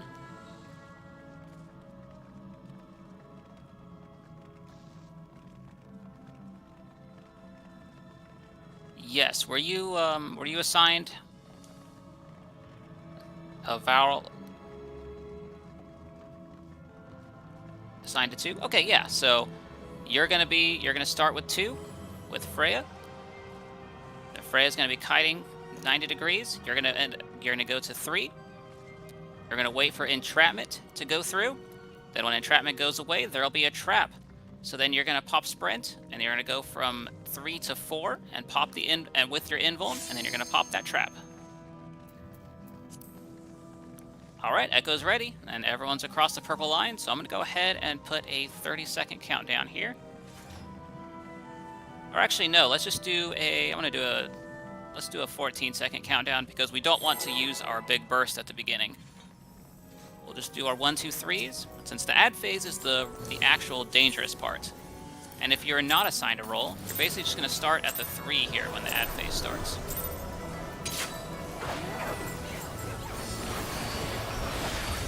Alright, so everyone's be away from our main tank. They're going to be getting a tank buster. And also, get ready to use your knockback immunity. Use it now, please.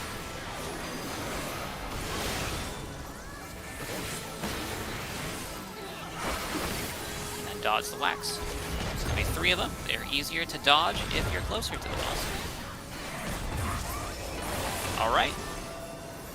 Hex 1, 2, 3, 4 on your partners. Get into position. Reflectors and Dispellers in inner ring, and DPS over to 3.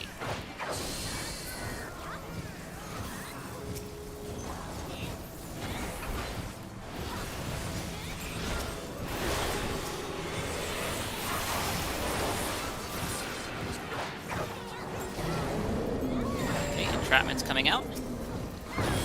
Make sure you've gone your 90 degrees.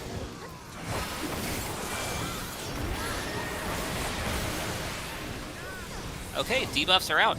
Go to the nook you need to resolve the debuff. Solve your debuff now. Solve your debuff now. Push and pull.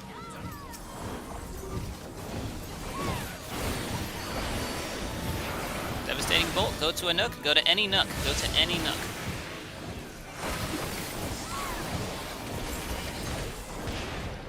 Rending Bolt, just dodge the orange, please.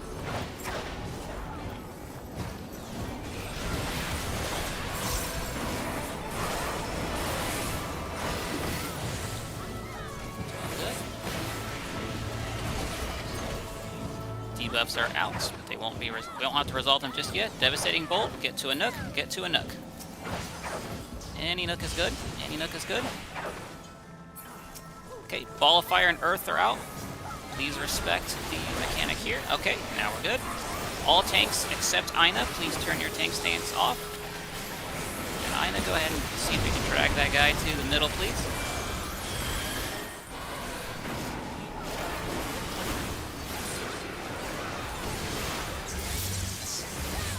Rapid bolts, take those to the edge of the arena, please, and then walk away from them when they go away, because they'll keep hitting you if you don't. Alright, go out, go out, go out. This is a very big AoE. Go away from the boss. Go away.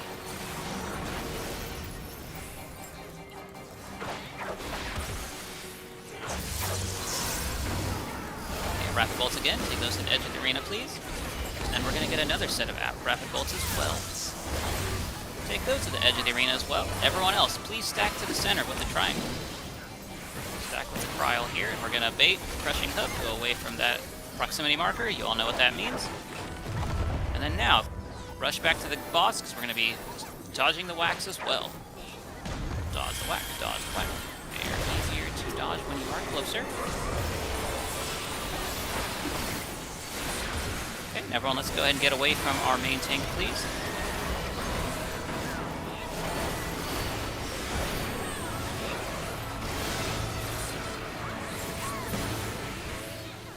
Alright, there goes the boss. Okay, do not go forward just yet. We got a couple dead that we need to get up.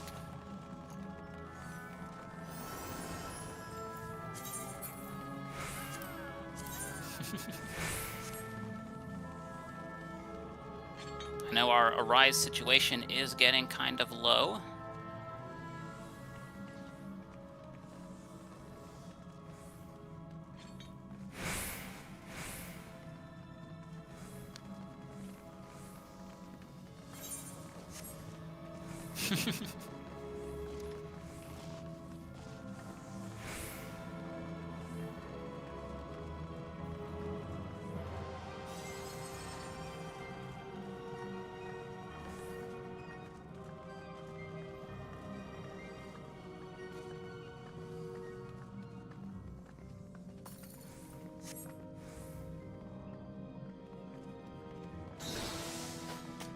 I mean, my last arises.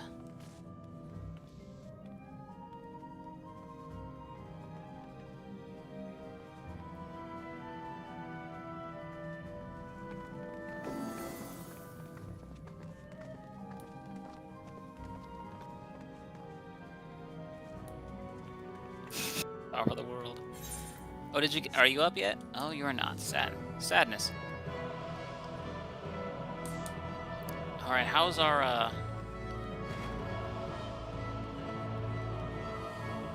Arise situation looking? Because I mean, we think we're entering sacrifice territory pretty soon.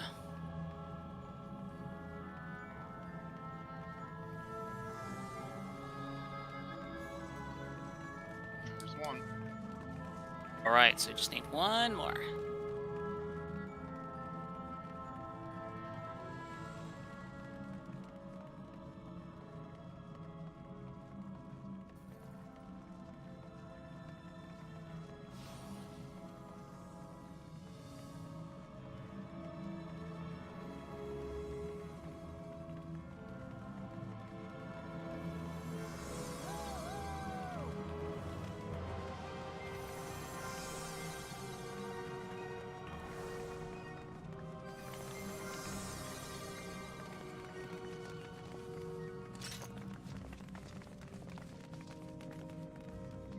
Okay. Oh, do you still have one? Okay.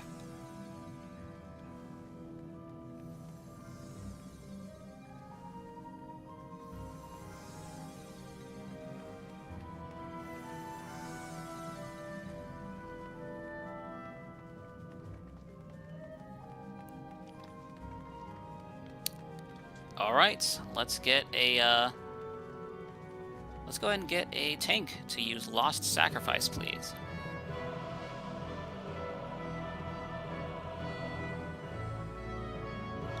just one tank.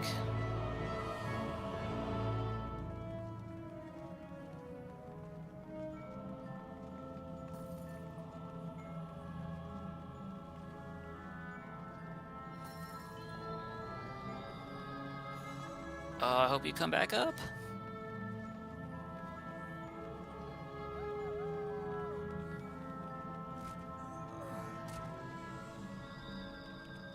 Excellent. Okay.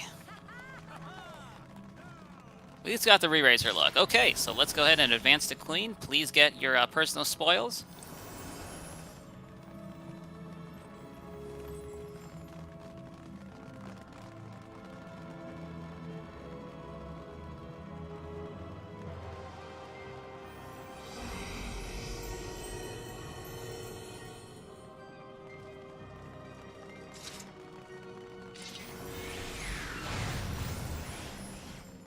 Tank LB representing here. That's nice. Love to see it.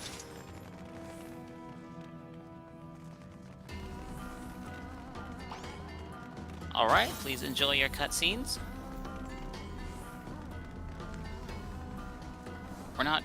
We're still okay on time, but we're not like amazing or anything, so let's go ahead and just kinda start explanations. If I could please have 3 pure invuln tanks stack with the triangle. Just kind of go where I'm at. Alright. Oh, that does work out, doesn't it? Nice. Alright, so yep, I know you can stay number 1. Mordred, you are a healer. I just need a tank with pure invuln, but thank you for volunteering. Alright, Raraka, I'm going to get you as number 2. And Freya, you're going to be number 3. Alrighty, so we are going to be doing some disrespect today. It's okay, no problem. So Aina, you're going to be starting out as our main tank, yet again. And so basically after normal / possibly murder chest, we're going to get cleansing / number 1. You're going to pop your invuln about when the cast is like halfway. You're going to take 2 hits, then you're going to turn your tank stance off, and at that time, Raraka, you are then going to have your tank stance on, and you're going to provoke the Queen. You will then be main tank until the second cleansing /, in which you will then use your invuln when the cast bar is about halfway. You're going to take 2 hits, then you'll turn your tank stance off. Freya will have their tank stance on, and then provoke the boss and do the same thing. This is a mad disrespect today, and I'm okay with that. Alright, if we could also please get some reflects and dispels called out for the lightning orb mechanic. The Queen has a mechanic where they'll have a sovereignty gauge bar, and when it hits 100, there'll be a bunch of lightning orbs that'll spawn, and we need to reflect those lightning orbs to create a safe space. At the same time, the Queen will have 4 buffs that will need to be dispelled off of her as well. And so that's why we're calling these out.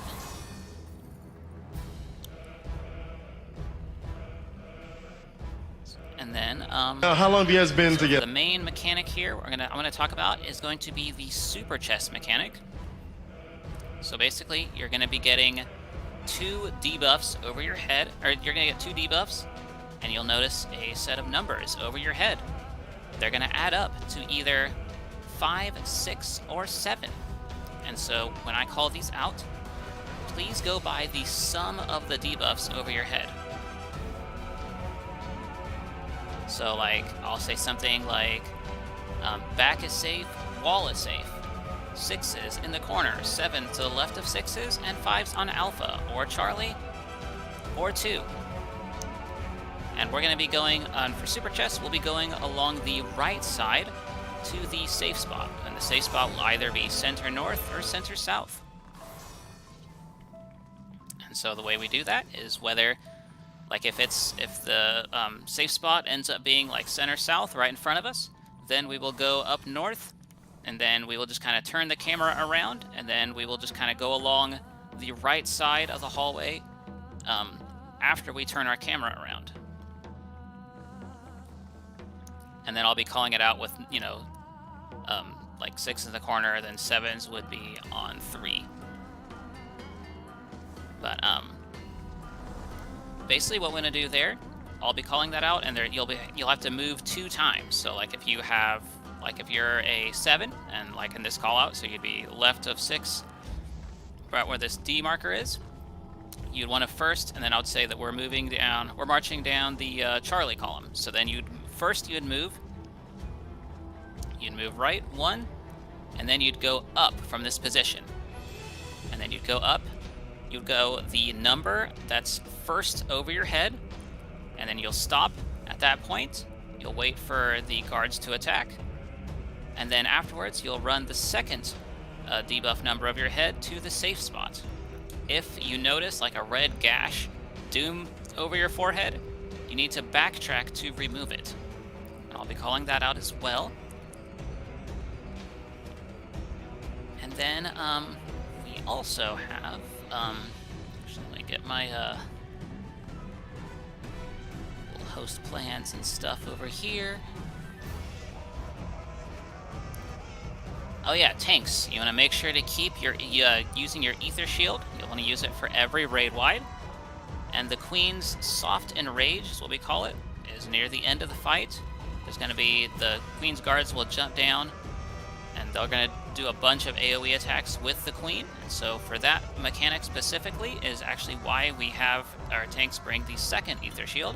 So at the start of that, tanks will use 1 ether shield, slot in the second ether shield, and then they'll wait for the first ether shield buff to almost expire, and then they'll use the second ether shield. So they keep that defense up. Oh, sure, no problem. Yeah, so basically the reason why you have 2 ether shields is because of the soft enrage. So basically you want to use ether shield like after the first. Yeah, you'll use ether shield for all raid wides. So that's Empyrean Iniquity and God Save the Queen. And on soft enrage specifically, you'll want to use ether shield at the start, and then you want to slot in your second ether shield, so that way you don't have to wait for all the cooldown. So then when that first ether shield buff expires, then you use a second one. Yes, you will still want to use Lost Stone Skin too. Queen raid wides slap very hard. We definitely want mitigation for all Queen raid wides. And another mechanic worth discussing is going to be near the start, which will be normal / possibly murder chess. Basically, we're going to get that north swing glow that'll push us in a direction, and then there's going to be some Queen's guards around the arena, and they will be moving, and so we have to make sure we are on areas that they will not be attacking, since they attack in cross-shaped AoEs, and depending on where they are, our safe spots may just be like the back of a square. So that'll be some serious, follow the triangle action right there. Queen is largely known as Collar Prog, so a lot of this fight, you just kind of follow me, follow the triangle, follow the little Kryl over here, and hopefully that will be okay. Like, hopefully I won't get y'all killed. So, so a lot of this fight will depend on my calls. If my calls are good, we have a much higher chance of clearing. If my calls are bad, we probably won't. Okay, and then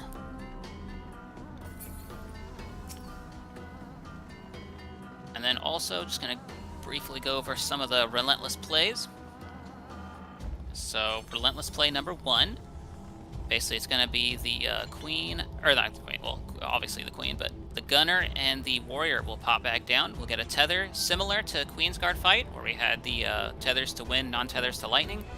North Swing Glow will push us in a direction.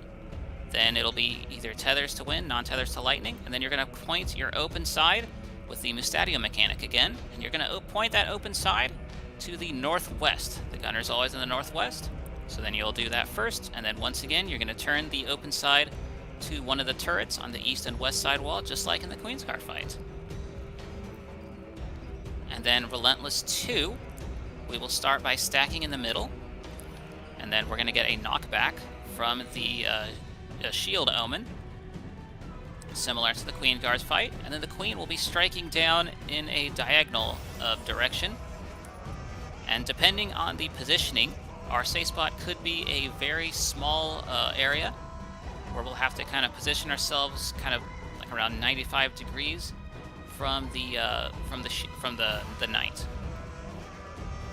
And then there's another mechanic after that with the soldier and the queen as well, where the queen will slice another side of the arena, and we have to watch to see which soldiers are not tethered and kind of go to the safe area. And again, this could also have what we call like a curse pattern, where our safe spot could be a very, very small little area.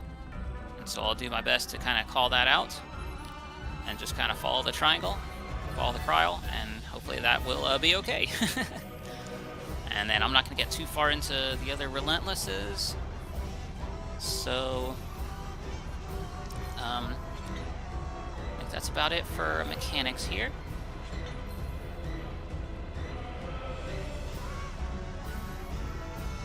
Alright, if teams could please run their ready checks. Yes, the triangle, it has returned.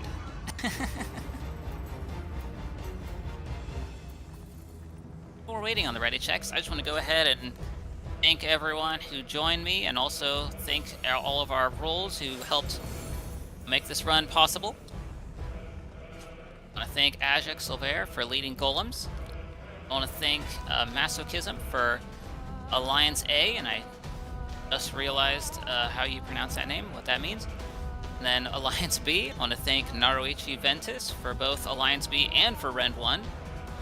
I want to thank Laika and Pen for leading Charlie Team. I want to thank Freddy Krueger for leading Delta Squad. And I want to thank Banana Water for leading Echo. I want to thank Lucky Pendragon on Foxtrot. And for our sweeps, I want to thank Himbo Hooters as our duelist. And then I want to thank Uryoku Avaleska and Knuckle Free for sweep 2 and 3. And then I want to thank Hippopotamus for being our Rend 2. I'm not going to thank myself, even though I totally brought Banish, not a big deal or anything. Then I'm going to thank Vice Schwartz for Flare Star. And then I'm going to also thank Aina for main tank.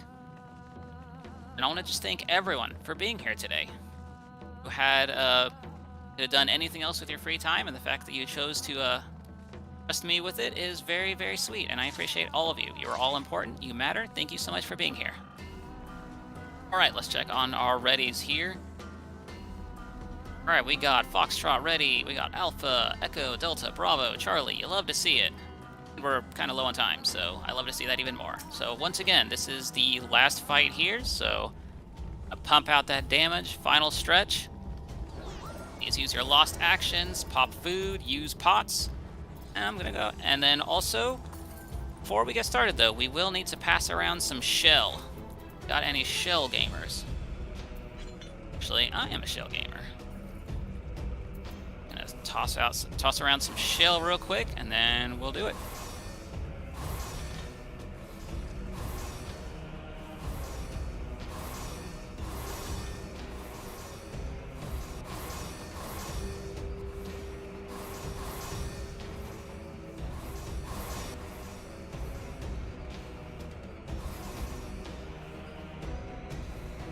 I'm going to go ahead and start the countdown now, and then while we're doing this, let's just go ahead and continue to pass out shell.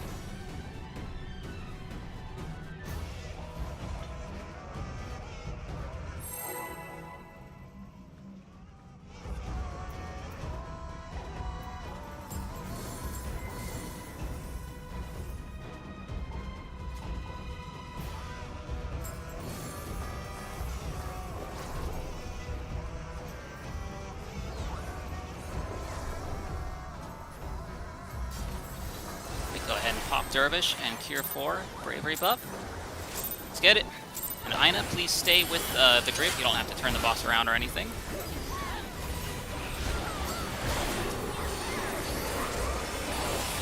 Their shield. Stone Skin 2. And mitigate each raid wide, please.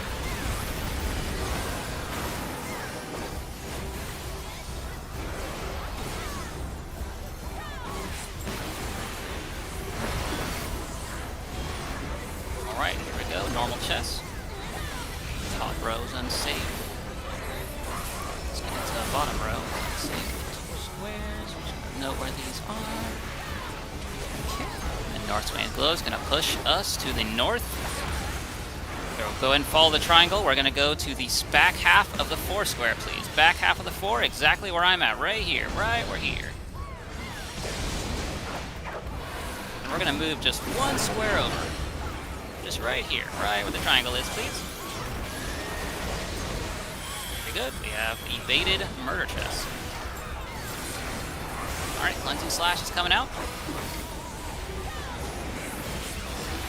Go ahead and use your invuln, please. And wait for 2 slashes. 1. Go ahead and provoke Baraka. And Ina, go ahead and turn your tank stance off, please. And Baraka, please make sure yours is on. Ether Shield, Stone Skin too. Good. Alright, let's go ahead and he's going to disappear very soon. We're going to do our first super chest, so please hold off on any heavy bursts.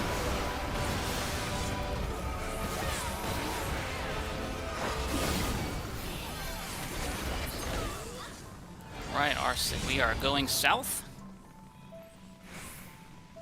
The back is not safe. And wall is safe. So, 5's on Charlie, 6 is to the left of Charlie, and 7's on Bravo. 5's on Charlie, 6 is to the left of Charlie, and 7's on Bravo. We're going to be marching down the Charlie column. You get a red gash over your head. Please backtrack to remove it.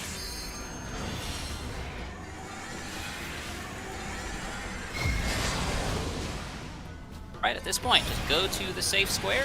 The center north, go to the safe square. Even if it kills you, go to the safe square, please.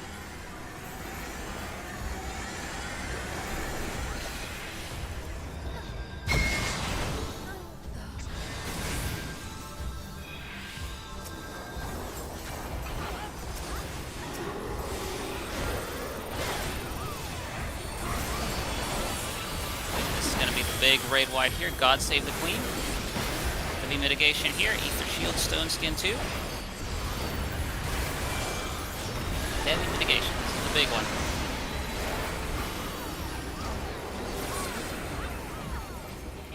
Alright, look at that sovereignty gauge. It's almost 100. So reflectors and dispellers. Gonna be time to do your thing. Go ahead. Lightning orbs are out. Reflectors reflect. Dispellers dispel. I'm going to be reflecting right here in the triangle. Alright, come to the triangle. Stack with the triangle. In this shell, stack with the triangle, please. Stack with Kryl. Kryl is your friend. We like Kryl.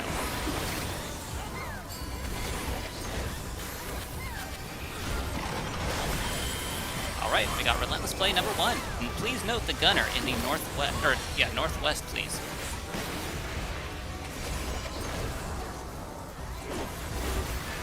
Okay, if you have a tether, you'll be going to wind. Tethers to wind, non-tethers to lightning. Tethers to wind, non-tethers to lightning.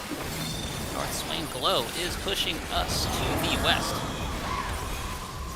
So you're going to want to face your open side to the northwest. And then now toward the turret.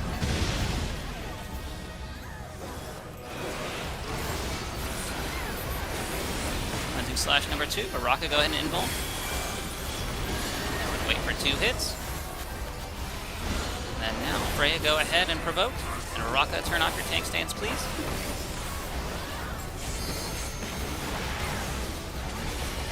Relentless Play number 2. Let's go ahead and stack in the middle, please.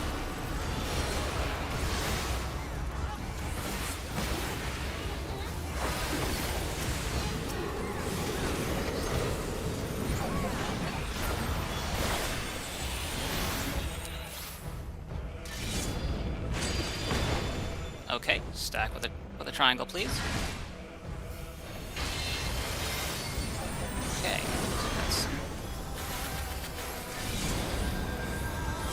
Alright, stack with a triangle here in this tiny little spot.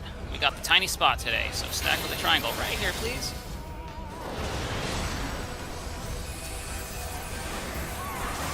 Alright.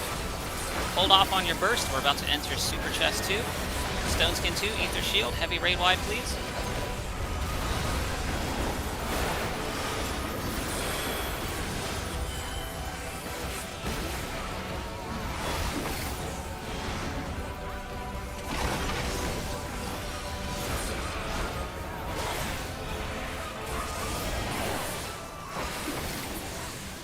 got? We're going to be heading up north.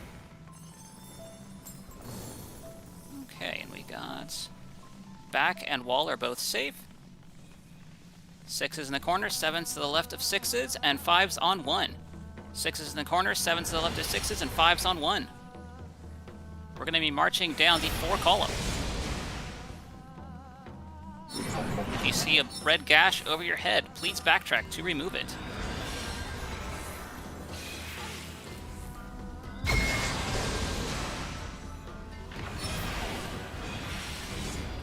Alright, now go to the safe spot. Even if it kills you, go to the safe spot.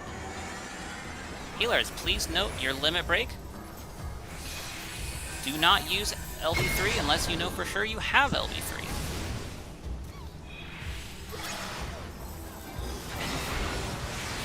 If you do have it, please go to the middle. Cleansing /3. Freya, go and invuln, please.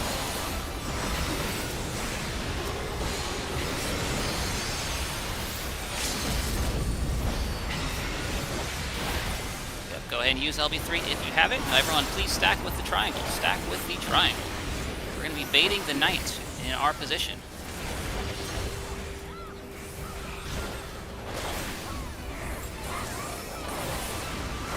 Stay right here. We're going to hit Sword Omens. We're going to go away from the safe quarter of the knight. Alright, follow the triangle. We're going west. And we're going to deal with normal mode turrets.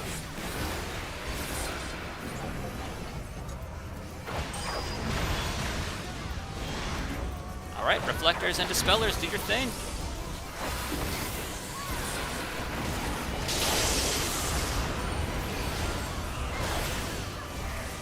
Okay, go stack with the triangle, please. We're going to go inside the shell here. Just go with the triangle, stack with the triangle quickly.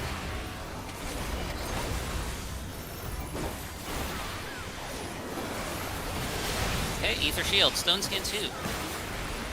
Heavy mitigation, please.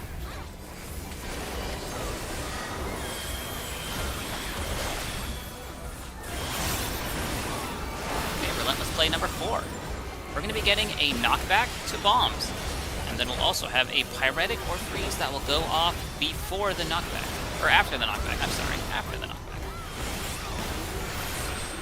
Bombs are out. Tethers to big, non-tethers to small. Tethers to big, non-tethers to small.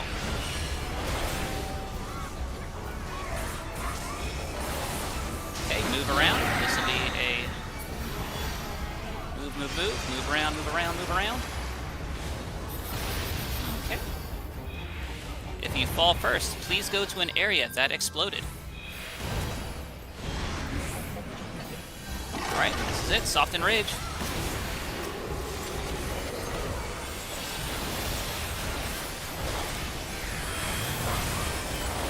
Okay, Ether Shield. Use Ether Shield now, please.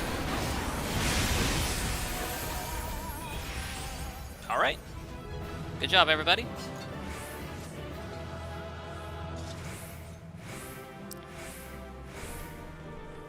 Be sure you have 4 empty slots in your inventory before grabbing this personal spoils.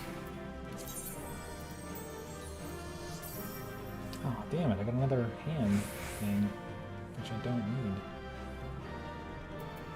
Yes. This is a pretty big, yeah, let's try and get up new people as best we can. But if you're going to use Lost Sacrifice, please, please, please, make sure you get your, personal spoils first.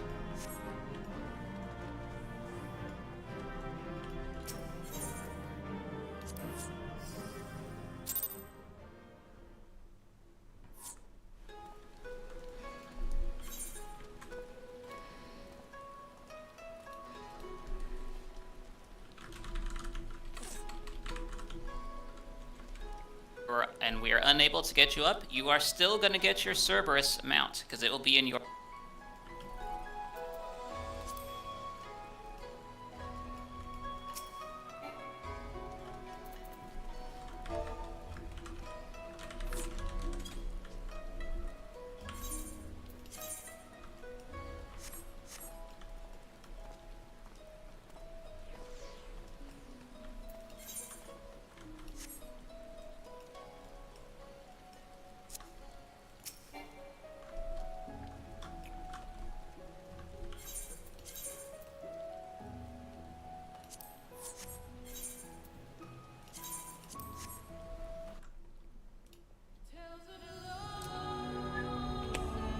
It's a lot.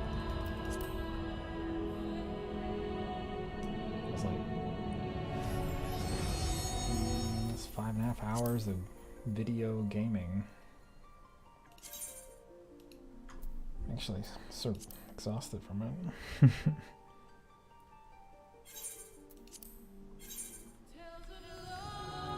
I was gonna call it a night for the streaming at least, so I'm sort of tired.